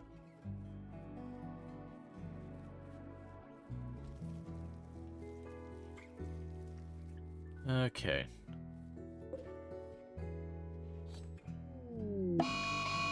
Alright, so Psychic Ship is dropping in over here. Ooh, okay, you are bringing in a decent amount of danger. Okay, so we got Centipede, so Inferno Cannon, Heavy Charger, Inferno Cannon, Heavy Charge. Okay. That is pretty gnarly stuff. I'm actually not super worried about that. So what we can probably do to take that on is I'm going to have you grab your EMPs. I need to go through and have... Oh, did I make a dedicated spot for this in the back of the ship? I'd also just Doomsday launch it as well. I don't think that's the right move. Let's grab the EMPs. Okay. Right, and you have a shield on. So it's the gear. Drop your shield for right now. Eat your food. And let's not wait till this escalates out of control. I don't really want to have the kids involved in this one. But let's go ahead and do not fire at will until we're ready. Where are you at? The plan here is straightforward. What we're going to do is we're bringing all of our Thrumbo with us. We're going to try and get around to the corner over here, to where they're all going to be coming out here. Then we will anger the centipedes, set the Thrumbos to attack, and since they got a ton of Thrumbos, they should swarm over the centipedes and be able to keep a lot of them stunned. And while they're doing that, I'll take these two to grab any centipedes that break free. And then otherwise, it's just pour bullets into the centipedes. But I want to run around this way so we can actually have a little bit of a bottleneck for them. The kids are going to try and keep well out of the way of this. They're only going to come out once things are stunned up, and if it looks like any are going to break free, we're going to hide them. Okay, so children. You chill back here for a minute.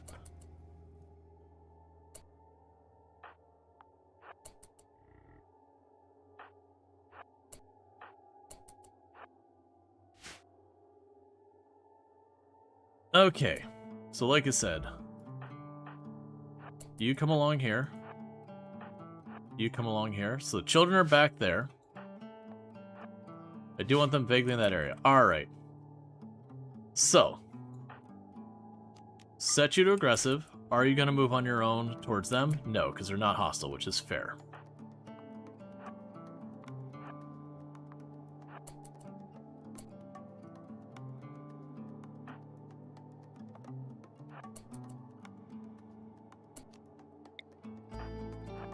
We are popping this as well. Oh, actually, how big do you explode? Slight change of plan. That's a dangerous change of plan. Back off a little.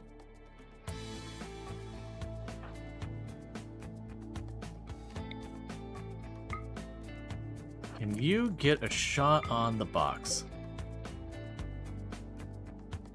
Attack to destroy it. I'm trying. I can hit you, but it won't let me attack the box. That's going to complicate things, because that's a big explosion there, and I don't really have a good feel for what to expect from it. I've not used those offensively very often.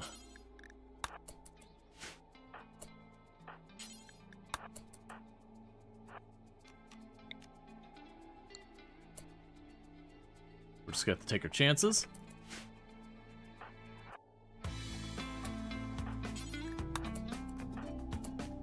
So I should be able to do this if I can hook the EMP around that corner where it stuns one of them. That should aggress them.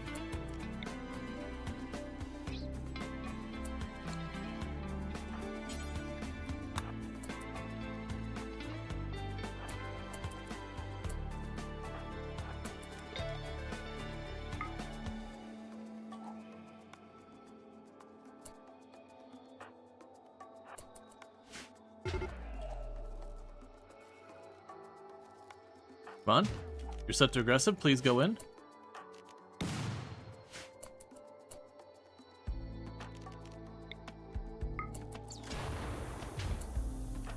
Back the hell off.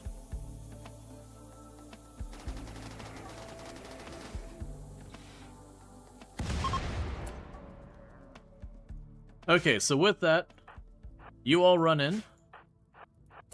You get over here, get over here, get over here.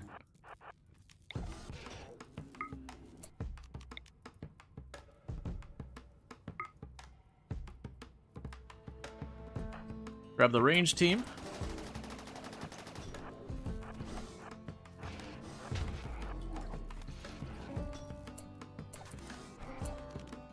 Fire a will.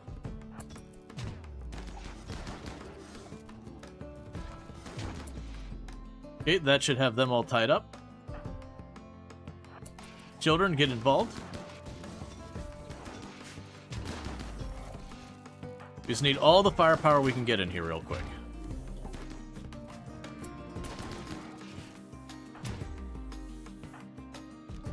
Also, we got to set you to fire at will. And let's get you a little bit closer over so that we can hopefully prevent you from friendly firing.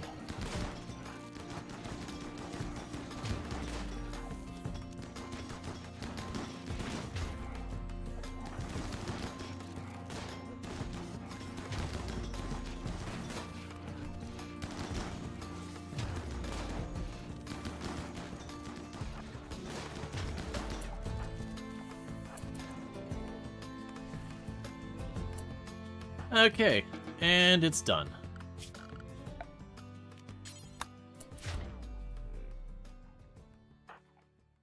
Then meanwhile, you're going to go back over here to grab that spear. And you can re-equip your belt and all that. Alright.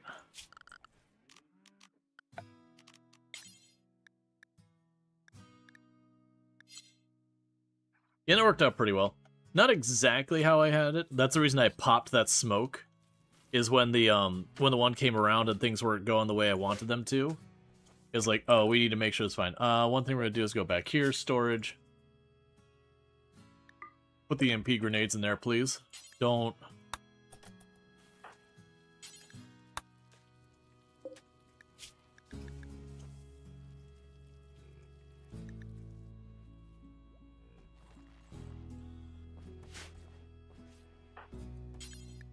Yeah, don't leave them out here. Those are for emergencies. Okay, so that's good news. We're starting to harvest all our plants and all that, so that's also good news. Get our chem fuel, so go ahead and keep shredding the centipedes for their materials.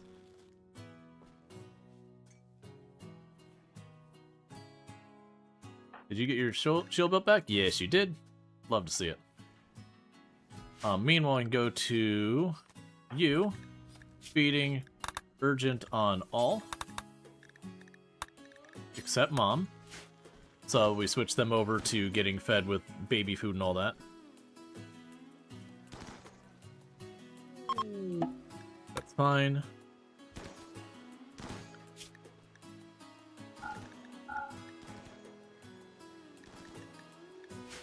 Okay, and honestly, the food is starting to get situated, so that's good news.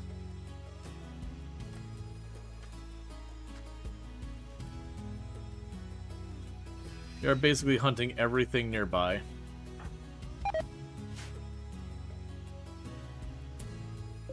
You don't need to haul those. They're just rotting corpses at this point. Okay.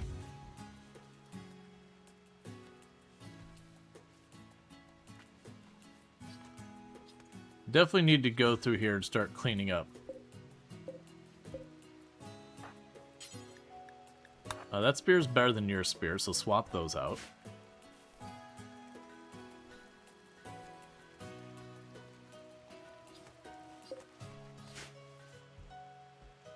Alright, so with that, we've got... The thrombos are getting all patched up. We actually got real bad blood loss from being shot a whole bunch during that encounter, which... No real big shockers there.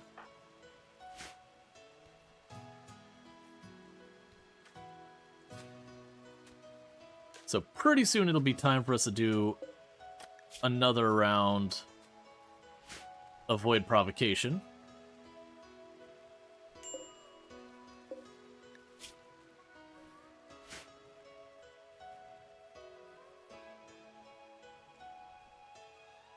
Where did all my baby food go? It must have spoiled. That's fine. Alright.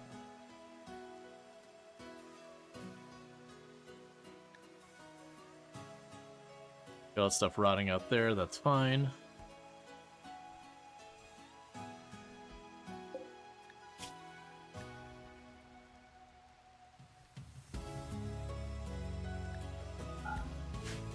Let's see, did your colonies eat it for lack of anything? No, I have my colonist set to not be allowed to eat it. We did that right away pretty early on. Like, the ones that have been eating it mostly have been the thrombos. My guess is it just rotted. We're offering me decent stuff. I just don't want to deal with that right now. We're going to be trying to get more Void Provocation stuff going.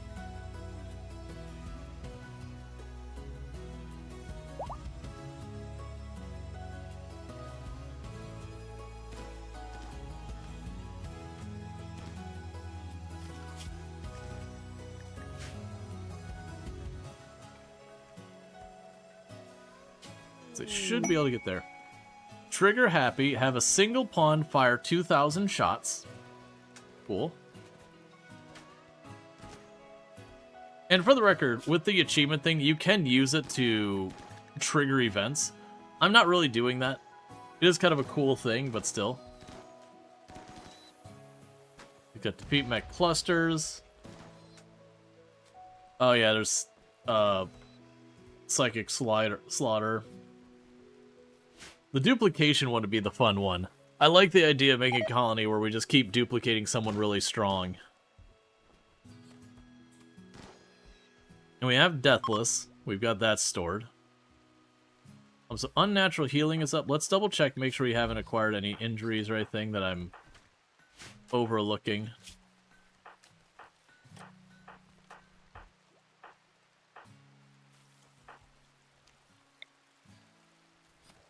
You know what? I'm not going to bother using it on the thrombos. Let's save that, just in case.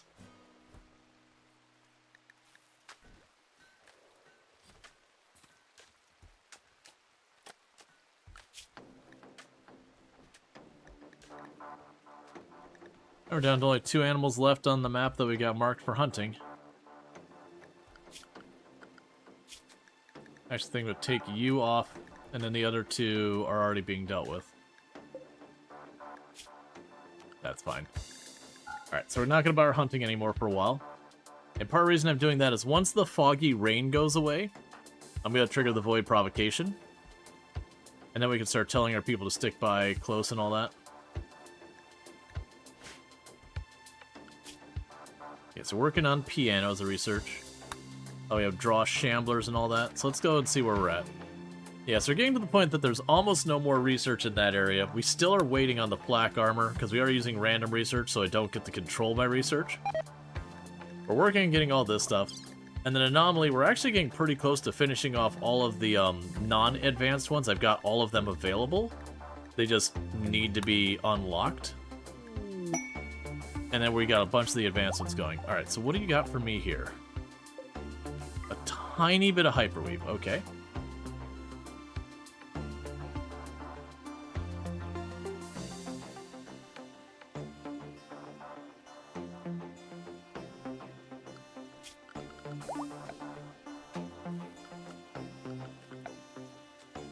Okay.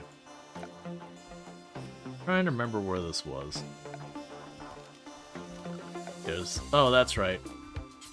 So I can paint the floors.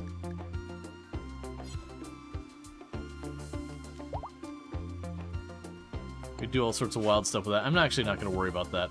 That might be something we worry about later, but that's fine. You're continuing to fancify the whole place. It looks like all my thrombos might be fully healed now. Alright, so it's time to poke the bear. Psychic ritual area is obstructed.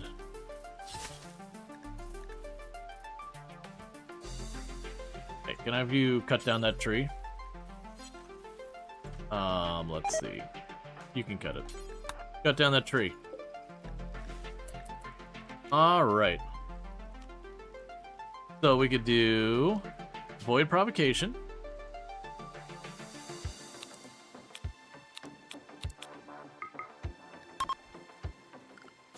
And schedule.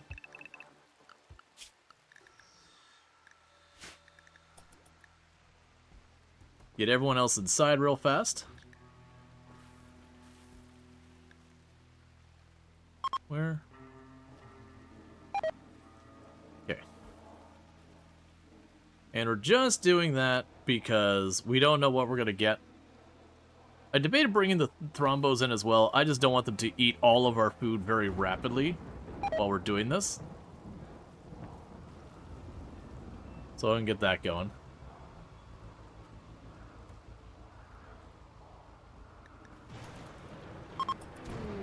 Void provocation complete. Everyone scatter into the ship. And we wait to see what happens.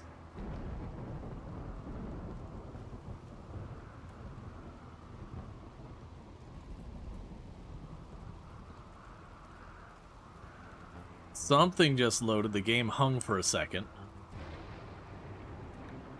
Sight Stealers, maybe? Maybe Revenant?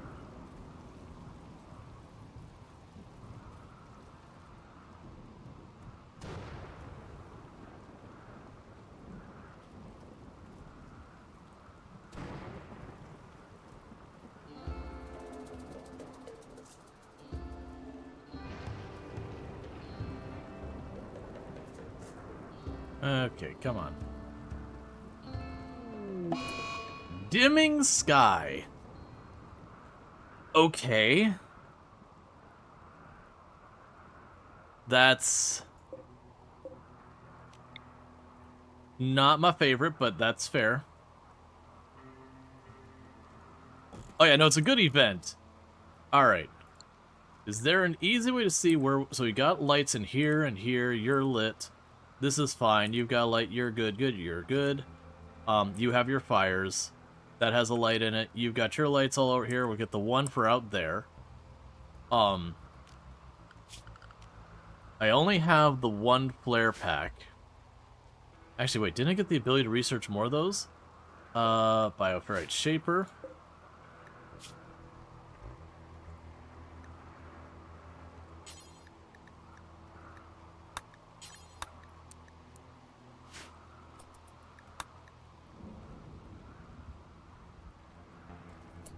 Oh, animals.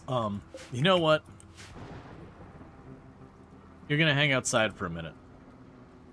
Because I feel like we'll be able to do this one pretty aggressively.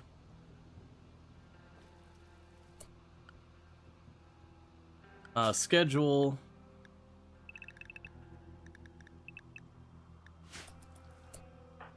I want you to very quickly get that light built.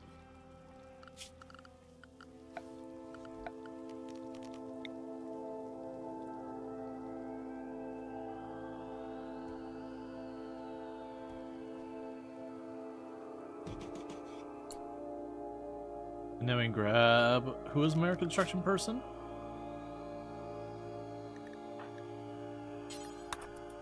And get this one so we can get outside easy.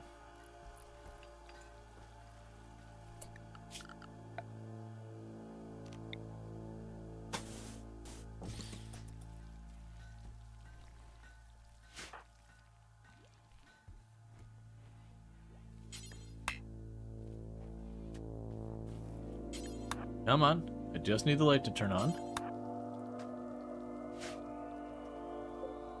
There you go. So we got a pretty big area there.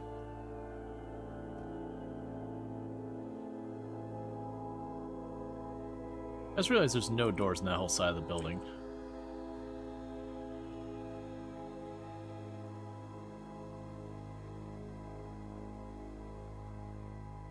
So what I want to do with this one is you'll have the pillars show up. When they show up, I want to hit them really hard. Like, basically run out there, take them out as fast as we possibly can. Because when it starts getting to proper unnatural darkness, a bunch of our stuff is going to start dying. And that's going to be a problem. The pillars didn't already show up, right? And I didn't just, like, overlook them?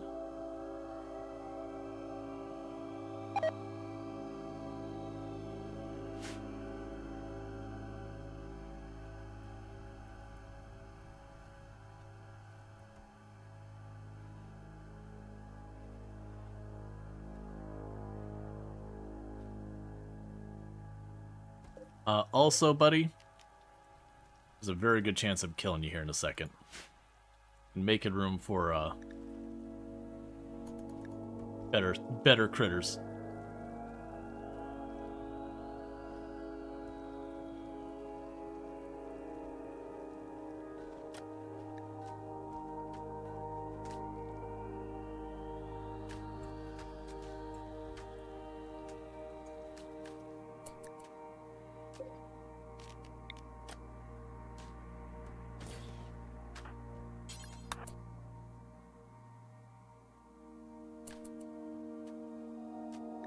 Let's go ahead and get another light built right there if we can real fast.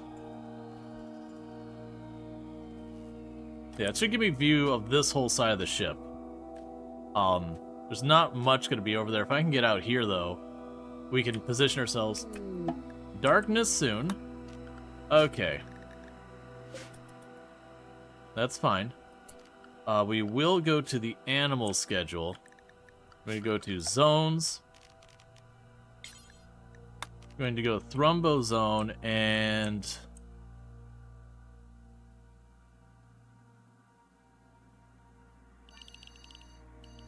put it over there for right now and clear it there. So that way they work their way over here to where they're going to be closer to being able to help us. Alright, the Thrumbo's going to deal with darkness. My intention is to just basically immediately take out the darkness as fast as we can.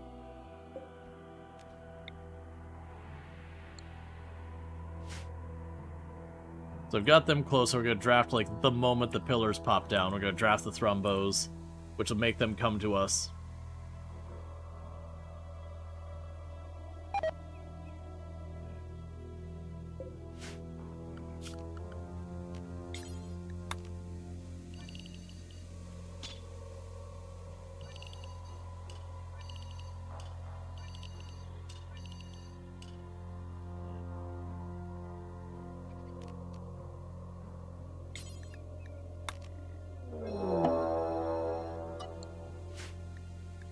Okay, unnatural darkness.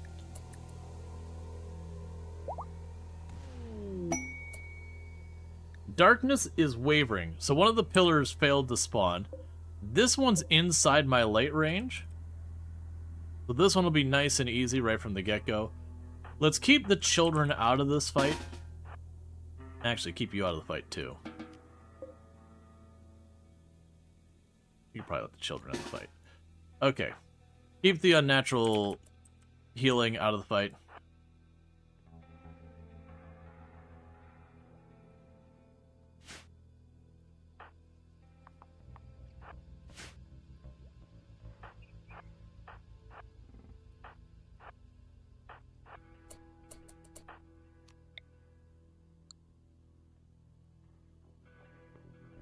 Okay, grab all your guns. Open fire.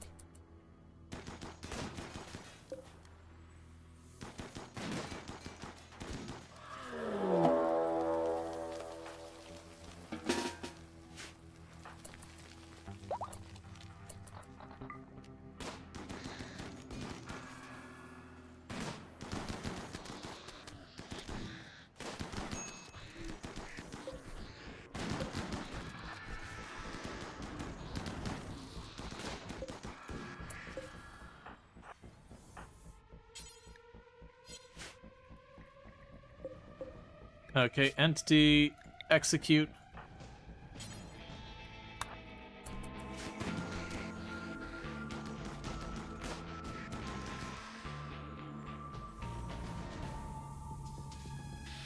Rumbo, if you could please move, that'd be nice. Alright, so you have successfully executed, and congratulations, new Noctil. Alright, so they're all out of the way now. Let's finish shooting at this thing. You took a hit. That's actually pretty rough.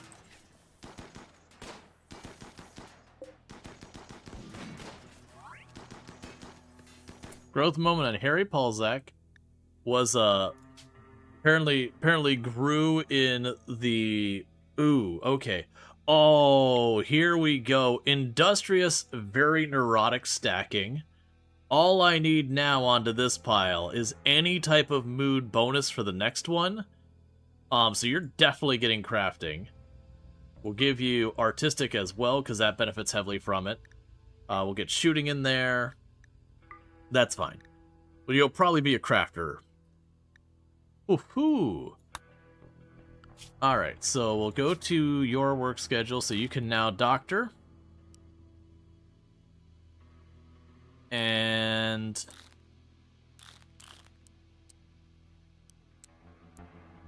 where I've got you growing and plant cutting, you're probably... Yeah, that's probably going to be our production specialist.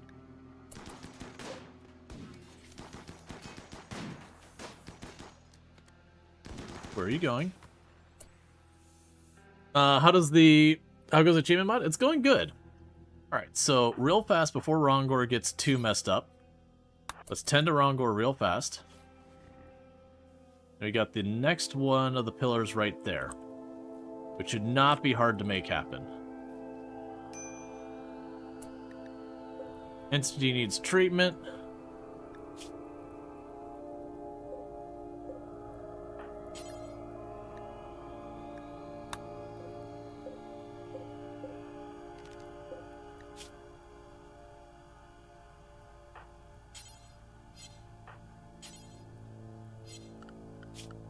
So what I'm going to do is I'm going to give you really, really low priority on that.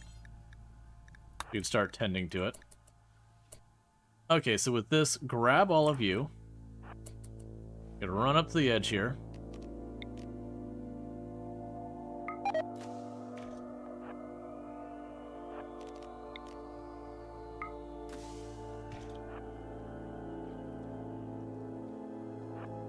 Drawing out 16, I am up to 32. But I've also, I tend to stream longer hours and all that kind of stuff, and haven't had other things going on like collabs or whatever. Stun an enemy with the light. Okay, game. What are you telling me about the children here? Because that's a stun an enemy, and the only people stunned are my own people. What are you trying to tell me about the, about this colony?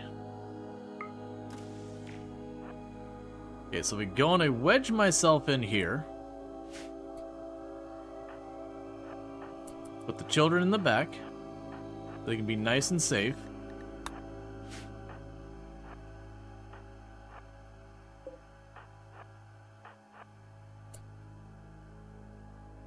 And all of you, open fire.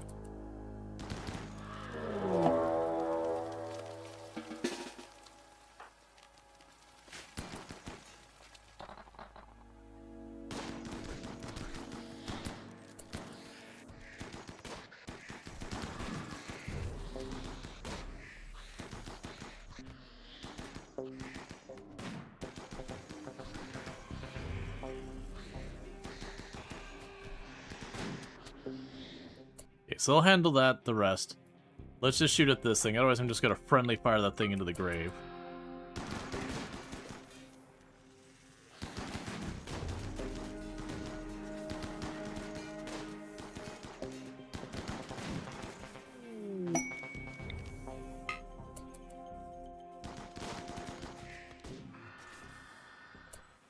Alright. And schedule.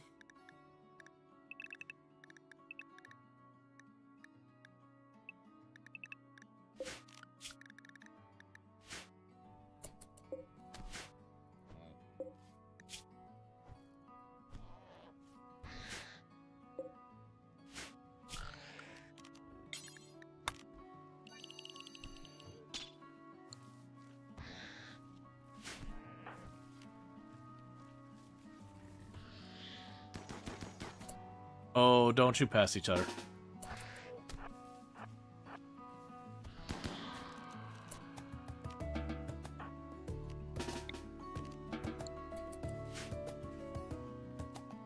Alright, so we got the Noctils. We got the Darkness sorted. We didn't lose any of our crops to it, which is good. Because that was my concern when it was a Noctil event. My concern is that the, whole thing would get destroyed first.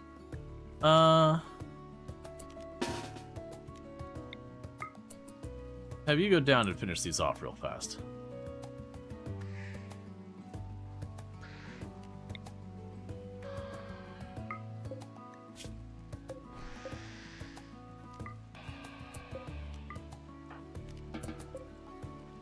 Okay.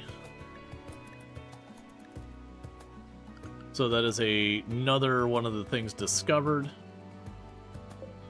So I got 4 more to go, which are actively working on the unnatural corpse right there.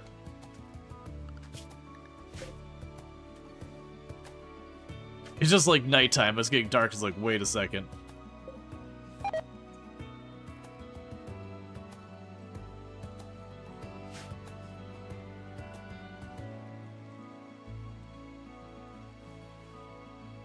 Okay. And how are we doing? So you are about halfway to your next age thing. You just aged up. And you are getting... You've got a ways to go before your next age up. And then you have a ways to go before your next age up. That's fine.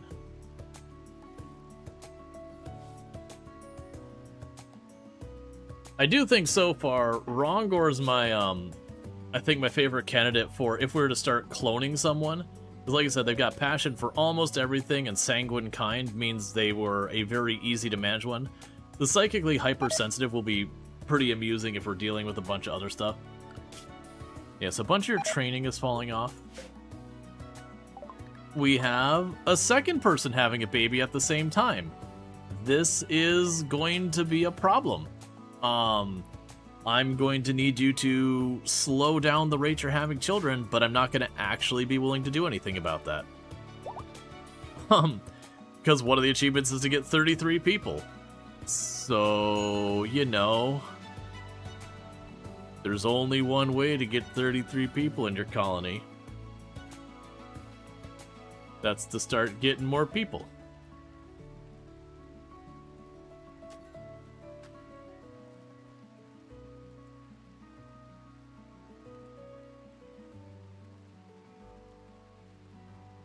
Wow, what a joy thief. It's her baby moment. Let's see how they feel about it. Oh no, it's needs. New pregnancy. See, they're happy. I haven't ruined their moment. You look at some of those dialogues and it's pretty upsetting, where it's like, you know, this isn't what I want, and you're like, oh, I'm so sorry.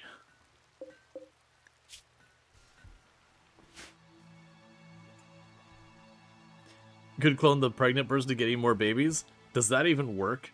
It feels like it would, but it also feels like a very weird choice.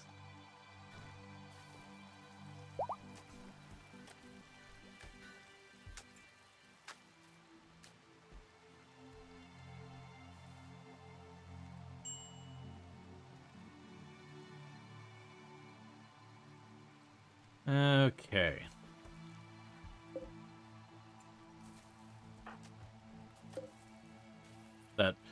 That prestige robe just rotted.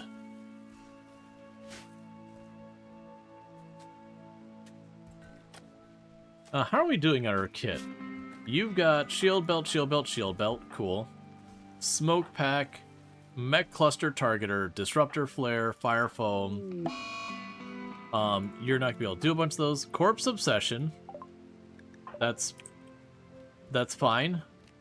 It makes sense you'd be obsessed with your own corpse. I have a feeling facing your own corpse would be detrimental to your psychological well-being.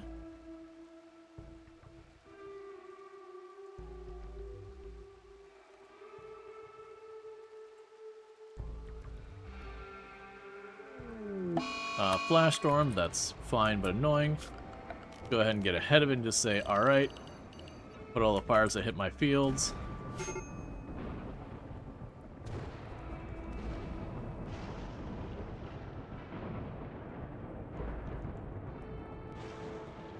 Yeah, it's all fine.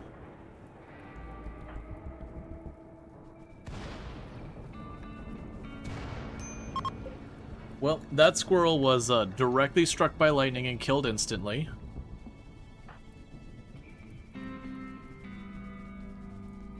And we're not allowed to have crops ever.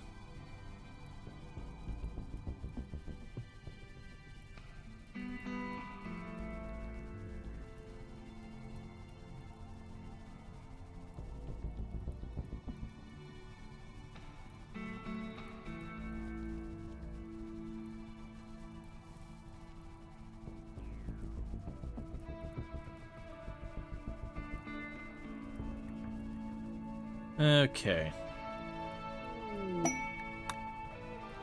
Well, looks like we're gonna lose a good chunk of the potatoes. The rice we didn't lose very much, though, thankfully.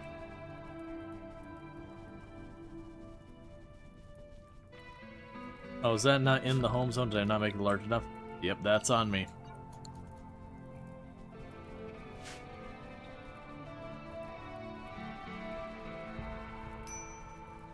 Starvation, because everyone's putting out the fires.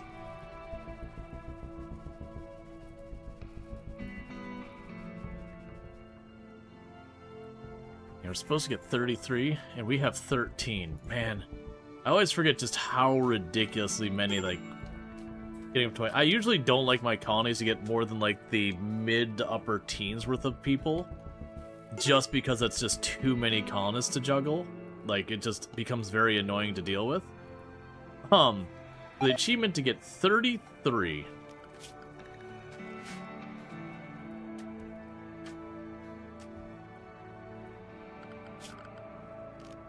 I honestly think we're going to be here for potentially a little while.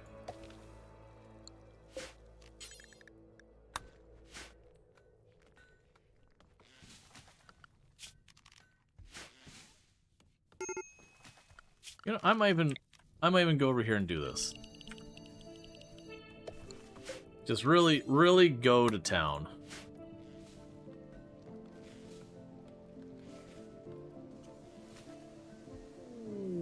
A turkey has decided it would like to offer itself as turkey dinner.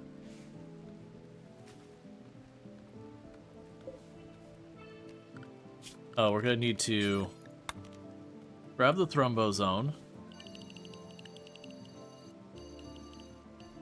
That's a thrombozone.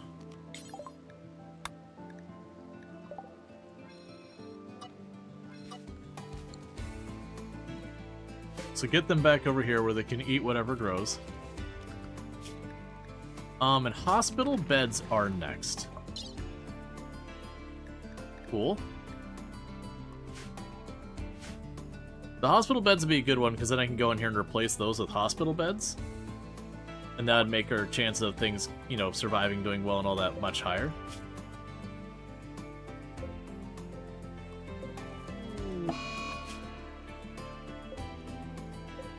Solar flare is pretty rough.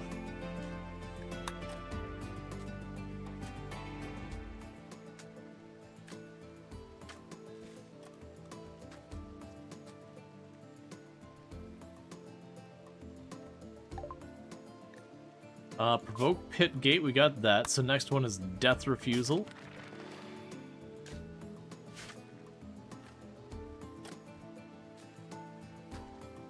It does make me wonder if at some point we would want to consider ghouls. The problem with ghouls is they need meat.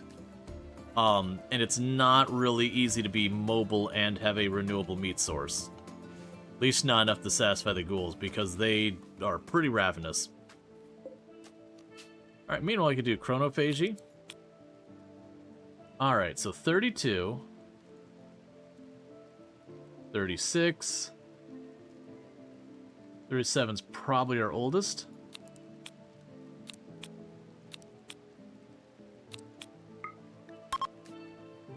So let's continue to embrace our youth and all that.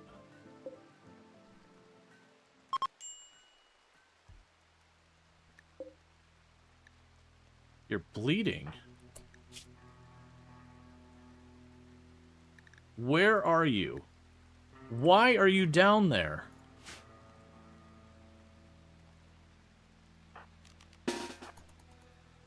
Schedule. So you're near. Must have had a mood break and gone for some jelly, maybe?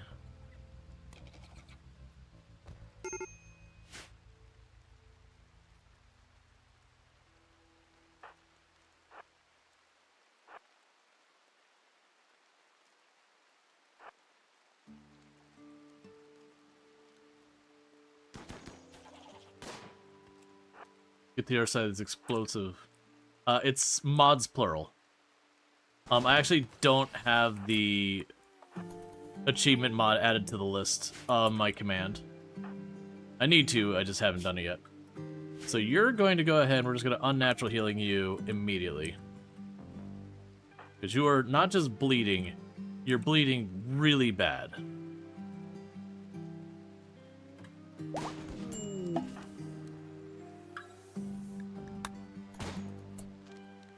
Okay, so let's get everyone out of here.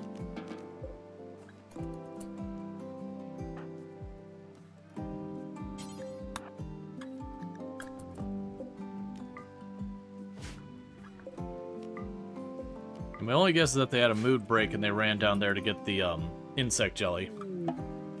Unnatural corpse study complete. Destroy the unnatural corpse. Boom. So we got that all sorted out. Yeah, so I don't have the achievement mod on there. I need to, I just keep forgetting to do it.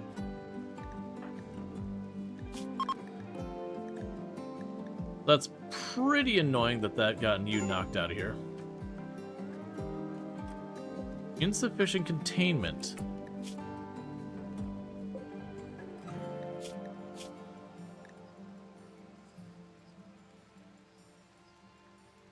Containment strength 108 is required.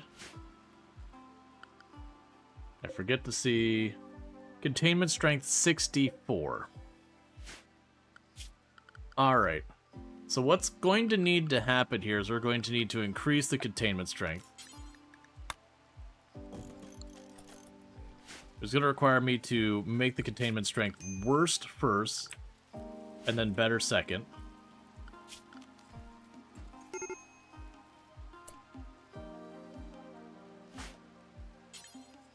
So please build that door right now.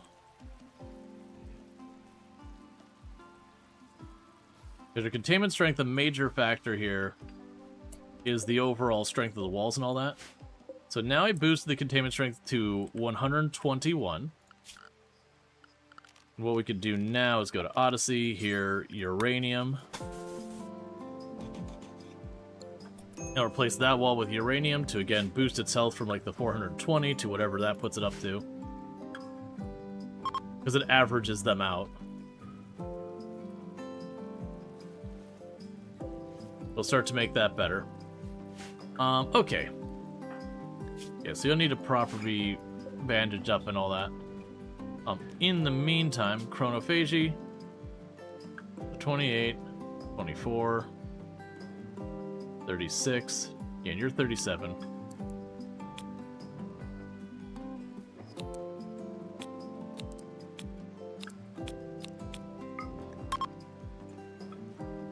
Floor's got research yet?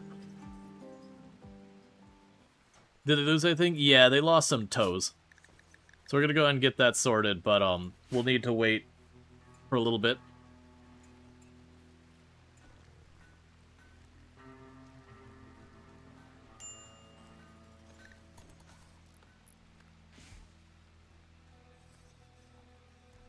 I'm going to de-age you a little bit.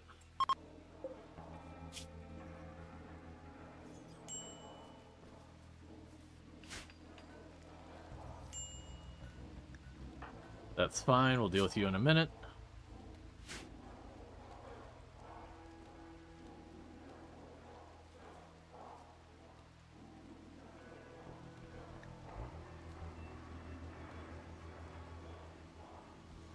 And then we should have plenty of food to scoop up after this is all done.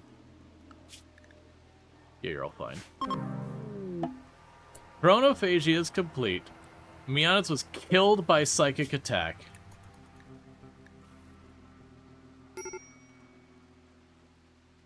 Physically incinerated their brain.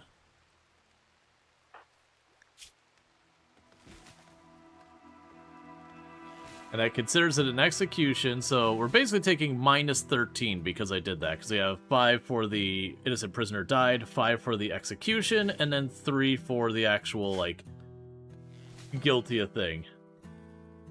This is your brain. This is your brain on chronophagy. Yep, well, I mean, that person shouldn't have attacked me. Them's the breaks. We don't organ harvest or anything like that, but if you happen to be a survivor, and I only keep one of them,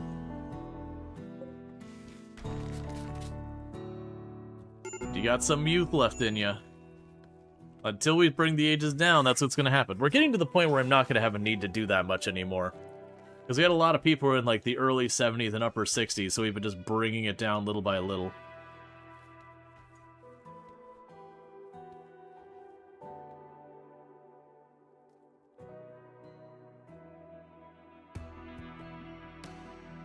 And one other thing we're going to do. It looks like it's sandstone bricks here. I'm going to put a wall across here. And there. And there. And there. No, that's like the one wrong place to put it. And there. And here. That'll be that spot. We can go ahead and we'll put a door there. And here. Let's see, did you ever do the space mission? No, when I went to go up there, it was like, oh yeah, don't forget, it's really expletive cold up here. And I'm like, right, I don't have the heaters and all that set up. Nor do I have power I could run the heaters if we did get to space either. So as well as things, it's kind of like, oh, I'm just going to freeze to death if I go up there.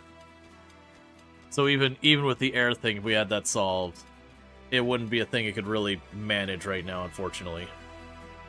So we instead skipped that and we moved on to other tiles that it could get stuff from.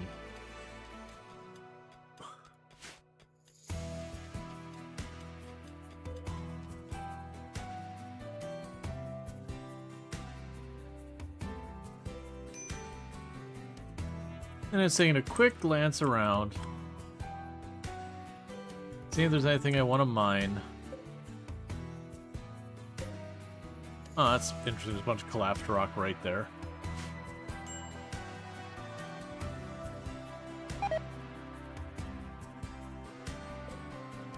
That's fine. The temps of the pressurized space are fine, but yeah, your ship might have had problems. Yeah, that was my fears on the ship, that people would start dying. We would need to put heaters in, and like I said, I just didn't have the power. Because right now, the only reason we have decent power is because of that. I do have a vanometric and an unstable power core, but that's only 1400 between them. I'd have to turn off a whole bunch of stuff and figure out what I need to balance the power. We'll get there eventually.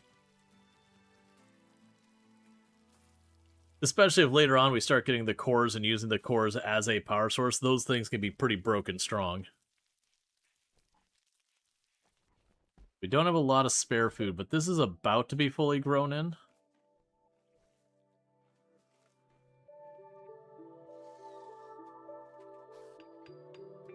Yeah, so what I'm trying to do here is wall off the outsides. And then I'm going to poke a little hole in that one. Like, going to open that door. And just that kind of stuff. And do what I can to, like, manage that. One of the other things I'd like to do is mine a hole through here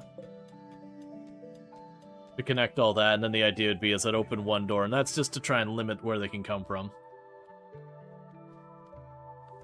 You can also try picking up the solar pinhole sidecast for some heat. Yeah.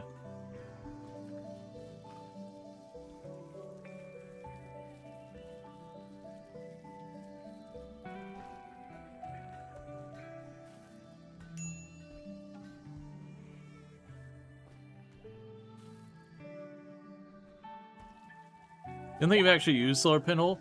Well, most of the time it's just a meme. You can use it for you can use it in space a little bit for heat and all that. You can also use it during the Noctil event to give you a bit of light. But most of the time, there's just not really a use for it.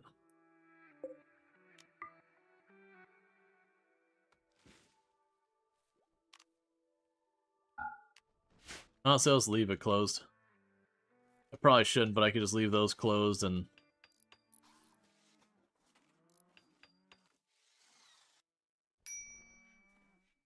Yep, that means any enemies coming here will have to hit the wall and come through. Which is fine. It just gives me more time to respond.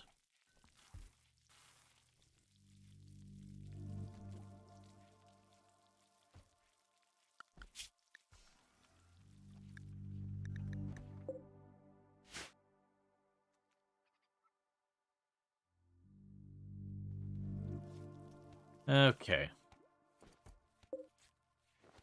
Well, I've already dealt with the immediate threats. It's like the game's listening.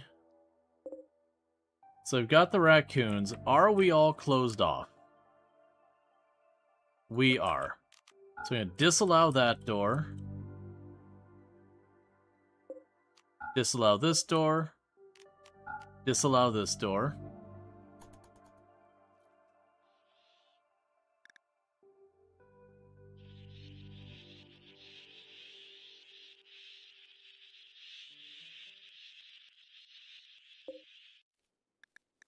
Have a lovely time, murder raccoons.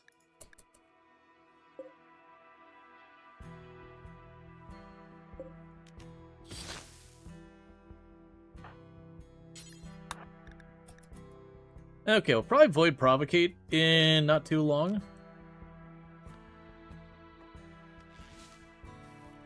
Get our next thing going there, because we're down to 4 now.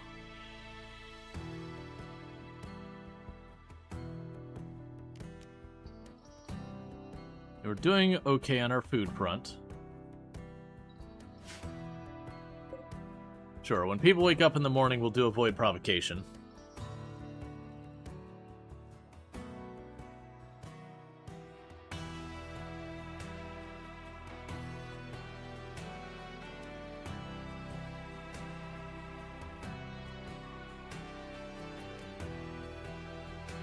Because if I get lucky here and we happen to get ourselves the cloning pylon thing, I can see us doing some fun stuff with that. Like I said, we'll probably just start cloning Rongor again and again.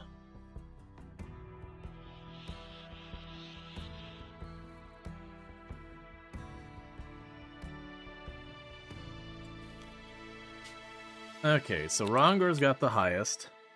You'd be next, you're third.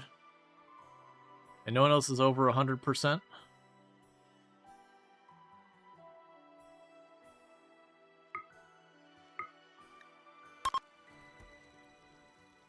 And then everyone else is going to be set to danger zone.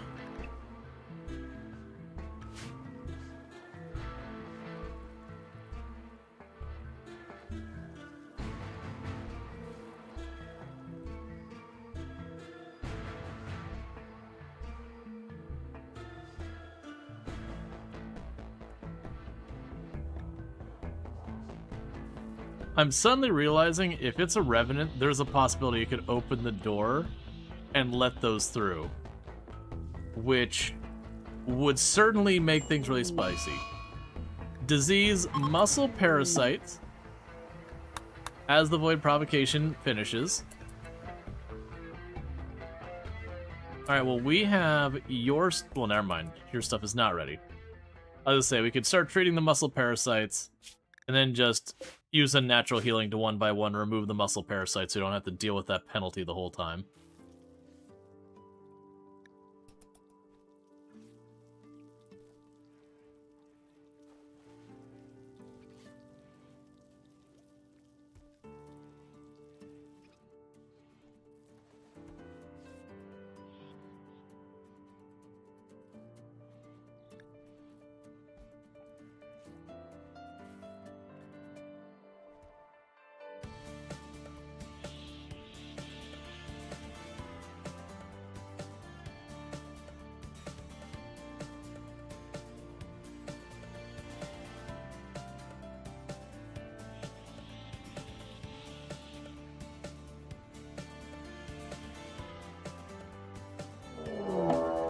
Something from below. A circle of terrain has begun to shift and crack apart. Something is digging upwards towards the surface. Rhythmic pulsations shake the ground from underneath. Ah, that is going to be a heart.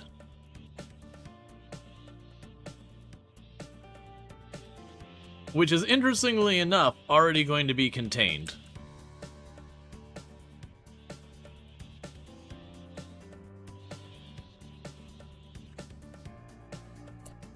It also means you are free to go wherever you want here. So one change we're going to do real fast before I forget is clear near home.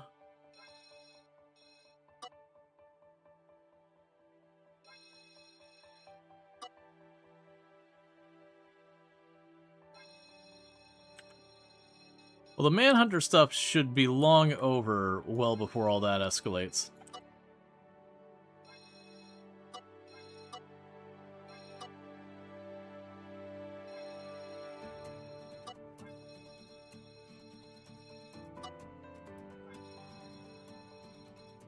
Yeah, so what I'm doing now is I basically tell him going, hey, don't go back into this area.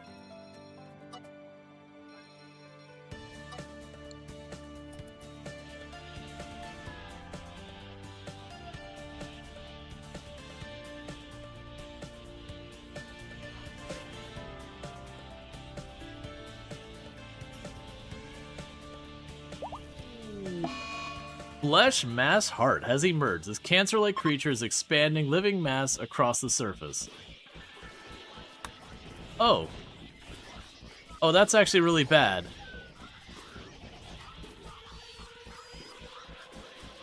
Okay, so the good news is they're spawning out the stuff. When it started to destroy the tiles, I was like, don't go and clear this thing and cause problems.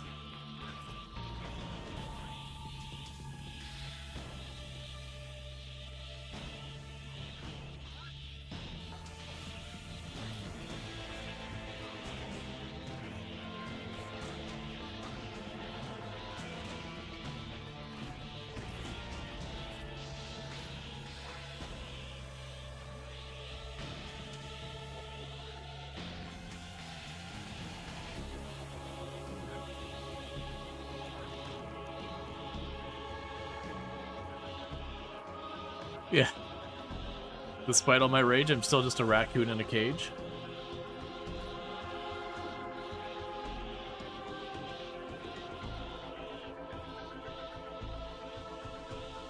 It's not exactly how the song goes, but you know.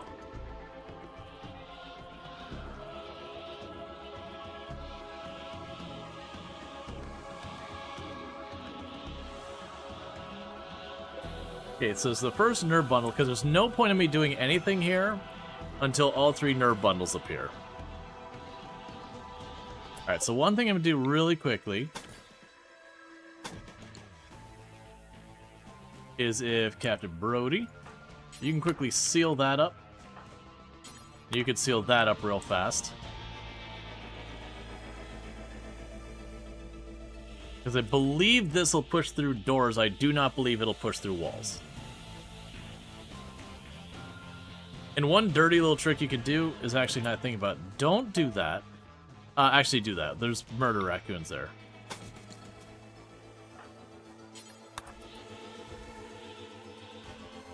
You can use a barricade, and though that won't go over barricades.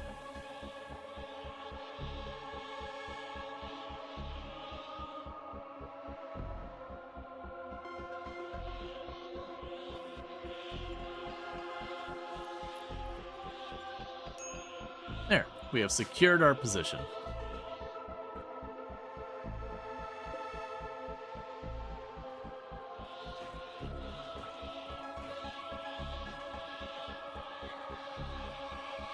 There's just all these pockets in here with explosives and critters.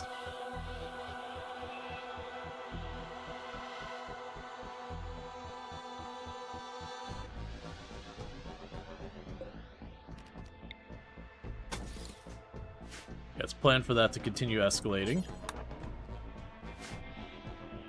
Yep, so we could just leave that to worm its way over there.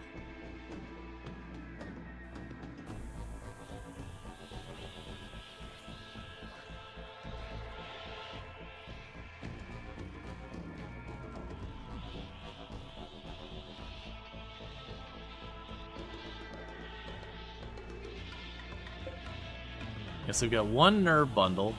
It'll also spawn in these things that spit, which is going to be the real problem, is going through these narrow caves and all that with that acid spit is going to be awful.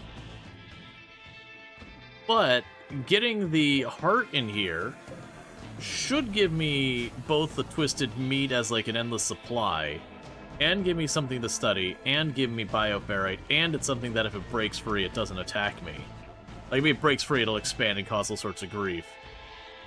But it should be a relatively easy thing to contain if memory serves me right.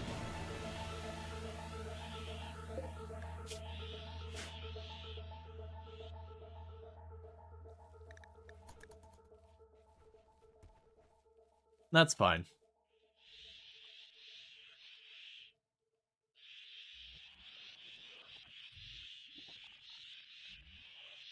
And this one being right there is fine, because once you study 3 examples, you then destroy the heart.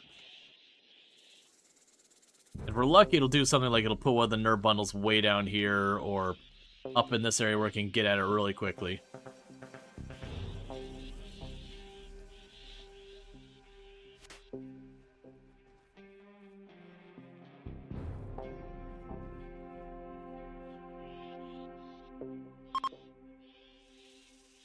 Alright.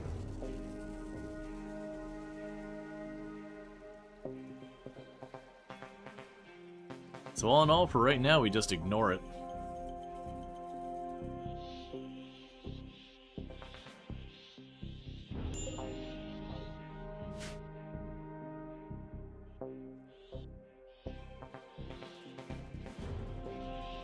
It'd also be interesting in some of these areas where there's the explosives of just putting effort in that. Oh, they're starting to die of malnutrition, and then they're eating the corpses of the other raccoons. Okay, that's not a bad position nerve bundle. We got one more nerve bundle we're waiting on.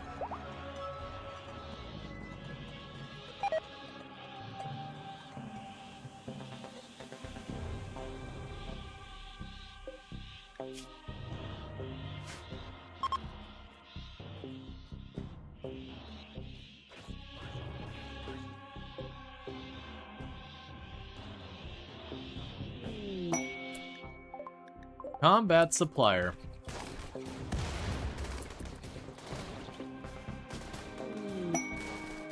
Exterminate 150 insects.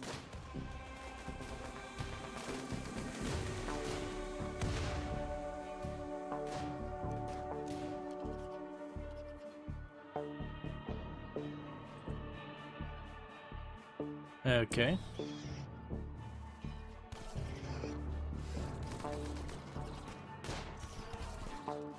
Well, this is probably gonna be a little unfortunate for the caravan.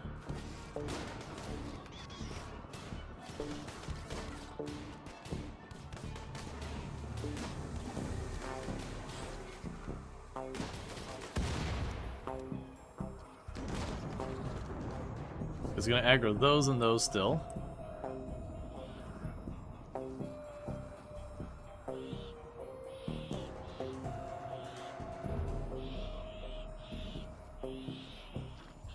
Okay.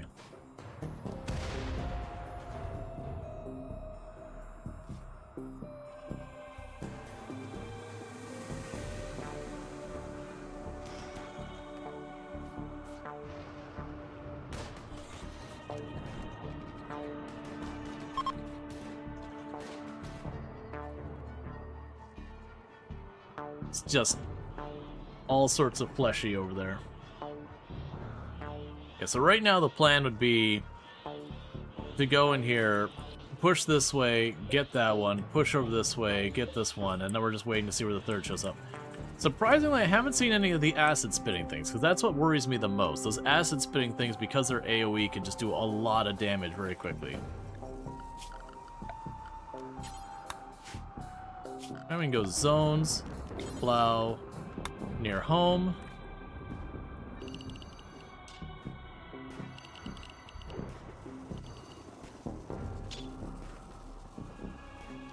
Actually, at least take the very edge of the map out of here.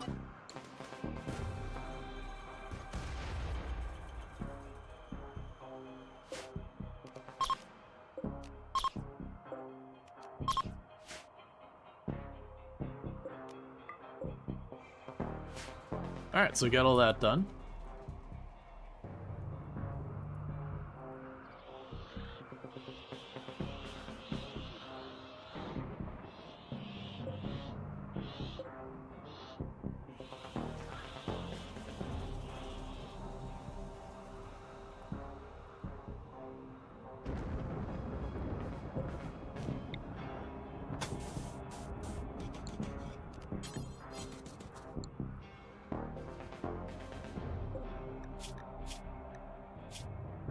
That's fine. The insect's not the heart? Yeah. Okay, meanwhile, you don't have your unnatural healing yet, because we do have muscle parasites within the group.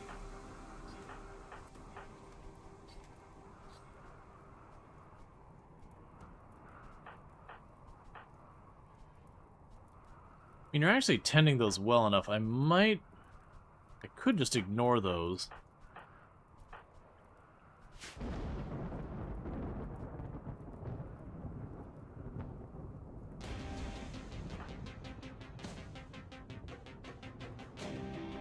Something's getting hurt, which is preventing it from fast-forwarding.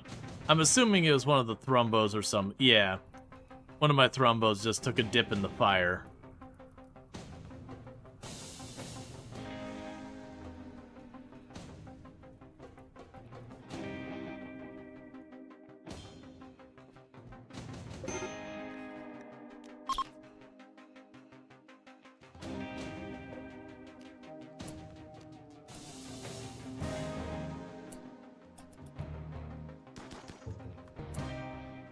I see.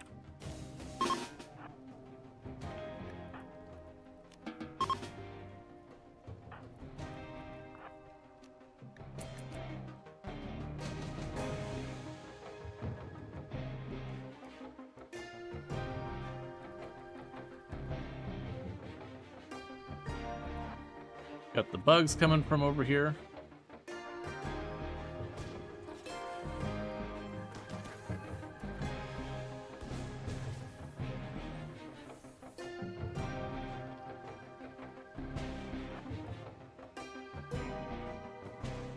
You're not sure why they aggroed over.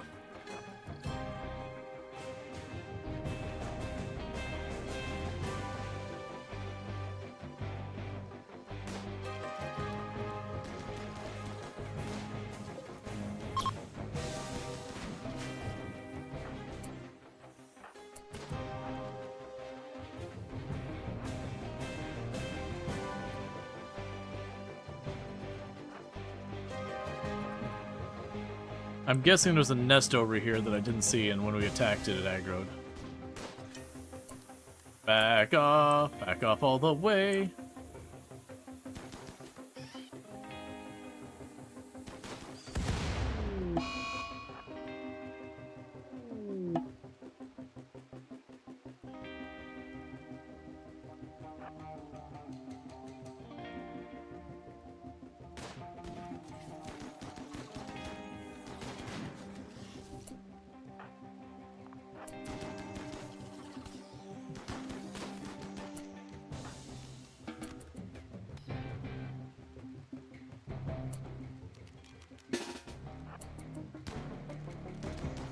And thank you for the follow. Welcome to the stream. Alright, let's back off so we don't friendly fire them and get everyone mad at us.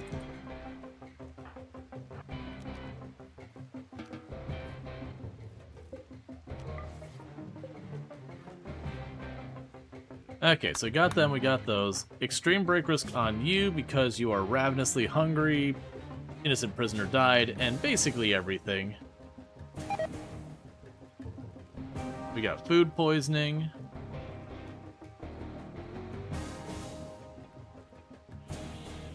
Do we have our third nerve bundle yet? No, just the two.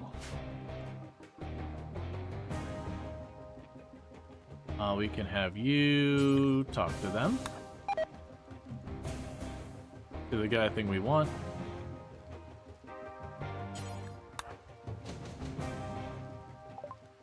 Okay, so you can have that, we're not going to use it. You can have the wake up, we're not going to use it. We can have the smoke leaf. Man, we got a lot of stuff. Give me your medicine. Go ahead and chuck me your packaged meals.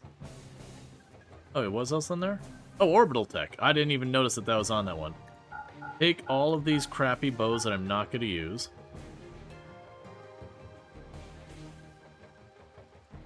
Take a bunch of these clothes that are getting worn out.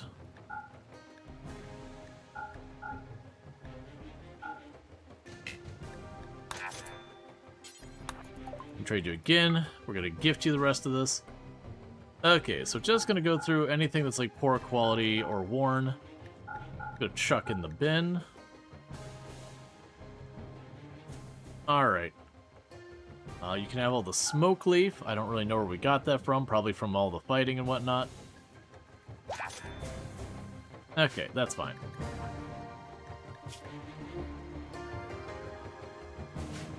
Okay.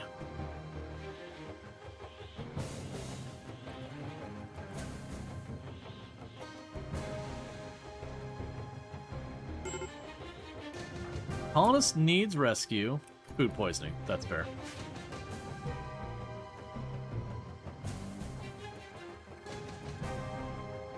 Just, no one bother. It's fine. Don't worry about it. We can just not help the person laying on the floor there. There you go. We can count on Rongor to help out around here.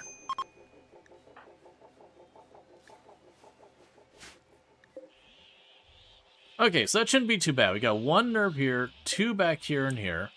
So that should be a straightforward path.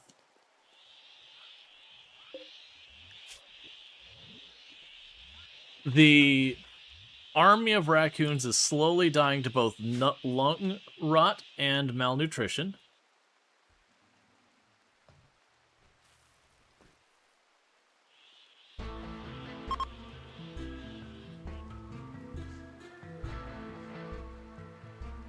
Oh, we can also go down here.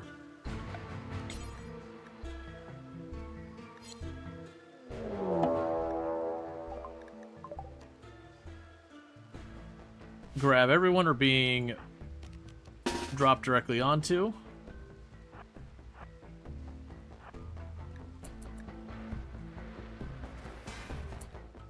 Lardine. Please, buddy.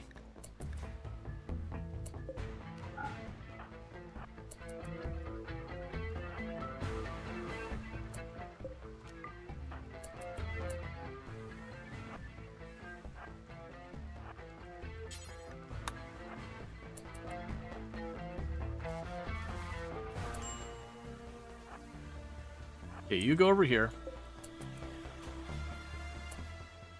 Alright, so this is going to be a very messy situation.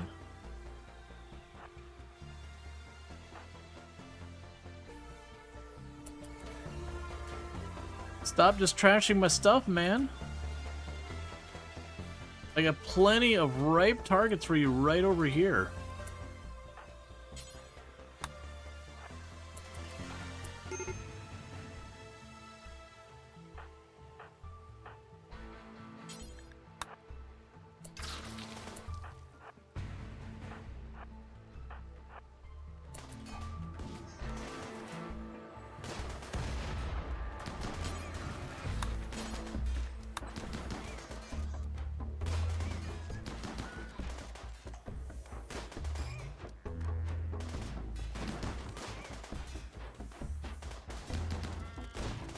That's deeply annoying.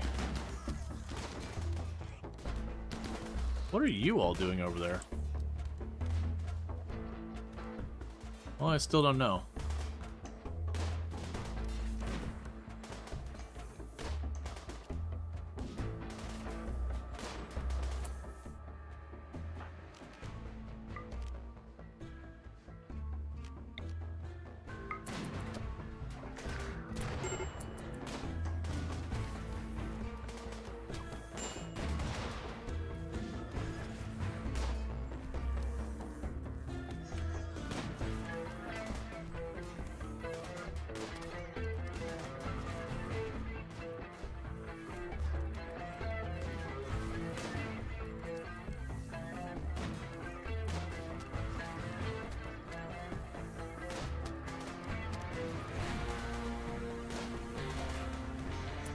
So you took a hit. How bad are we talking? Just a bruise to the leg.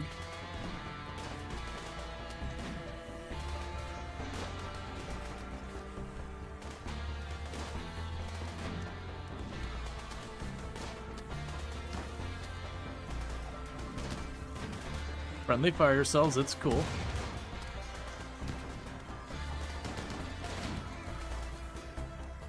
Stop trashing my stuff.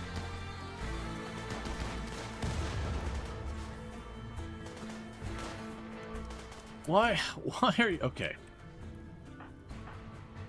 You two, go into the ship. Get on the one with the grenades.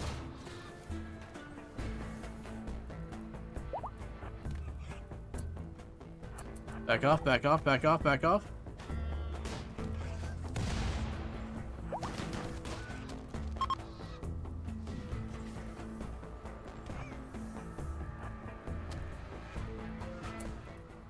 Okay. So who has the fire foam pack?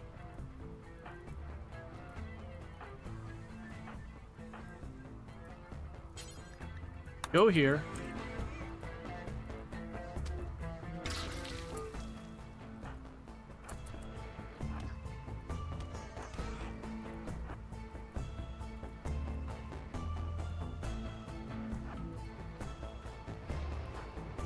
You can go about your day, do whatever.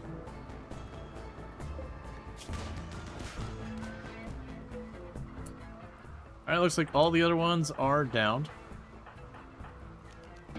So do what you can to help real fast. So you are bleeding heavily. Were there any other survivors? No, that's just the only one. Well, sir, it just so happens in this colony we have a thing that we do for people who cause trouble.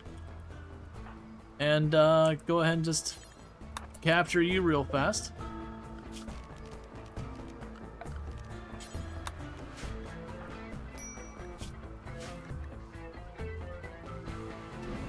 I'm more just annoyed that they have damaged things for no reason than anything. Like, the fact that they destroyed this whole room, because that's where they landed, was one of them landed in the room here. So we closed this door so they wouldn't go into the rest of the ship, and then opened that door to try and get them to go out. Oh, this is bad. You get on to repairing that immediately, so we don't lose the Deathless Gene.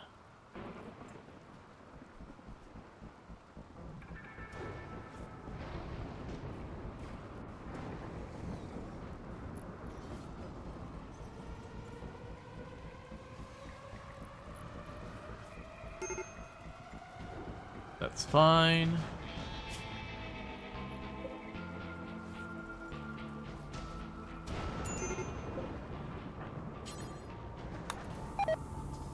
There.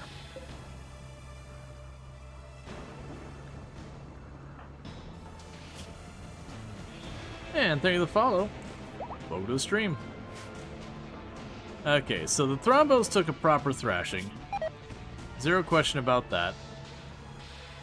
Unfortunately, it looks like our training is starting to fall off on all the Thrombos. We just aren't able to keep up with it.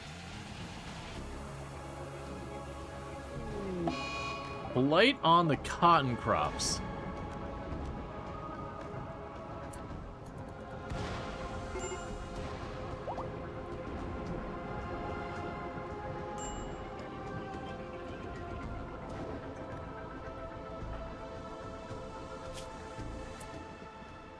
Could somebody feed you, please?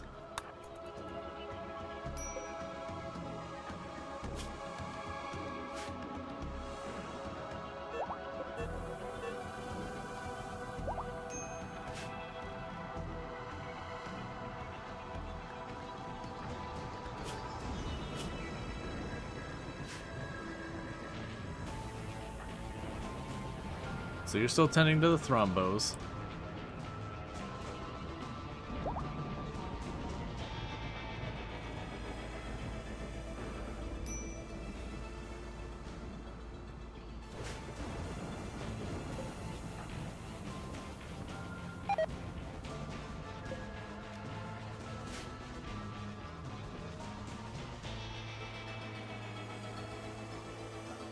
Oh, go ahead and do not rebuild those lights.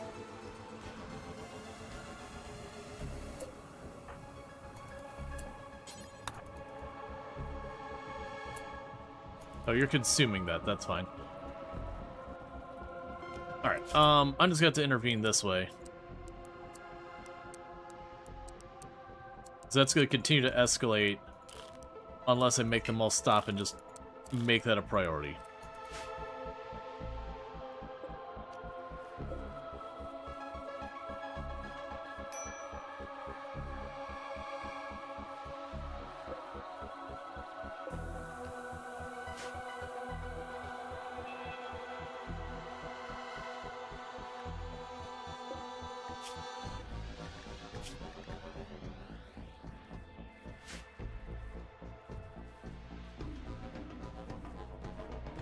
What's the damage on the raid? Not too bad. They broke a wall here and they smashed up the ideology room.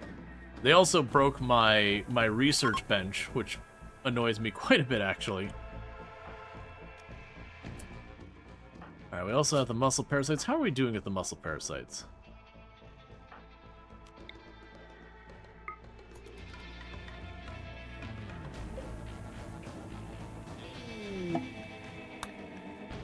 There we go. One less instance of muscle parasites.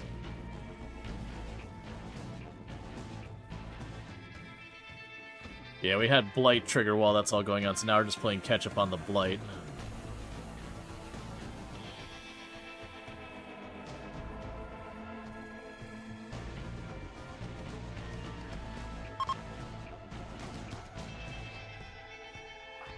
Wow, you are...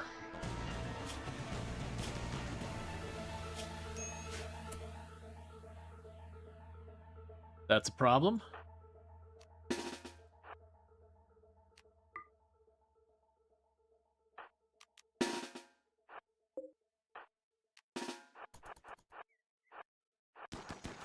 Keep shooting.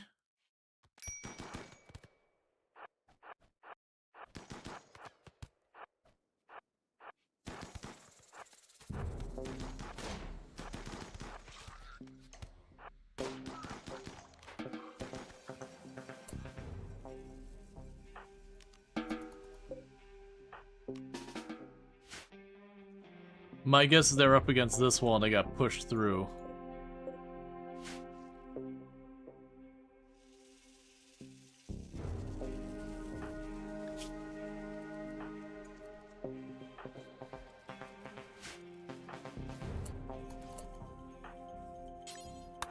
Pendalardine immediately.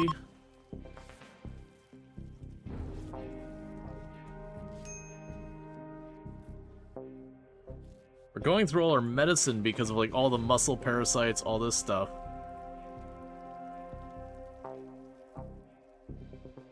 Really hard to tell what's the wall and what's flesh now. I mean, it's just all the tunnel is being filled in.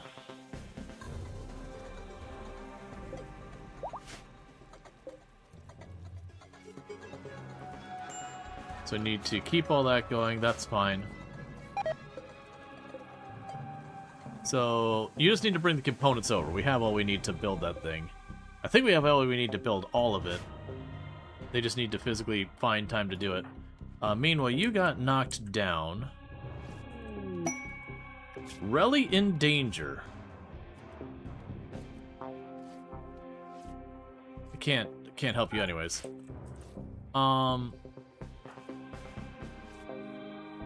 What did I have you equipped with?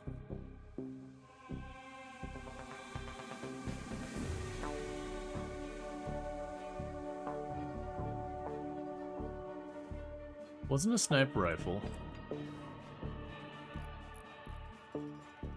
Oh, right, the Masterwork chain shotgun. That's right.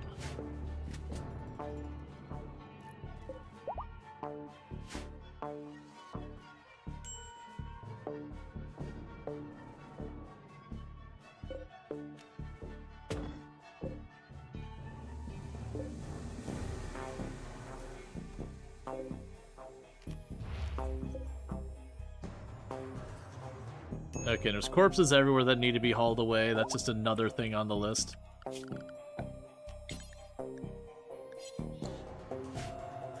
We did get our 3 nerve clusters up here. I'm still not seeing any acid spitters, which makes me really happy to see that. We need to get everyone patched up and ready to rock and roll.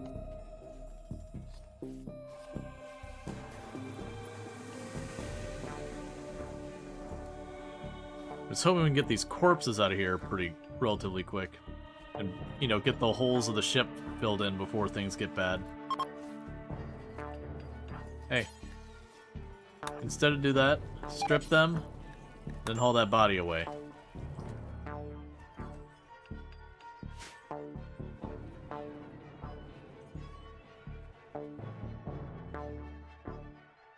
Got more food poisoning going on.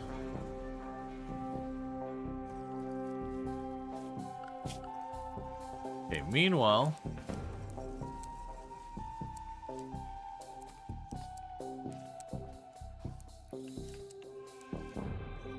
get you all reset back.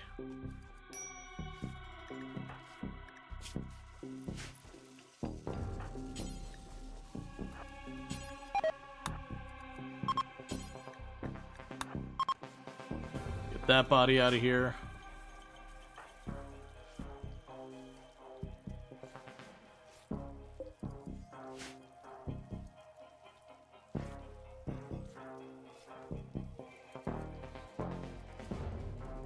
There we go. So stripped all the bodies and we're hauling them away finally.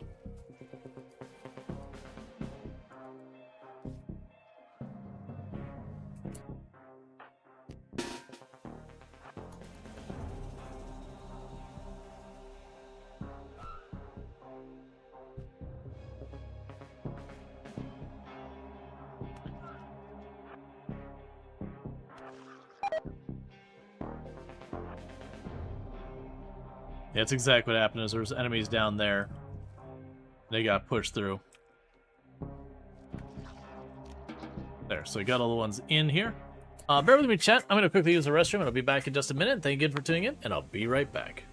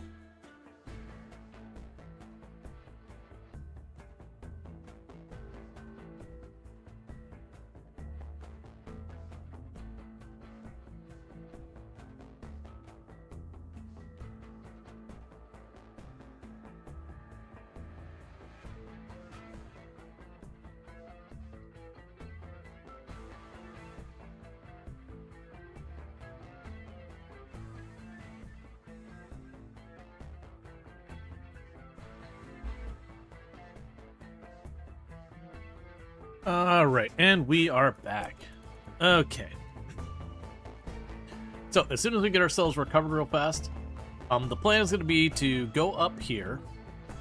And honestly, I was debating if I wanted to pop that one. I think we just pop this section of wall, because just by the fact that there's that ancient mining explosive there, it hasn't been able to go through. So we just shoot over here, slowly carve through all this, and then we want to get that, that, and that.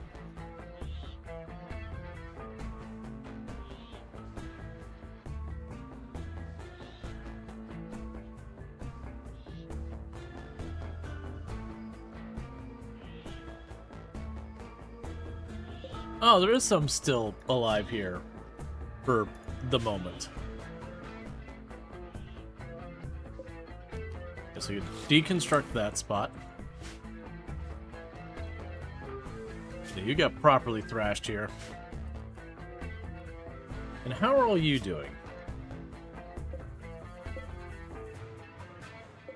You all look very, very injured. The bigger concern is the fact that they're all losing all their training. Honestly, let's just have one of them have the Thrombo Roar, and we stop trying to maintain... Well, you know what? Just forget the Thrombo Roar. The Thrombo Roar is cool and all, but with this many Thrombos, I just don't have enough people handling them that can keep that going. I know Captain Brody help. Oh, that's not what we're looking for. We need handle.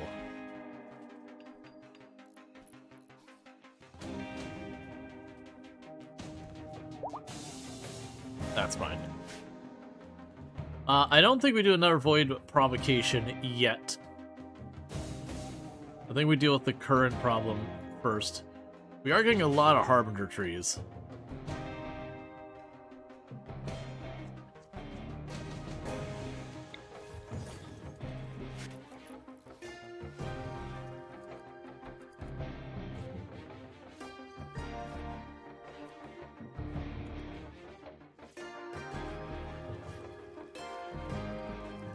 How are y'all doing? Hospital beds? Oh, cool. We're getting plaque next. Alright, so with this, we say deconstruct the beds.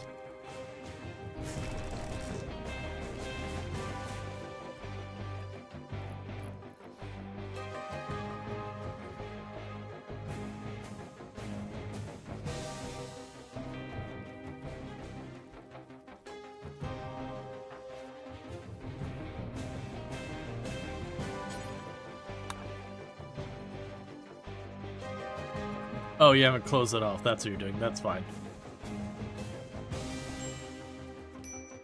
Okay.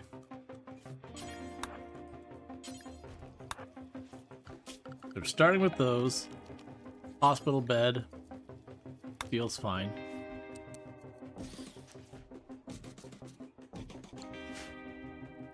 So I can get those switched over to hospital beds and away from regular beds so that they heal us even better.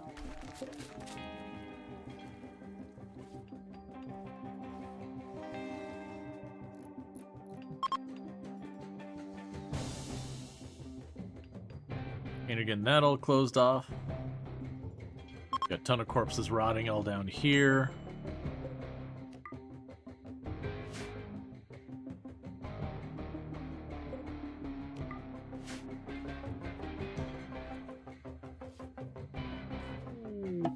Don't care about that.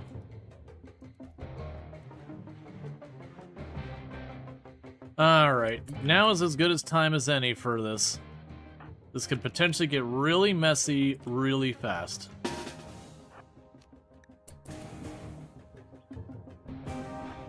what I'm gonna do here real quick is...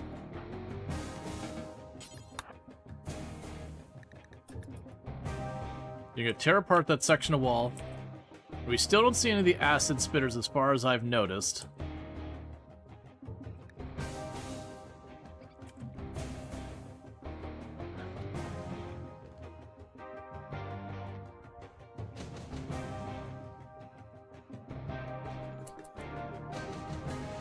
and you back off. Unnatural healing's too good to risk. You'll go in here and start smashing all that.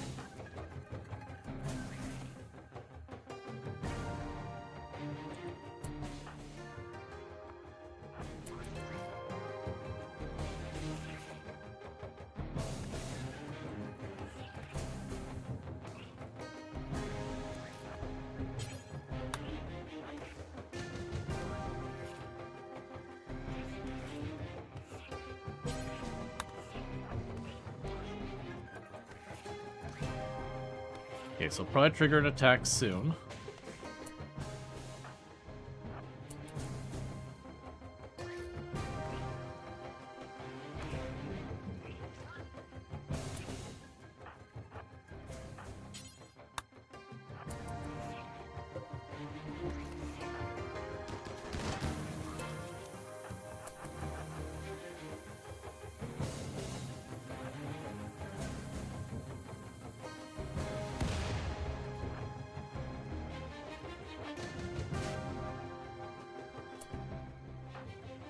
Okay, so first nerve cluster's up there.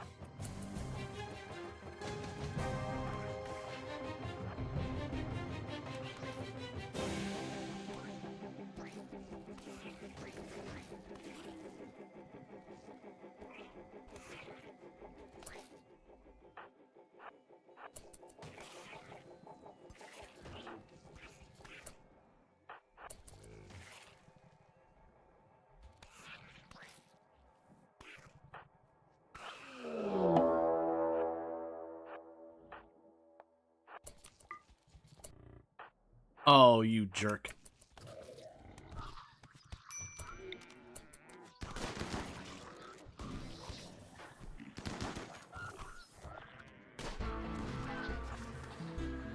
Okay, who took hits and how bad? You get out of here. The rest of you are fine.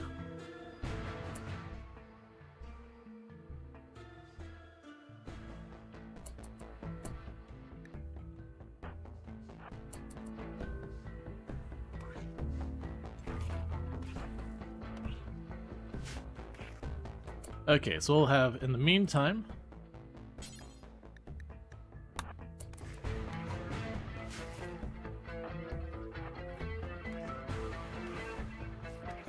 everyone just cover each other.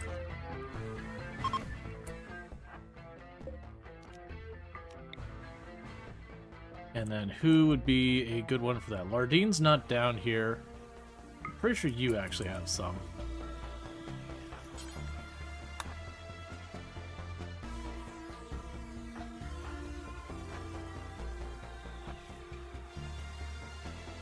Then I gotta push over here farther.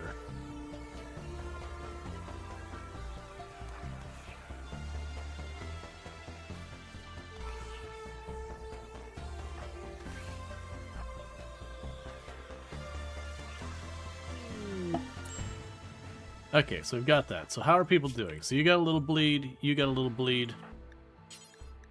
10 to you.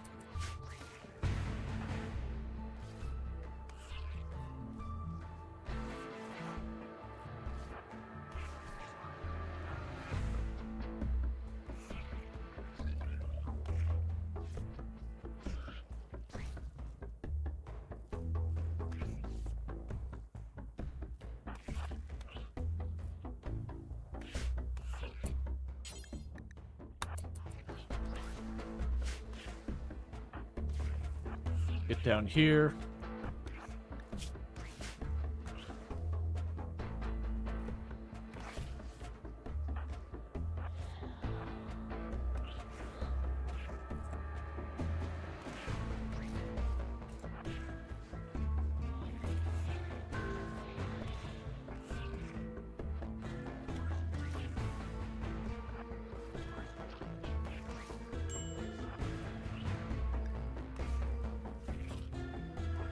So just trying to carve through as far as we can.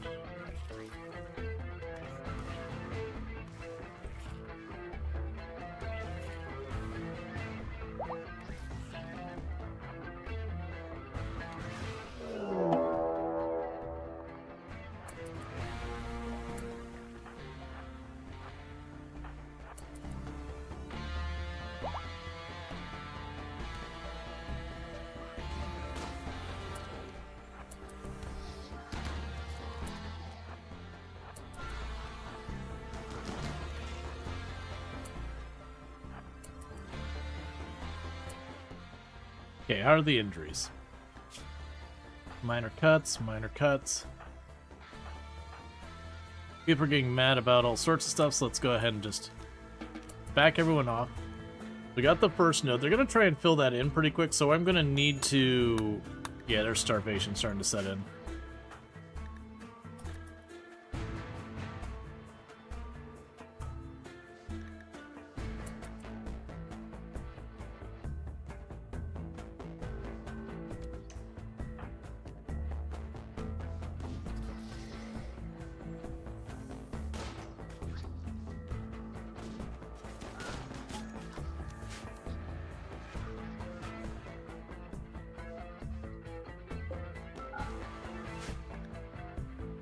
Yeah, so problem is they're going to start filling that in again. Oh, come on. So we can't stay out too long.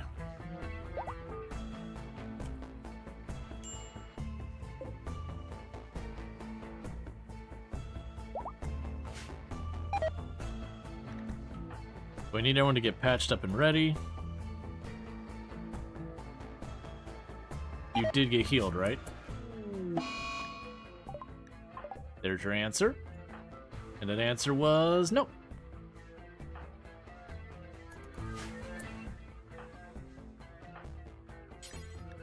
Please start tending to people. Please start tending to people.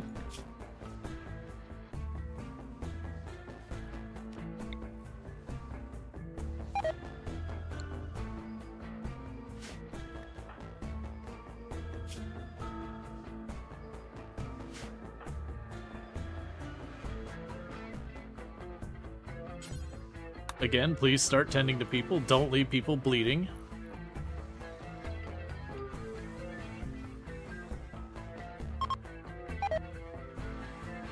Has grown a new nerve bundle. Yeah, so you can see it's going to start filling things in. What we want to do is get patched up, and as soon as we're healed, we go right back in and start pushing for more.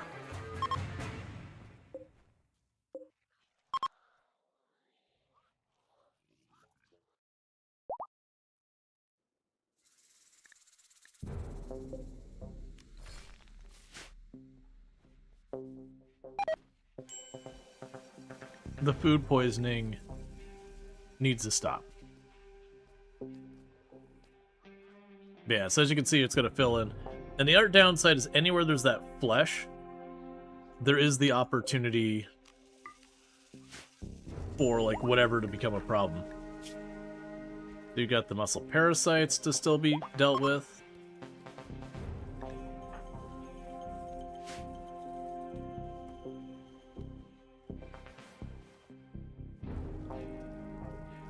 Okay.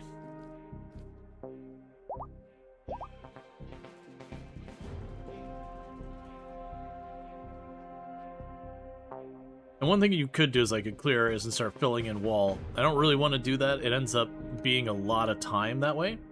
If you have to, that's fine. I did end up needing to do that in one run because of, like, it was just the way the area was. There's only one path for the stuff to take, so it's kind of just a tug-of-war. And it got to be really messy really fast. Emergency approach.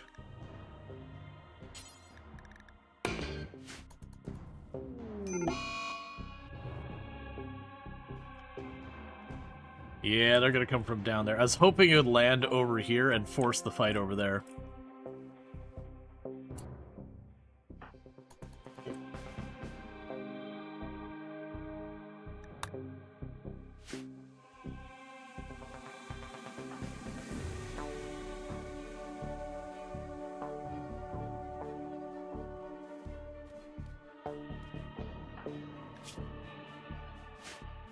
I need to get going soon. It's going to fill all that in.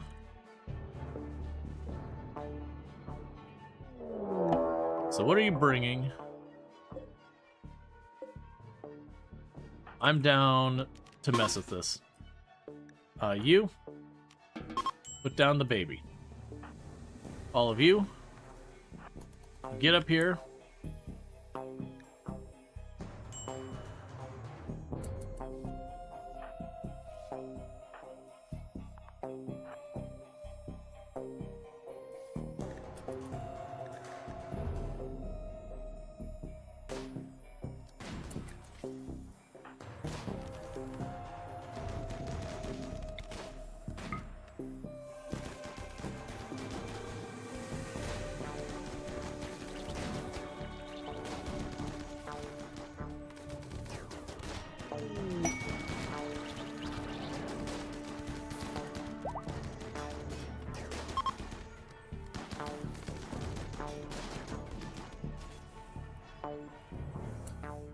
Okay.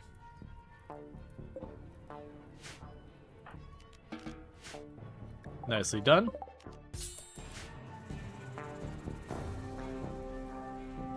Thanksgiving? Yep.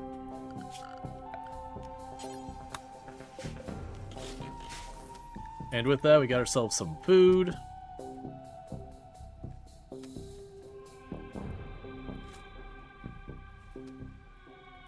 Got some components, we'll get some more honor. Yeah, it's basically filled in. We do actually have, now that I think about it, you do have permits. Oh, I don't have a communication thing on my ship. Okay. Also, where did this light come from? Oh, you didn't install it there. I forgot we got permits, so I can make a communication thing. Okay, so you can now be a baron.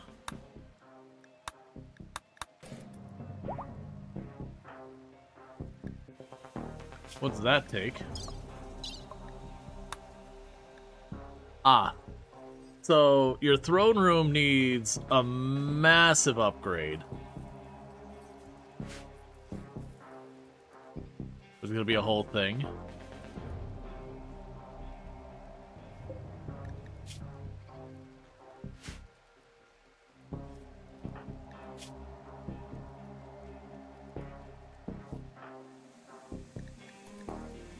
Yeah, this is gonna be another like push from fresh at this stage. There's not really another angle we can go in smoother. That's fine. Royal Tribute Collector.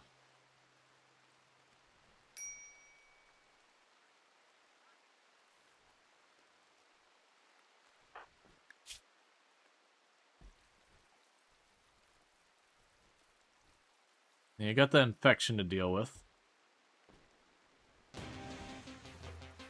Yeah, if it would have ignored the shuttle, we probably could have gone back in for another round much quicker, but I did take the shuttle.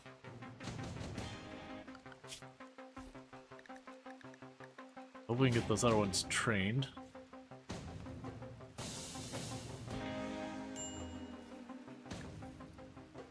Low medicine.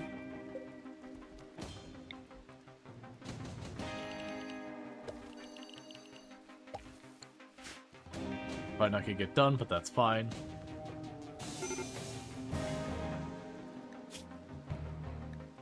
Elite Expectations.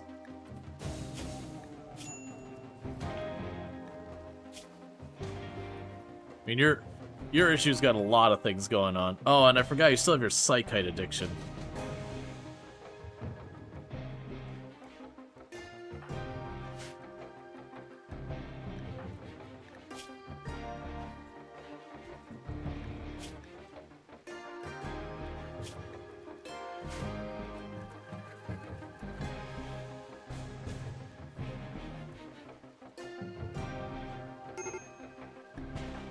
Medical emergency on you, that's fine, you're gonna make it through there.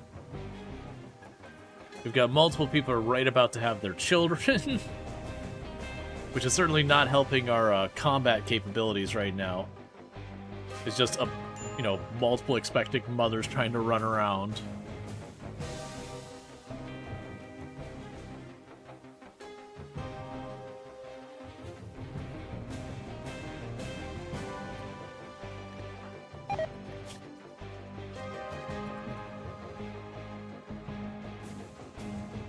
Okay, so as soon as this drops off, we go again.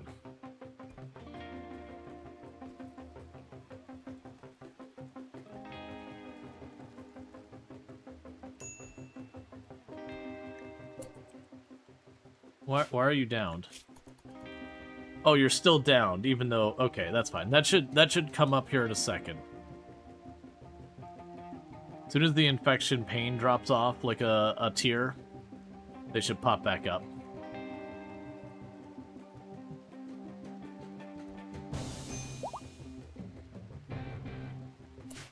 Okay. So let's grab all of our people, except you. Get back up here.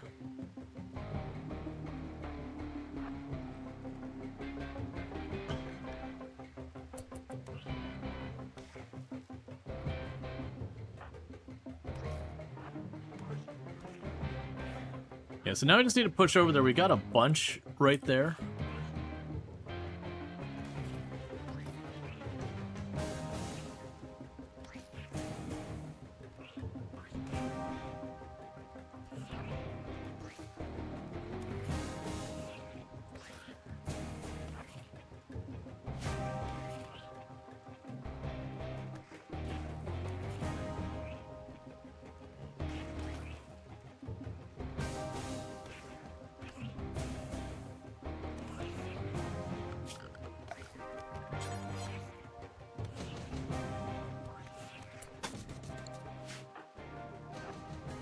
Meanwhile, I'm going to do something a little weird. I'm going to set you.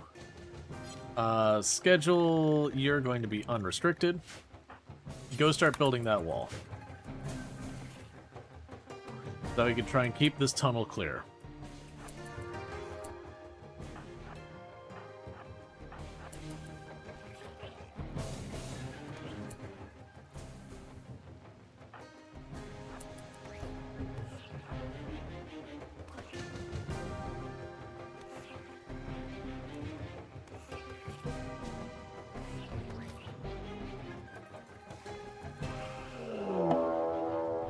Okay, fall back to this position.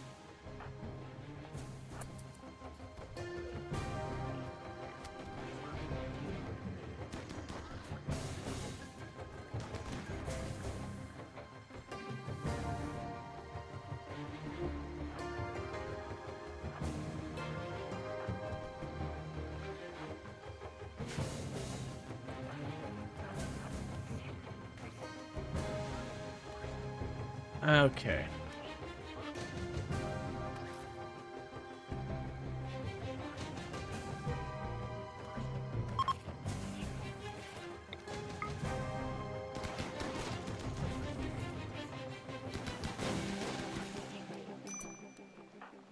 So keep cleaning up this way. Where are you? Oh, right, you have muscle parasites.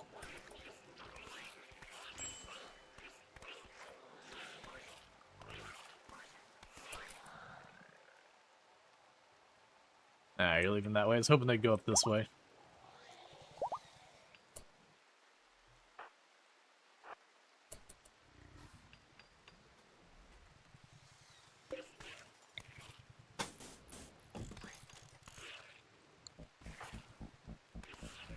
Recoloring apparel, don't do it.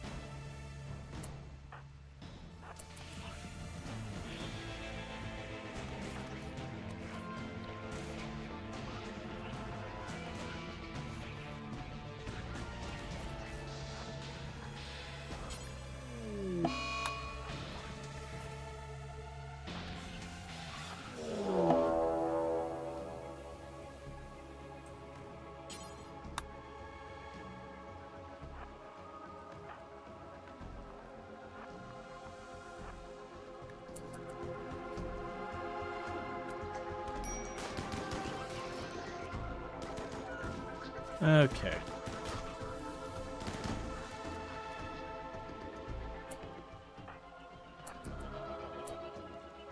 So you're the one who took a hit? It's not bad. So problem with what we got going on here is I am just slowly getting pushed back. So I'm trying to get this blocked off as best we can.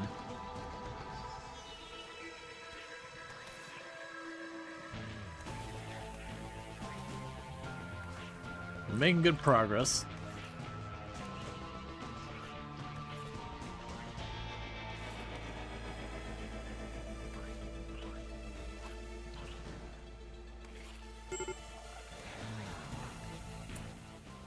Alright, so getting major break risks here. So what we're going to do is we're going to try and push for the demo charge. It's good enough. The bulk of you get out of here.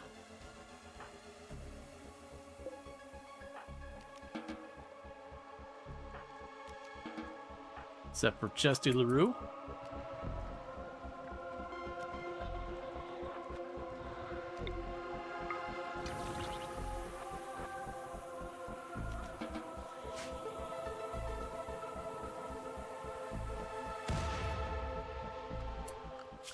Oh, hey,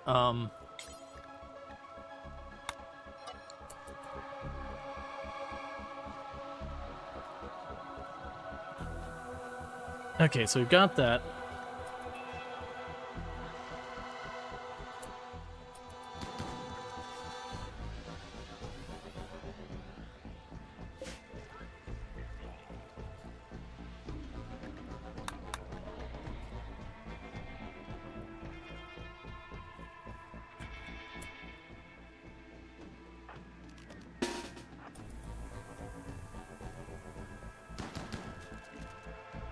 Kill it.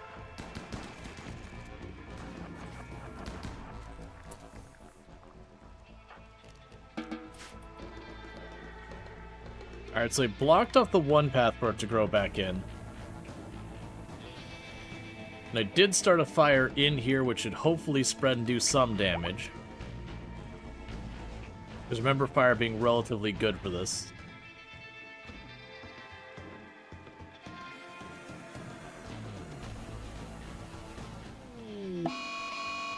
Entity Liberator due to extreme pain. Okay. Hang on.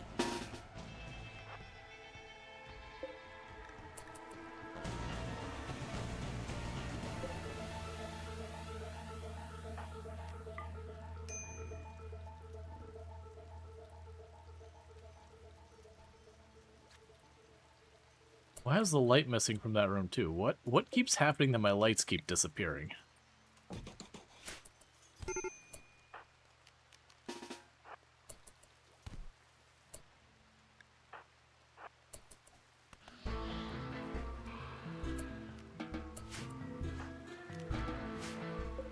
Well, Noctil's gone. That's okay.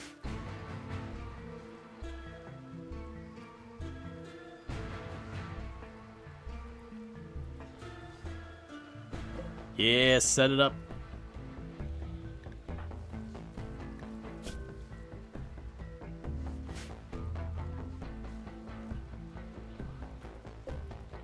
How are you not exploding yet? You were sitting in a literal fire.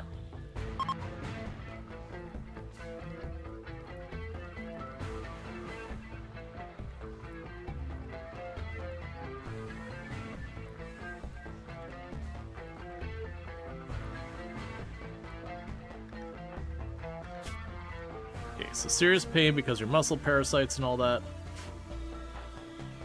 We'll get there. You got some minor cuts.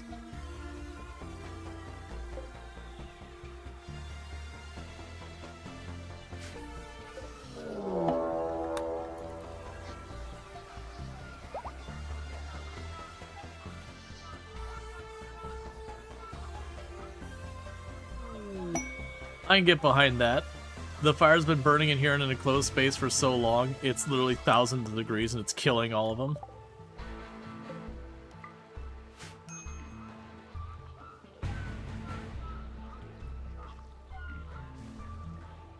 Nah, fire finally went out. Okay, and you are, again, down because of pain.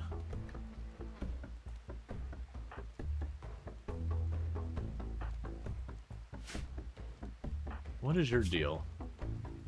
Mostly pain. Muscle parasites suck.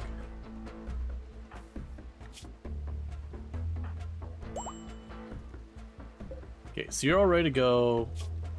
You're almost ready to go. I'm actually surprised you're still downed. I guess it's just because it's all leg hits.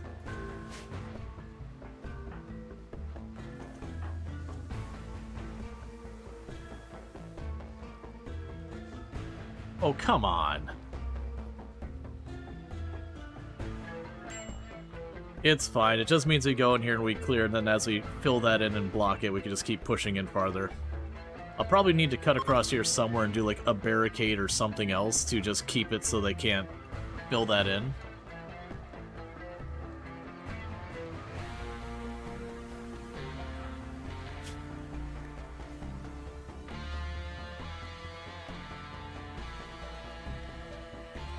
Okay, so all the injuries are falling off. Can use graves, no materials required. Probably not, because that's stone. If it's dirt, I can. I'm not sure. I think it's stone in there. But yeah, no, if it's dirt, I should be able to. We'll see. I don't remember what it was in there.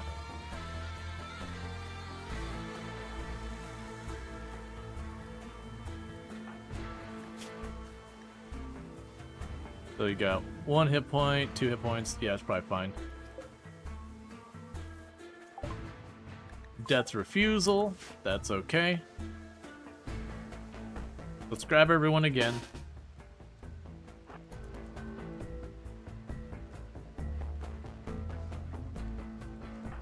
Same plan.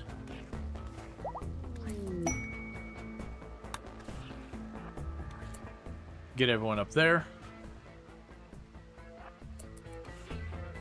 Did you get trapped indoors? Yeah. It just appeared in, like, the cave portion. Why are you moving so slow? Ah, you're right about to have a baby.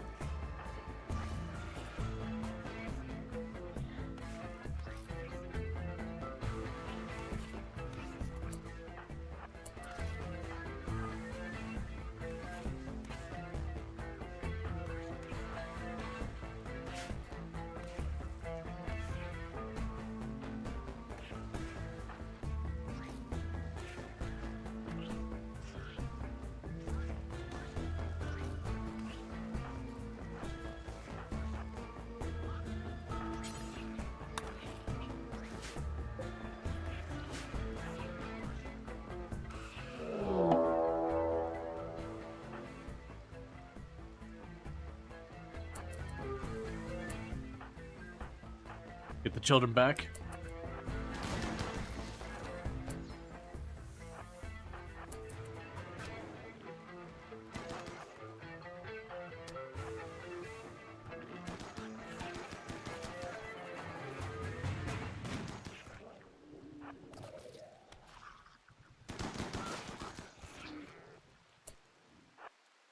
Okay.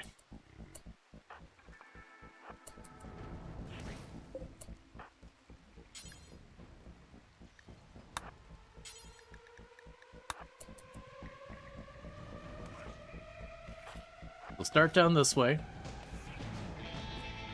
Yeah, so let's see if it'll let me put graves here. I don't think it will.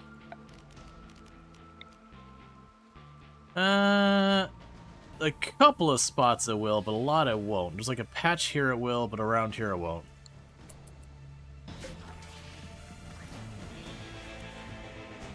Also, shoot that, please.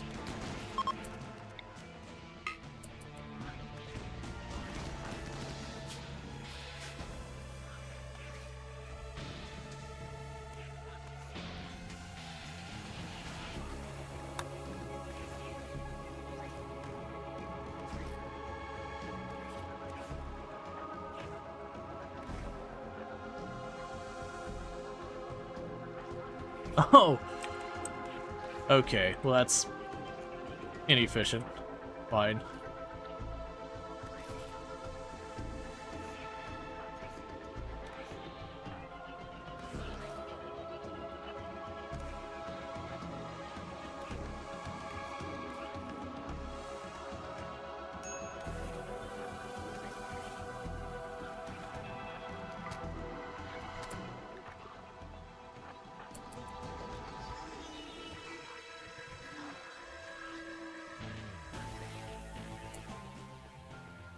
Again, I'm gonna drop you back over here again.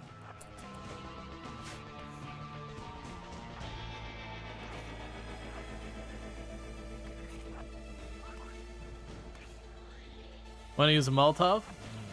I just don't happen to have one with me. You're not wrong, that wouldn't be a bad idea. Just Molotov it up and then back off.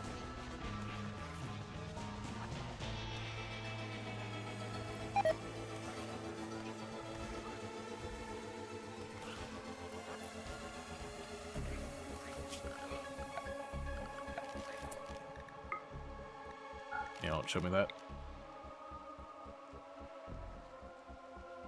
And there's like one spot here we can kind of get away with.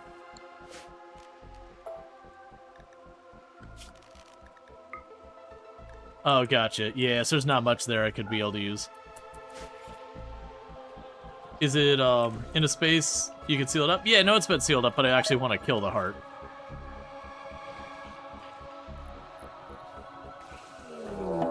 Okay, flash mass response. Run back here. And you run back here.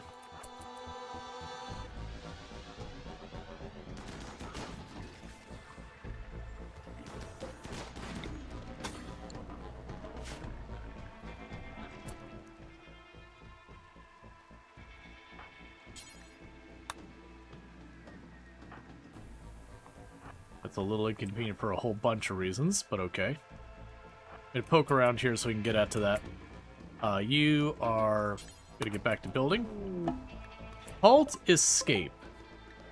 Okay, so this is the shaped flesh. Induce a architect to reconfigure their corpse into a hideous beast, flesh beast. I'm going to definitely reject this person.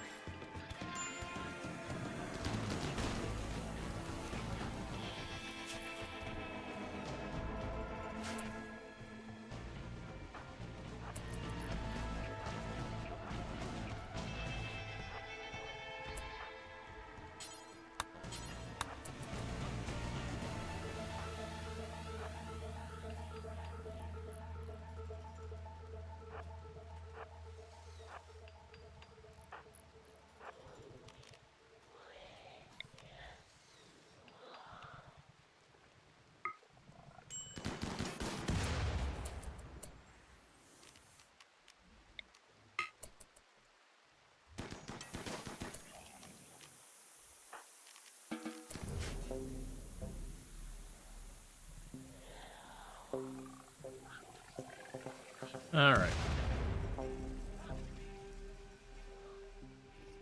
That should hopefully slow things down a little bit. Also, maybe we don't leave that door open like that. People are starting to get mad for lots of reasons. Alright, so where is this person? So you're on your way up still, that's good. So I'm not looking to have them join. That's an ability I'm not particularly keen on.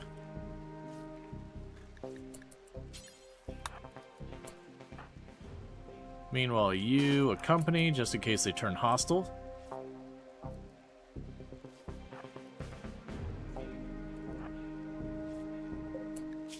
Yeah. You should be able to handle that by yourself. Send away. There you go.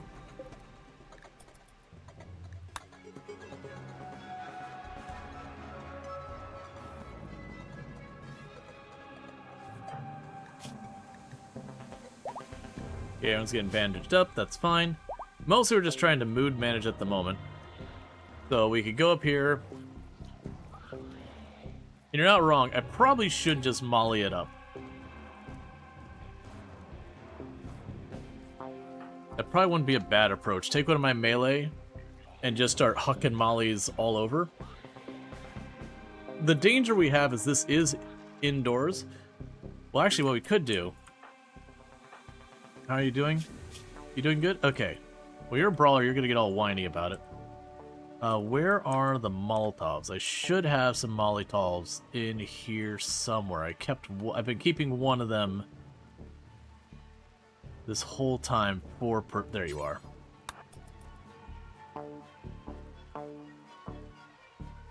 Hey, Chris, how's it going?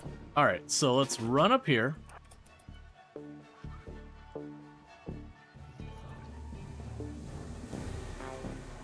Because we mostly just don't want to gain a bunch of ground. Bladed rhinoceros. That'll said 25 man-hunting rhinoceros. And they're going to give me a vanometric power. Did you finish enclosing the bottom?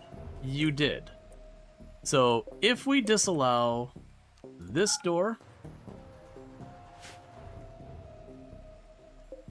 Oh, you busted this door down.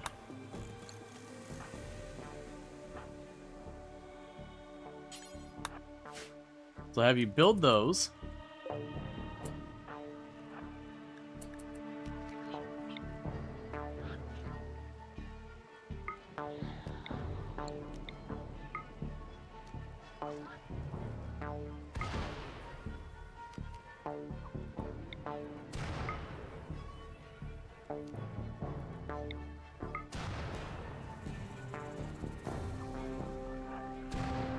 Hey, Chris. How's it going?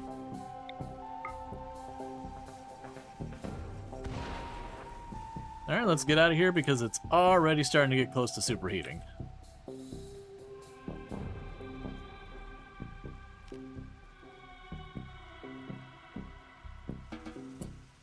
Then go back down there to where we chucked our weapon on the ground. Let it burn for a minute.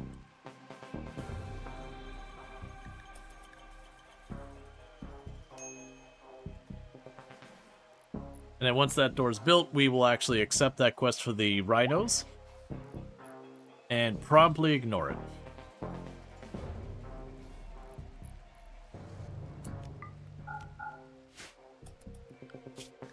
Okay, so give me another free vanometric power.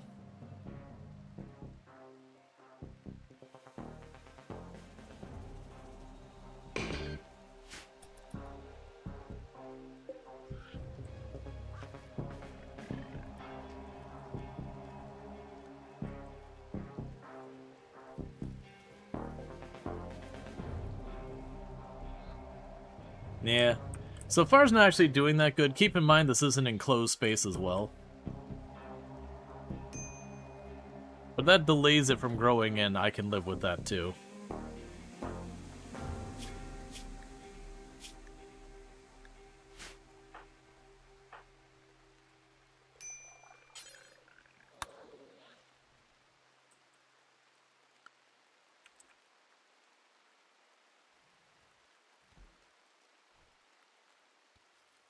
All right.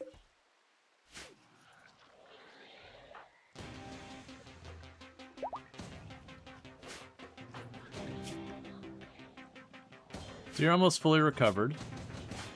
So you go start building stuff.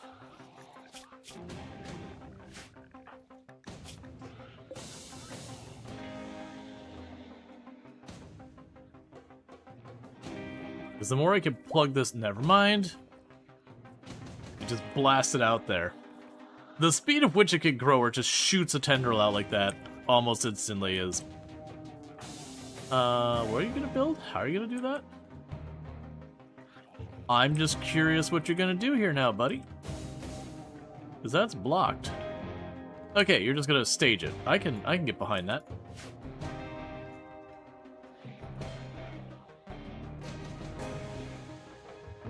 How are you doing? So you all look like you're doing pretty good about this again, so let's move back on up.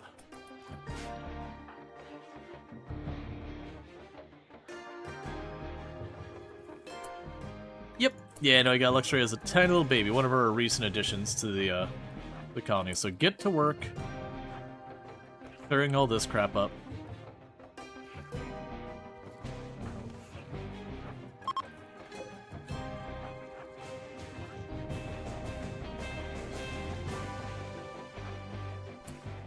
Okay, and you get back in the way here to start doing this.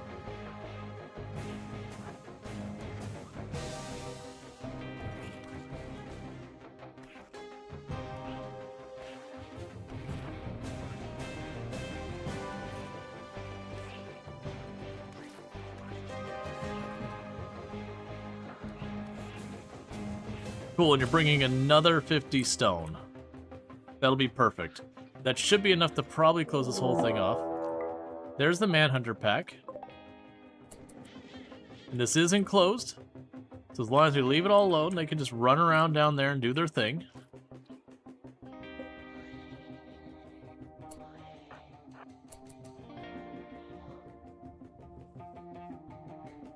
Where you at, buddy?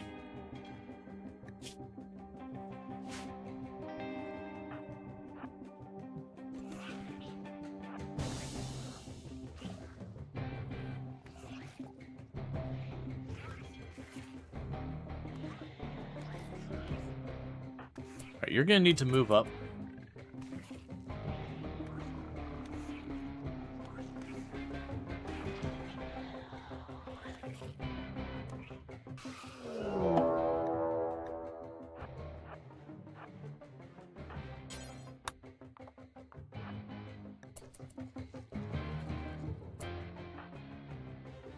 Okay, so you go aggressive. You two try and cross over to this side.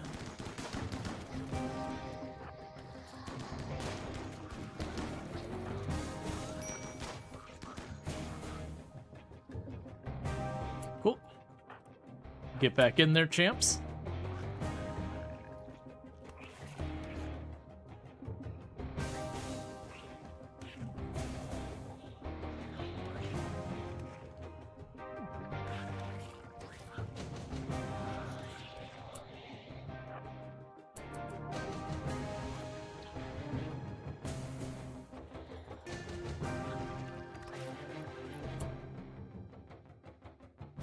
Alright, let's give Captain Brody a chance to do their thing.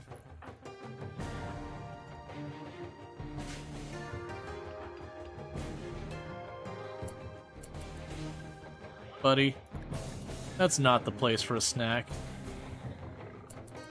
No, no, no, no.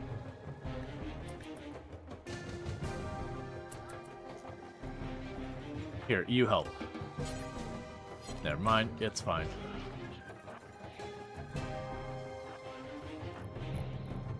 Meanwhile, we'll have you patch them up. Make sure the rhinos are still contained. They are. Now, get back here. I expect you to see all of that filled in.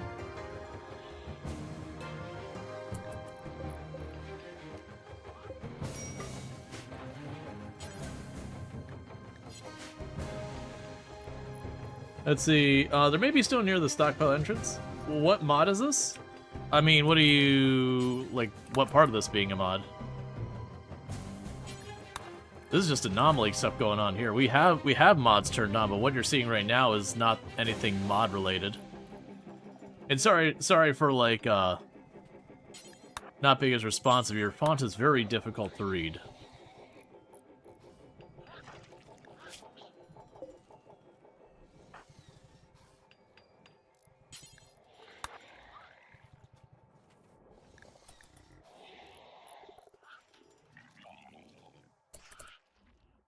You all start getting out of here.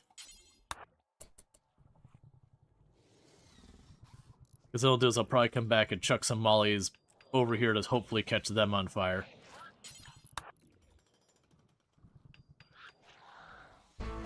Meanwhile, you can, that's fine.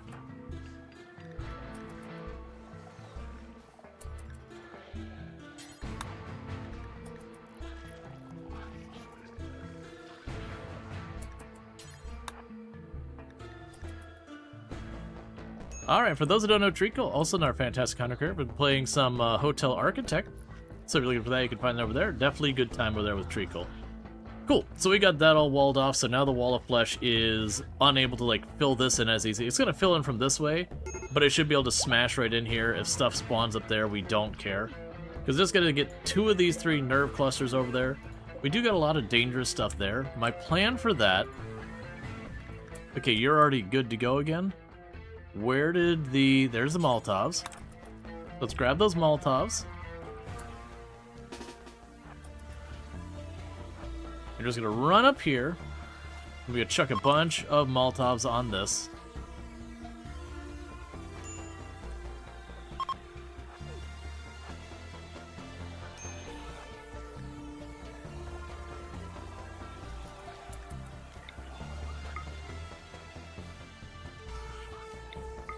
Stop canceling my throw.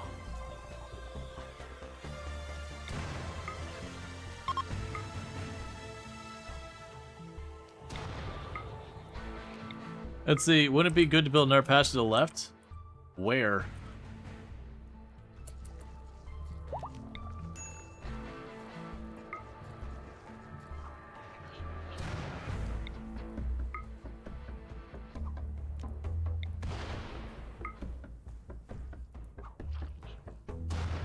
You're just throwing fire? Yeah, but... Oh, you mean, if you mean more tunnel, yeah, we can work on that. The issue I have right now is my people do need to back off and recover. Would you catch fire already?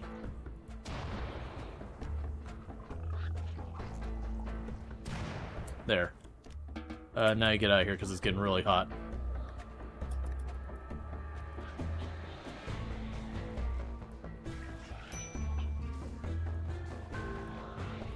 Yeah, the Molotovs are honestly pretty underwhelming. Like, they do have the advantage of I can chuck them and then walk away and it knocks it down a little bit, but that's fine.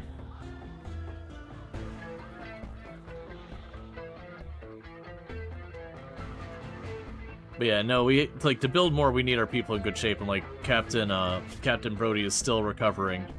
Like, we're getting recreation deprivation and all that because we keep running up there to deal with it. But again, walling this off should make it so I can go much faster. I had hoped to get that hot enough we could start killing those things in there without having to fight them. We're also dealing with muscle parasites at the same time, which is not helping literally anything.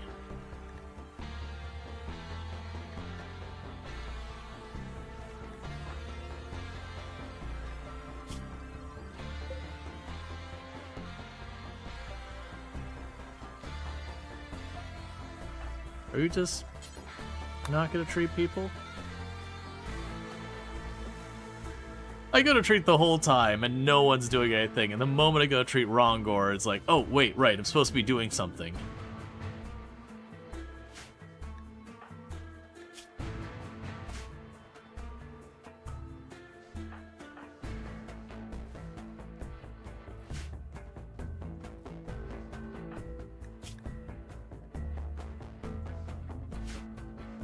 Okay, so how are people doing?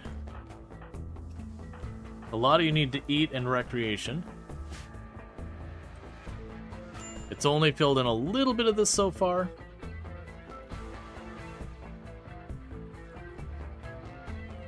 So we'll go and we'll knock out that area. We're gonna try and go around the heart itself to snag that. And then once we're in this area, we should be able to just push through it kind of deal. The danger is once I kill all the heart, all those things go free. Which can get really messy if I'm in the thick of it.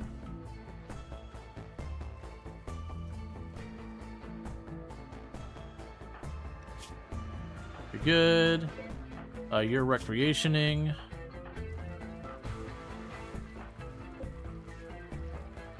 Because I also need them to spend at least a little bit of time on stuff, because like the animals' training is starting to fall off, the food is starting to fall behind. The kind of the thing with the heart is you have to keep the pressure up unless you're, like, if it's in a big open area, you can come from a side. But when you run to this where you're bottlenecked like that, you do just kind of have to meat grinder the thing. And I could always just leave.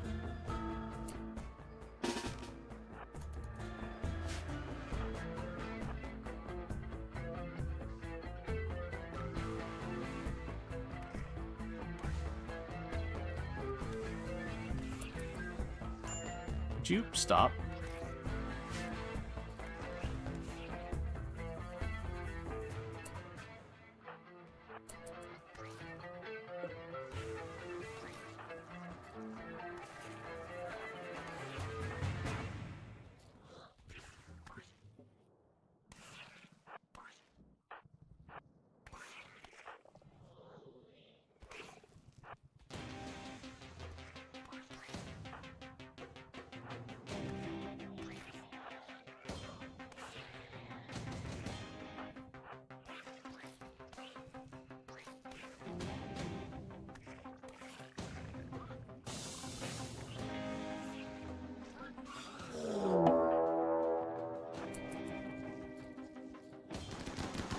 Oh, there's one spot down below.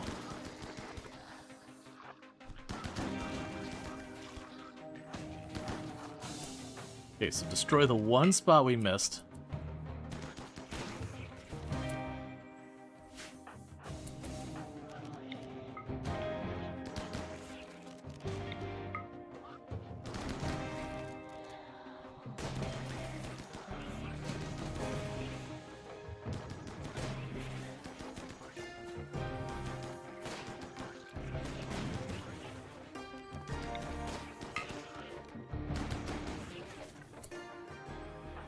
Okay, scooch on up.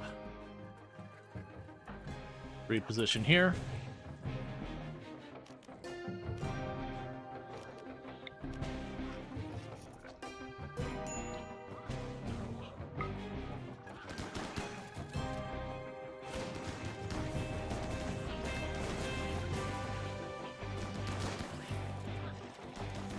All right.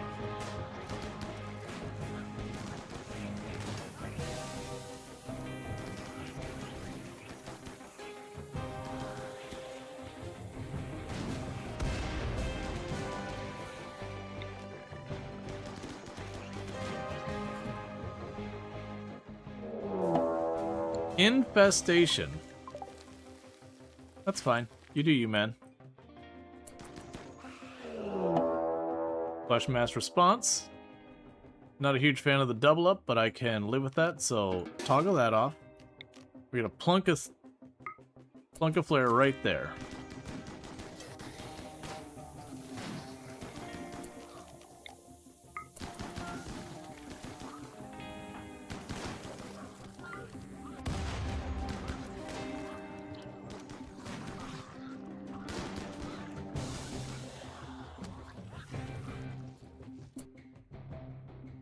Okay, so you're gonna resume firing. Just trying to delay it from growing in too much real fast before we push into the next spot. Grab you, scoot you up here, because I want to push this way. We need to get those nerve bundles.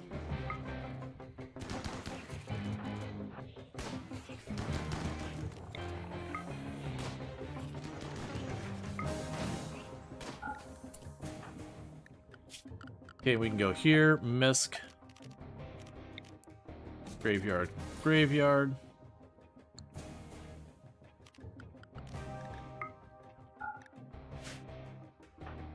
You stop what you're doing for a second. We're going to schedule you to anywhere.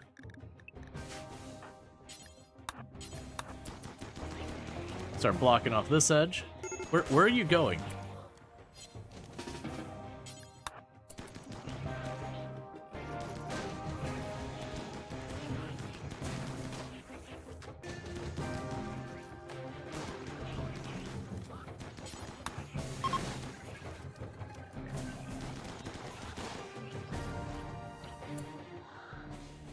Alright, we're going for it.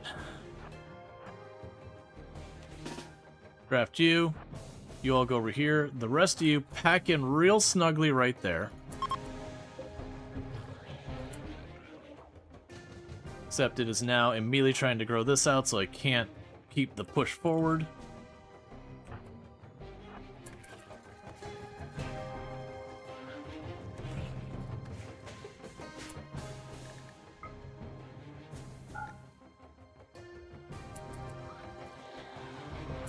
So keep pushing on these. Don't let it block us in.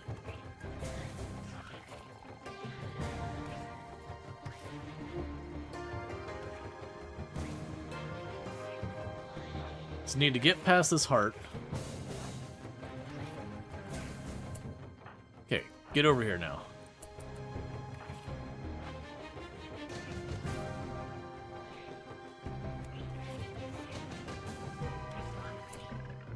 Okay, so meanwhile, you can go ahead and analyze that. We don't need to... Alright, this will be a messy one.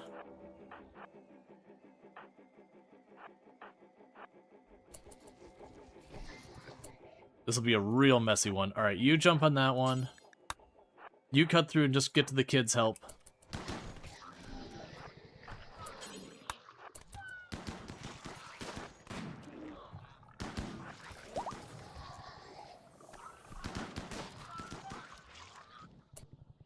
Okay, how's everyone doing? Getting real cut up or just a little bit? A lot of minor injuries.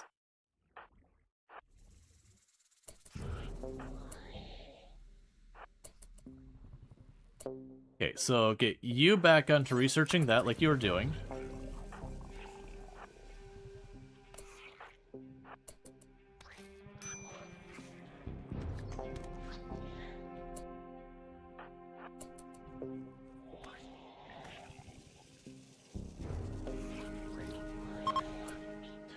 Okay, who else has decent research? You do?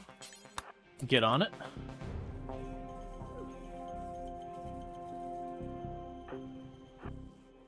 You all get ready to get out of here? Okay, so all the children, get out of here.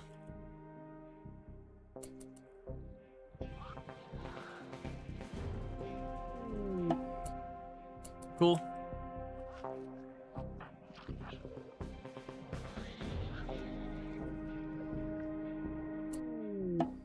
Okay, so we need someone who's a fast runner, who is not badly injured.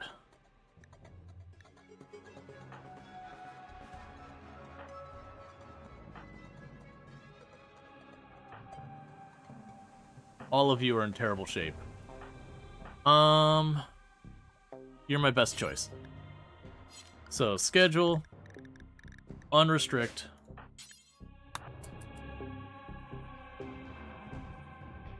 Everyone else is full retreat.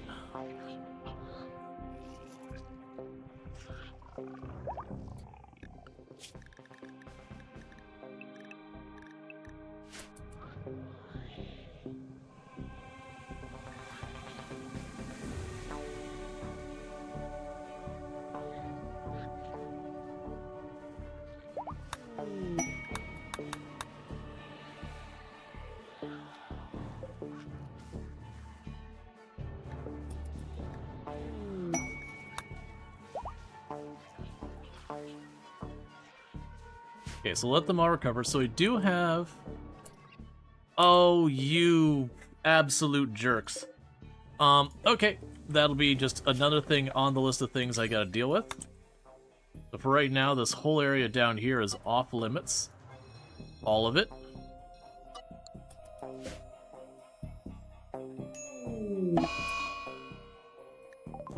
But why?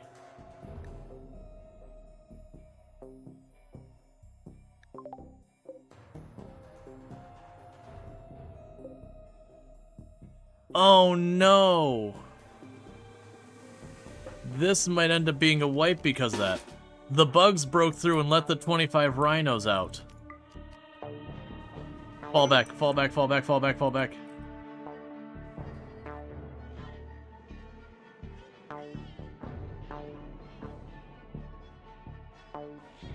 Fall back as fast as you can. Block the door. The rest of you just squeeze through as best you can.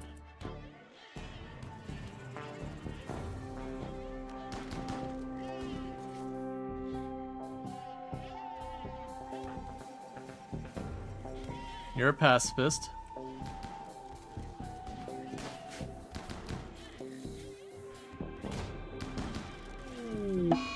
There goes Lardine. Yeah, no, I missed that they had broken through and let all the manhunters in.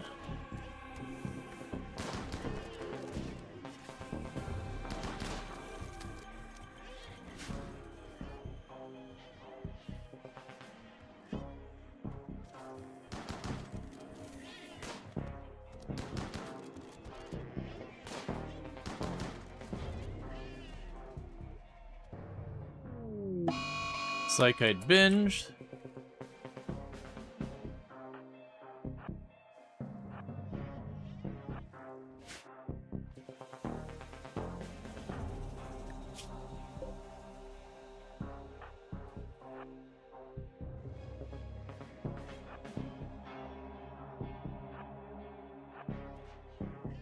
Alright, there's another one down because of bleeding out.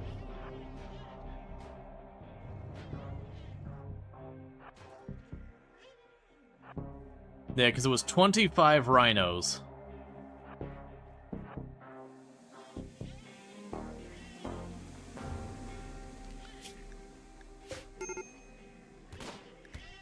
Medical emergency on Harry. Yeah, we can't get to Harry in time to save them.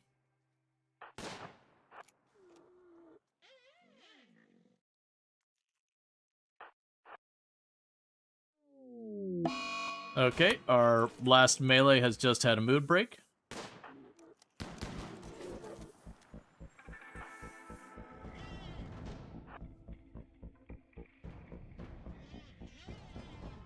Okay, they're coming this way. Let's reposition.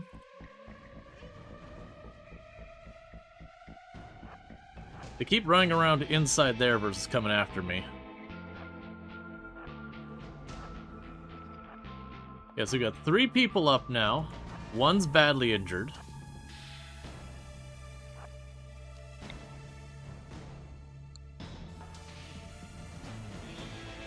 I think they're trying to reach Trev is what's going on here. There goes another one's dead. Yep, and all it took was just... It's funny because the infestation didn't worry me at all. I was like, it's an infestation, it's behind the wall. Even if it becomes a problem, it's gonna take a while to become a problem. Like, we're good. Alright, that's another one down. We're down to 2. But keep in mind, one's super pregnant, the other one has other stuff going on. That was also one of their flares. We got 3 more rhinos to go.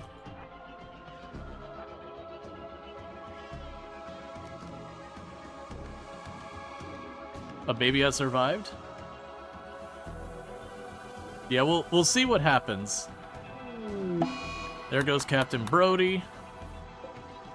That was our unnatural healing person.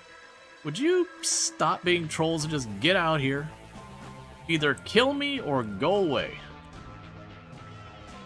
But you're running back and forth just enough so I can't get my shots off.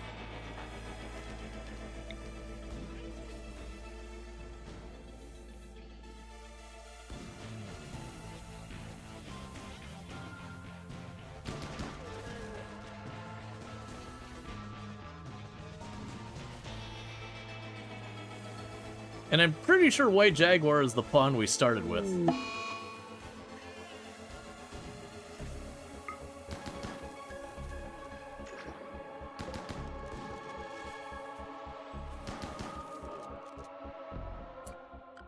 Okay, are there any left standing?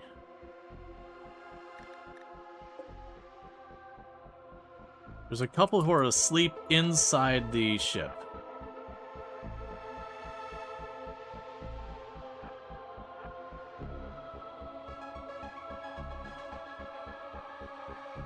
And while if we weren't in an emergency, I'd just go wake them up. Or I'd just wait till they were done in the morning. I might be able to save a couple of people. How are you doing? I can probably save you as long as these 2 make it through to the other side.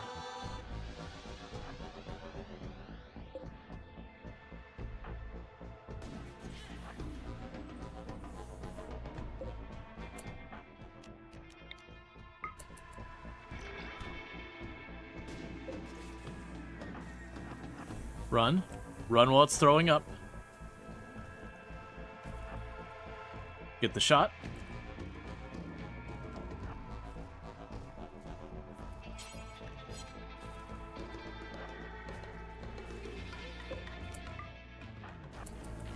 Open the exit this way.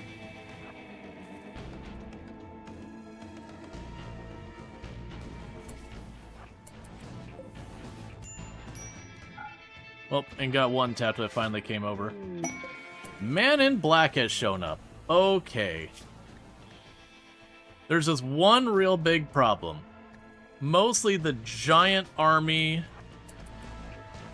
of insects. Just run. Run, Man in Black.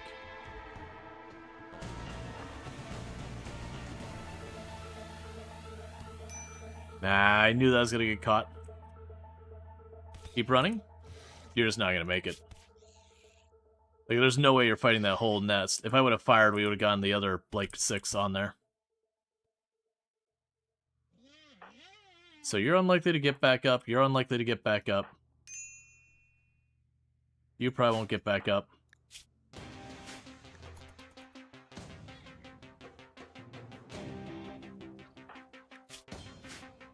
Yep. That's all she wrote.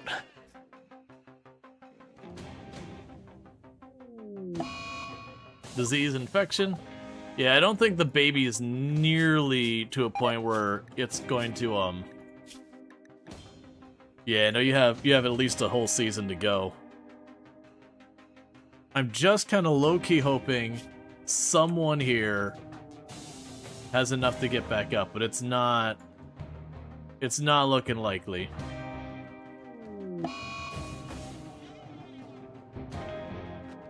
Oh, wait, there we go. There's to make sure it's done. The rhinos opened up the door and the flesh beasts and all that finally got released from killing the heart.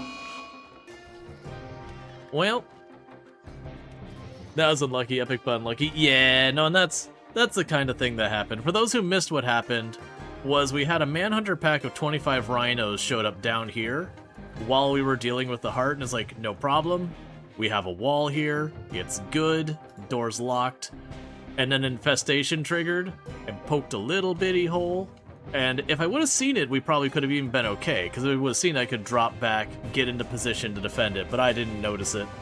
I just went down, I was like, oh wait, the bugs are out, and completely forgot that there's 25 rhinos that were back there too. Yep. Well, I don't think we need to sit here and watch a baby starve to death. I don't feel like that's necessarily the greatest content and all that.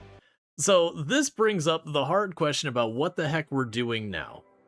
We do have a bit over an hour left on stream, so it's it's earlier than I would want to wrap up or everything. But tomorrow we're most likely going to be checking out Paralives and all that stuff. And then the day after that, we're most likely going to be checking out Town to Cities 1.0 release. And then after that is TwitchCon. So, starting another colony that I'm going to be putting just over an hour into over the next week and some change, probably not worth doing. So, it is going to be a thing of figuring out... Well, the problem with the new run is I'm going to only have about 1 hour. And then we got the next 2 streams, I've got other games already on the queue. And then I'm gone for just over a week for TwitchCon. So it'd be one hour of a colony. And then, you know, genuinely like 10, 11, 12 days until I touch it again. Crab? Everything is crab as a possibility. We can get a poll going, is what we can do. So let me go and get a poll going. Because I'm down for more RimWorld once we get back. But, like, putting 1 hour into a colony and then bailing on it for, like, 10 days is not going to be satisfying to anyone. What are we doing now? Hey, Allison Adventures! Thank you so much for the raid. We're definitely not on a title screen because anything happened. But I hope you had fun playing RimWorld and all the good stuff. I really do appreciate the raid. We were just actually going to be switching over from something else. We were, like, getting ready to put up a poll just because our colony did just die. Got done in by a manhunter pack with an insect infestation assist while we were dealing with a heart. So, you know, no babies were left to starve. Correct. So we're basically putting up, since I got a little bit over an hour left on my stream for my normal time. We could go a little bit long in the whatever game. I am getting ready to do, like, tomorrow we're going to check it out Paralives. The day after that, we're going to, be doing Town to Cities 1.0 release, and then I'm at TwitchCon for like 8, 9, 10 days, whatever it is. So as well as things, I'm like, okay, well, let's not start a colony to like let it sit for that long. But I hope you had fun in RimWorld and your colony went well and all good stuff. For those who don't know, Allison Adventures, an absolutely fantastic content creator, friend of the channel and all good stuff, has done like Project Zomboid, RimWorld, and a bunch of stuff like we have over here. So if you definitely like it over here, you're going to probably like it over there. So let's see. So we can put everything is crab. Just all that stuff. It's pretty fun. You wander around the world. Yeah, nice. We can put Farming Simulator 25, because that's easy to jump in and out of.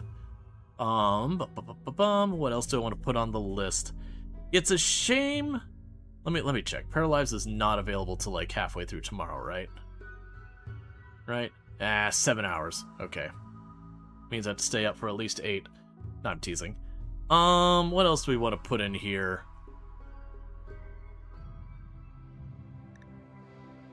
Because I'm just looking for some games that are nice for popping in I don't think I have Corsair Cove. I think they offered me a key, but I didn't get back to them yet. It looked good from what I saw. I just haven't had a chance to check it. Because I wasn't anticipating having any time. We could do Keep Driving, which is a CarPG. It's like Oregon Trail, but modern stuff. So, like, you're jumping in, you know, your station wagon and trying to get to the festival and all that. Let's see what else. So I've got Everything is Crap, Farming Sim, Keep Driving. Man, of course, Corsair Cove is what I need to check out. Go-Go Town gets updated later. Shadows of Doubt, I'm in the middle of doing achievement stuff. I don't want to interrupt. Oregon Trail? Oregon Trail is also a game. Oregon Trail is also a game as well. Very different games, those two. Let's see. I've already finished everything in House Flipper. Any hotel? No, I've 100%ed Hotel Architect. We can put Busbound on there for just, you know, chill driving game. And we'll just need one more. Let's see. Something else that's got relatively either quick rounds or is it something that you can jump in and out of and nobody cares? Dude. No. Kenji's a fun game, but if you're talking like, I wouldn't be able to like be fighting even naked bandits in the next hour. Kenji is a slow game. The shipbreaking game? I did do that recently. I mean, that's not a bad call. Hardspace Shipbreaker. I did that recently. Do I have that installed right now? No. Hardspace Shipbreaker is a great game, and yeah, you're not wrong. That'd be a perfect one for jump in, jump out kind of stuff. That is actually, I probably should have kept that installed because that'd be a perfect game for that kind of thing. Civic Drive would be just like go and collect a thing. I don't feel like that's very satisfying though. Like just doing a one thing. All right.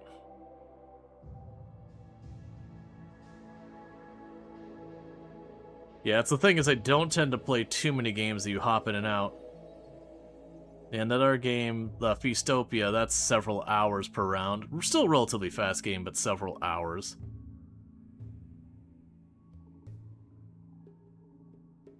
I need to have more games in my back pocket that are just whatever. Plate Up's one we haven't played in forever. That's a fun one. Yeah, like this wouldn't be a problem. Noita? Noita, do I have that installed? That's not a bad call. I do have it installed. I'll put it on the list. Generally, people don't seem to resonate super well on my channel with Noita, but it is a good game, and it gives me one, and I have it installed. So, we got a poll going up about what we're going to be doing next.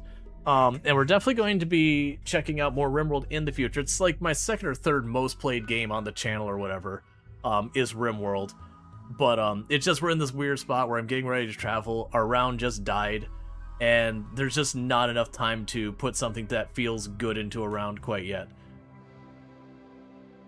So what we got is Everything is Crab. Everything is Crab is a roguelite where you spawn as like a little slime, and you eat stuff, and you level up, and you get stronger, and you do all that kind of things.